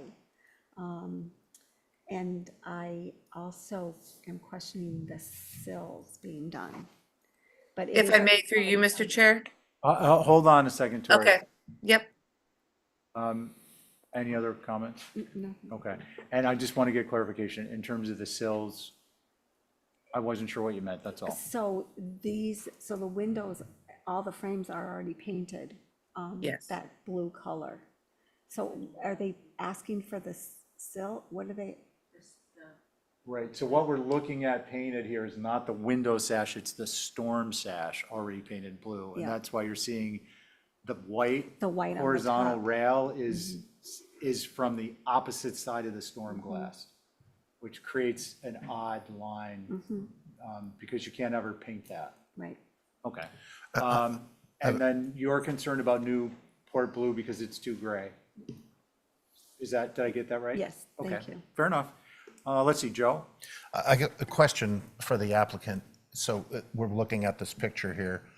The only color we're looking at changing is the blue, right? The white trim is staying white. The clapboard color is staying whatever this is. Maybe it's a platinum gray. Is that correct? That the only thing we're talking about is the screen door, the front door, and the sash in the storms. Is that right? Through you, Mr. Chair, yes, if I may answer that. That is correct. So, and I just want to clarify for all of you, the color you are looking at is not Newport blue. Yes, no, we Right. got that. Okay, okay, great. I think we'd be wise to see an actual sample of whatever color you're proposing. I've Googled Newport blue and I've got 10 shades of blue on my iPad right now. I have So- Okay. two photos I can share if you like from North Wharf, which I'm not sure. I think, Tori, we're gonna need to see swatches. Okay. just- And it's interesting because Hamilton blue is dramatically similar, both in terms of variety, but also in terms of the Newport blue that I'm familiar with. So that would be the Hamilton blue that No, when I went I'm by, I aware was of. like, Yes. that's not Hamilton blue. Angus, you're familiar with the Hamilton blue? I am. Okay, I figured you were. And Connie? Yeah, and that's Because not, that's what they had proposed. It was Right. Hamilton blue and it's not not. what they painted. Right. Yeah, okay. Does anyone have a concern with, maybe if I can narrow focus and discussion, does anyone have a concern with Hamilton blue being used? I don't. Okay. Yeah, I don't. I mean, I put my brakes on when I drove by this the other day, so it's interesting to see it at the application, at the HTC. I thought, well, maybe that must have been a historic color at one point. So Hamilton blue would be appropriate. Okay. And then I guess that begs the question, what color would we believe is appropriate, or what color will we determine is appropriate for the storms? White? Could I weigh in, Stephen, if I'm on Yeah, this? go ahead. Okay, I think it's gonna look really odd to have like a historic house with a sash of that color and the storm, unless it was a sort of a gray, not with the blue in it. I don't think I know of any houses that look like this. If you could show me one, I'd appreciate it. Abby, I think we're all on the same page, and we're trying to determine that we're going to probably say the storms need to be painted white is where we're going, Oh, okay. just to Okay, clarify. Yeah, no one's suggesting two-tone blues or even a blue storm. It's just, I guess the question I have for you is, you didn't state a concern with the Hamilton blue for the sash and the door, but I want to be clear, are you okay with that? I think not. I think the Hamilton blue, if I remember, I'd have to go get it out of my pocketbook, but I think it's a sort of almost like it's not turquoise, but it's sort of a hot blue. It's a very pretty blue, but I really can't imagine it on a historic house on the sash. Yeah, it's kind of a gray blue, blue gray. I don't know if I'd call it a hot blue, but it's not like the one that we put on the shutters. That's a I hot think blue. we should hold for a chip of what this will actually look like. Are these triple track storms? Okay, that's your comment. Angus, we got yours. Joe? I would like to see a swatch. I'm looking at, I'd really like to go out there actually and stand in front of this Okay. building and look at it. And to Abby's point, whether or not, I've seen storms painted the same color as the sash when they're inset to the trim and they're wood. Yeah. And this looks like a triple track potentially that's been painted blue. So that's unusual. I think it's a little bit more of a layered project than a simple color change. Okay. Connie? Yes, I agree. I'd like to see the color proposed. And since this is an as-built, is there going to be a fee Yeah, associated? yeah. Okay. So wherever we land, they'll pay the as-built fee. So my thoughts are, I'm happy to have a view. We, need a color swatch. I would suggest that probably best to have the applicant email it to staff, Holly. Yep. If you could email that swatch to us, and then people can go by and do a view. Ultimately, I think we're gonna end up on this as either Hamilton blue is appropriate or not. If it's not, then we need a couple of options. Please email to us, Tori. Sure. And then the storms, which I can't imagine we're gonna approve as anything but painted white, including the triple track frames. Okay. But just to broadcast that now, because it doesn't seem likely. I mean, if you happen to know the clapboard color and you It- could submit a it's- sample of that with, Yeah. yeah. Sure, So it's otherwise, labeled, we're gonna- yeah, through you, Mr. Chair. Joe, it's labeled in the photos. It's cliffside gray. Yeah. Yeah, well, I think if you're gonna submit a paint swatch, I guess, of the sash. Oh, okay, do that with it. Having Yeah. one of the clapboard too, otherwise, Yeah. you gotta go out to 43 Orange Street and. Yeah, no problem. That would Of be course, helpful. yeah. Right, and Tori, it might be simpler just to submit the link to the manufacturer's swatch. Okay. For which, any of the colors you're proposing, We'll know the blues are for the sash and the door, and we'll know the cliffside gray is for the clapboard. Okay, that's through you, Mr. Chair. That's good to know. So the link from the manufacturer of the paint is a decent representation versus the actual painted? I think so, because you're gonna be you're taking it, it's in pre-press, it's 3 steps removed. You gotta take a Right. swatch, you gotta take a picture of it, you gotta put it in a computer, or you gotta scan it in a computer. It's gonna be on 2 different monitor. It's just, if you provide the link, that's what probably, I don't know, if there's 300 million people in the United States, 100 million people use to paint their house. It's just simple and easy. Okay, so the link for, and then should I also submit hard samples? Or no? For the file, yeah, it wouldn't hurt, but Okay. it's gonna be difficult for us to be walking around. It's simpler. if Right. we could visually Okay, apply. so the link from the manufacturer, great. Yeah, okay, great. Joe, on your motion? Aye. Abby, Hi. Connie? Aye. Angus? Aye. And I'm an aye. Okay, thank you. Thank you very much. Your motion was for all that. 'Cause if I had to say that one more time, I was gonna blow my Wait, bird. can you quickly remind me who my board was? It was Abby. No, yeah, Abby was there. Yes. Steve, Joe, Connie, And Angus. and Angus. Thank you. Okay, Mirka, I think you're up. But I thought I can come in 2 weeks back, take advantage. It's all of it. right, we're here. Let's see Okay, if we perfect. can, So if I can share, and hopefully I can make it very quick for us. yeah. Okay. I think, so this is a little project on the Silver Street. And so I do want your feedback, and hopefully we will be able to, come on. Do I share? Yeah, I share. So it's pulling up, and I do hope, okay, super. So this is the little property on Silver Street, which Ethan McNair was working on the architecture, which was approved. The project, it's this part of the lot with the main house in the front, guest house in the back. So, it's not exactly rotated, but we practically follow the concept he was already proposing with the double parking, off-street parking, like we try to just practically pull the cars all the way in.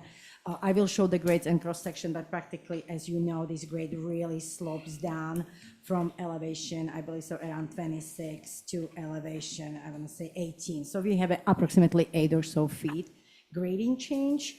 So we are dropping few feet to the parking. You will see in the cross-section, we have a small retaining wall, drop the grades. I will go to the materials, but practically then I'm just using little small series just of retaining, which is nothing more than 2 feet or so, just get me down in a very user-friendly way. For the material selection, again, I will just go quickly to this pictures of the site. Again, you might be familiar. This is the existing pull in. This is the telephone post. All this building is located here. This tree I want to try to preserve. That's right here. Again, very open site. This is the neighbor. This is a little shed in the back, which I believe so it's been proposed to relocate. So I will go quickly just to the selection of the material. Cobblestone for a apron, small little New England fieldstone for the parts which would be exposed, Goshen pavers, little granite patio in a bag, and natural type 2 gate. Once again, I will go to the grading. So this is the little Silver Street.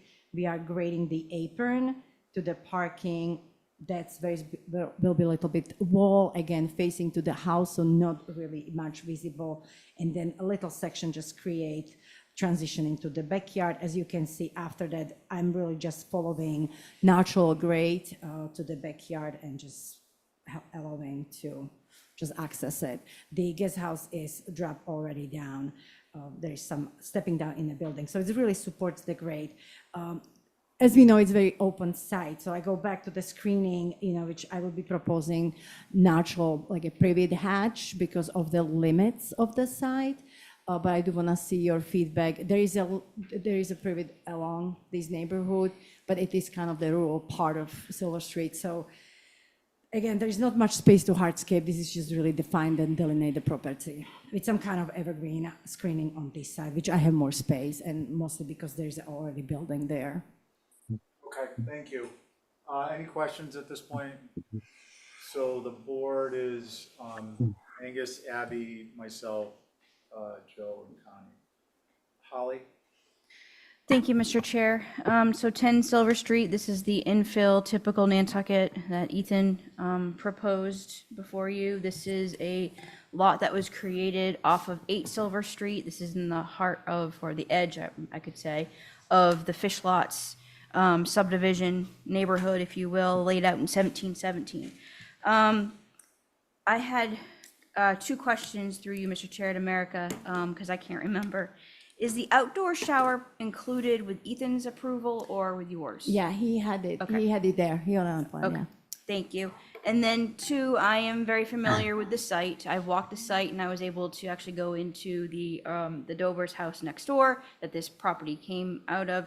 And I'm familiar with there's a tree right there on the Yes. corner, and that's Yes. being retained, correct? Yes, that's this one right here. Yeah, so that's Okay. why I need a little retaining wall, because I need to be mindful of the root zone. And is that the island that is showing parallel with the road at the top? Yes. Okay. So if I'm right here, Holly, it's like right here. And Then so you have that's- a pause and you have a, my car is practically pretty much where the drive to the existing. And that's it right there? That's correct. Okay, yes. perfect.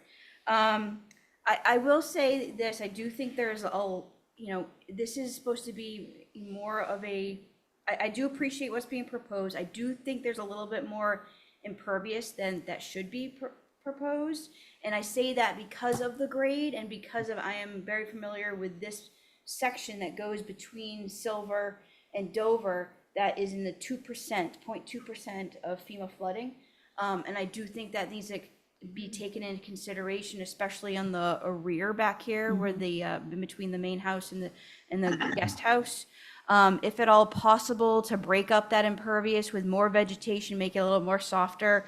I do think that the stepping stones versus having a solid is much better, so I do appreciate that. So those are my comments, Mr. Chair, and we do have a hand raised from the public. Thanks, Holly. Who is a member of the public? Mary Longacre. Hi, Mary. Hello, thank you to the commission for taking my comments, and I apologize, I wasn't participating for this particular property, but I first wanted to back up Holly's point about the potential for flooding.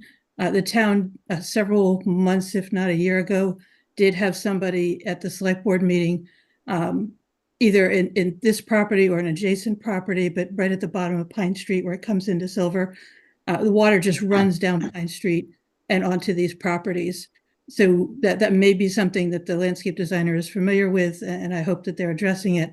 But I would echo Holly's point that more absorbability and less impervious surfaces would be desirable from the homeowner's perspective, as well as everyone else's.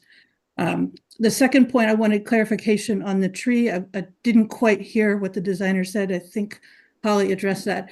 That tree is is going to stay. Yes, And that's correct. whether it's been identified as a town tree or if it's a private property tree.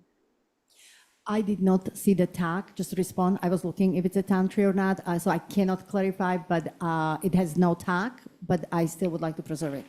Okay, thank you very much. And just for the public's record, a tag is not a definitive, or lack of a tag is not a definitive statement that is not a town tree. The town is currently updating the tags because many of those older tags have been lost. So the proper approach is to contact either the town arborist at the DPW or the town's tree warden, Dave Shampoo, and ask them for determination if there's any record of it being a town tree. I don't have a complaint or an obstruction, just providing that information. Thank you. Thank you, Mary. Let's see, who'd like to begin? Stephen? Before we actually start, America, I do have a question. Can you clarify the planting, the smaller plantings along the perimeter, these are small, like what, grasses or something that's You low mean- and soft, or is this something else? So, Here in particular? oh, this, okay, so this would be more, because it will be a little wet and it will be a little shady. So these were supposed to be more like a hedgy privet, Okay. like a hedge, and with the more like a hydrangeas or something, which likes shade and wet. So not Perfect. necessarily grasses, but more like a downtown old garden. Okay, they're just very, they look very small for privet, so Oh, I yeah. wasn't sure. Yeah, no, this is like it's an 18 inches radius, yeah. Okay. Who'd like to begin? Stephen, may I? Oh, Mickey, yeah, please go ahead. I'm sorry. Thank you. Okay, so the parking area in front of the house is not appropriate. Typically in the OHD, driveways are single car width without parking in front of the house. The driveway should be limited to a single car, roughly 12 feet wide, and go straight back along the property line adjacent to the house. Silver Street is not a very busy street. There should be no real need for a turnaround space there. And the other concern is the retaining that's shown. A 2-foot retaining wall is a pretty high retaining wall. I think the driveway should slope down as close to grade as possible. I mean, minimal leveling, requiring minimal retaining. And I guess that's it. Thank you. Okay, thank you. Now I ask who would like to begin. I can go ahead. Angus. I couldn't have said it better. That was my main concern, was the parking in front of the house, and that it would typically be beside the house and to follow the grade as closely as possible to avoid the extent of retaining that is necessary. So that's it. Thanks. Thanks. Let's see, Joe. Yeah, this is an interesting design problem for sure. I can see, well, first of all, I remember the earliest iteration of this, not just this structure, the house, but the property and the amount of impervious roof surface that was here. So I keep thinking back to that, and where the site is now and where the buildings are, I feel like there's actually quite a bit of pervious material, and appreciate the organic pathway here. And it looks like one entire side of the property is all going to be vegetated. I think in an effort to mitigate the height of this, and knowing how steep this drops down, this house ended up getting situated at a lower elevation, which has kind of necessitated the use of this retaining wall. Otherwise, the other alternative is that the grade would come forward and the house would have gone up. So I can see how the retaining wall came about, and appreciate that the tree and this cluster of vegetation around it is buffering this property from the street in terms of vegetation, and that the retaining wall is going to be mostly out of sight because it's flush with the grade. It looks like it doesn't stick up over it. You're going to see it when you're internal to the property. That said, in response to both what Angus said and Mickey said, I wonder if the gravel parking area doesn't extend all the way to the front stoop, but maybe it's more of a single car turnoff instead of what looks like a car and a half. And then I think that you'd have the softening at the street elevation, and then again at the front of the building. There's some plants there, but it feels like it could be mitigated a little bit. I think that given this is the transition area of, as it was described, the transition of the rural Silver Street area, that maybe having a parking space in front might be okay. So with some diminishing of the gravel parking area. The rest of this, like the granite patio and 12-inch retaining wall. I'm okay with the rest of it. Those are my comments. Thanks, Jill. Connie? I don't have anything else to add. I am in agreement about the parking in front of the building. If that can somehow be worked a little bit better, I would be in favor of that. Thank you. Abby? Yeah, I get it. I like the smaller driveway that, I don't know if Mirka just drew that in, but I like that much better. Especially, I didn't like the way it went past the house. That gives it just this sense of, somebody poured the material out towards the house.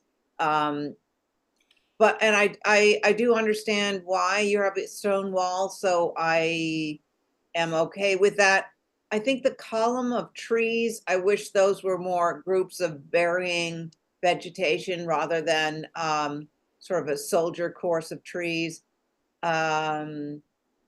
So yeah, I think smaller driveway, as you've shown, is much more appropriate. Thank you. Thanks, Abby. Mirka, if you address that driveway as sketched, what are you gonna propose for the area that's currently gravel?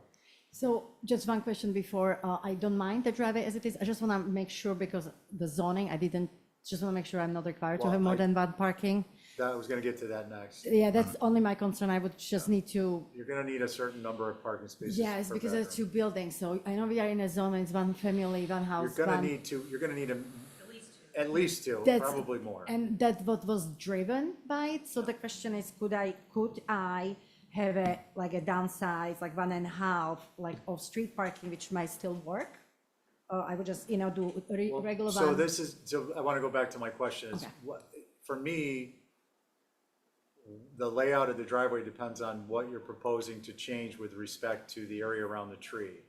Because frankly, if you're going to need two parking spaces, I would rather have a clear shot at the house when you walk by, as you proposed, to be able to see the house and see the side of the cars, versus if it's gonna take up the width of the front of the house, just see the back of the cars.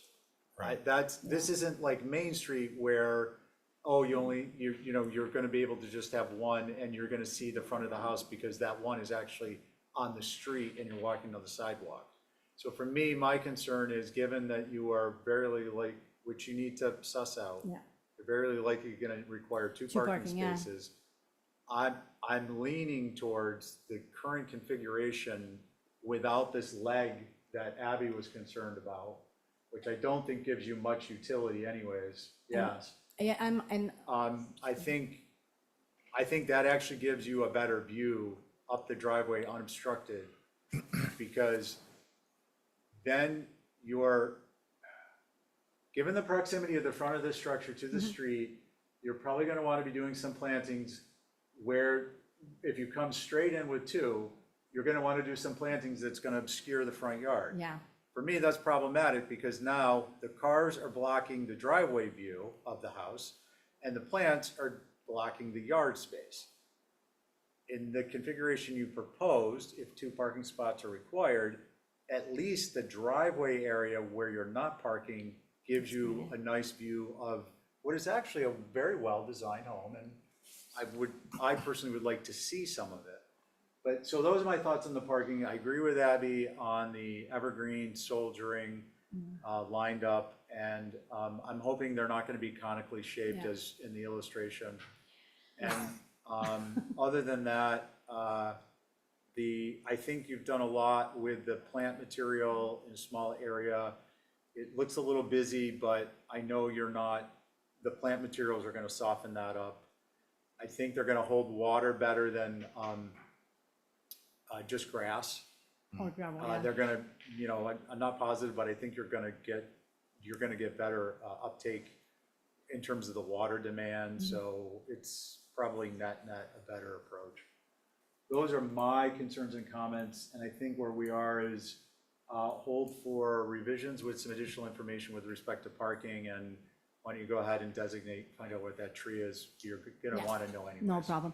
And since I just overheard in 2 weeks, it's all business, so practically I can be back, right? If you make it, I definitely I- like I wanted to the squeeze smaller that. curb cut solution. yeah. That, Pardon, that, Joe, what was it? I said, listening to Stephen describe, Yeah. and you sketched the alternatives of side-by-side parking, this, with the narrower curb cut and preserving a lot of green space towards the street with that tree, that feels like that's the right. Yeah, and thank you very much, because I just, if I may just quickly just comment it, that was the idea, to have a beautiful green, like, layer in the front of the house and actually see less of the cars. So I kind of thought that was more successful design approach, but I will just come back and give the answer. Well, and one thought that I was having. Angus, Yes. What? no, just for the minute. Like, you need to- just saying who's No, saying. I think that retention of the tree is really important to everybody. But I would rather it be more of a typical situation where you sequester the front to back driving rather than to screen the cars that are screening the facade. You know, if they were on the side, and then have, so that you still have that view down the street and through underneath the tree and see the house. Because I'm afraid if it's all about screening the cars that are parked in front of the house, you're not really, it's a atypical core district detail. I will just study the size, and I think I will come up with, I feel would be the best approach to make it usable, friendly, zoning compliant, and give you the view of the house. Thank you, I Thank really you. appreciate letting Fair me. enough. Good night. We appreciate Wiggle it. my Thank way you in. for the Good additional evening. Comments, Angus. Let's see. CLG minutes of June 28th Those were already approved. I just forgot to take it off the agenda. and April 23rd. Yep, those were already done. Okay, so our next meeting is September 24th. 24th Oh, at yeah. 4 PM. Don't forget town meeting next week. Special next town week. meeting. All right, everyone. How about a motion to adjourn? So moved. Angus beat you to it, Abby, on your motion, Angus? Abby, Aye. Joe, Aye.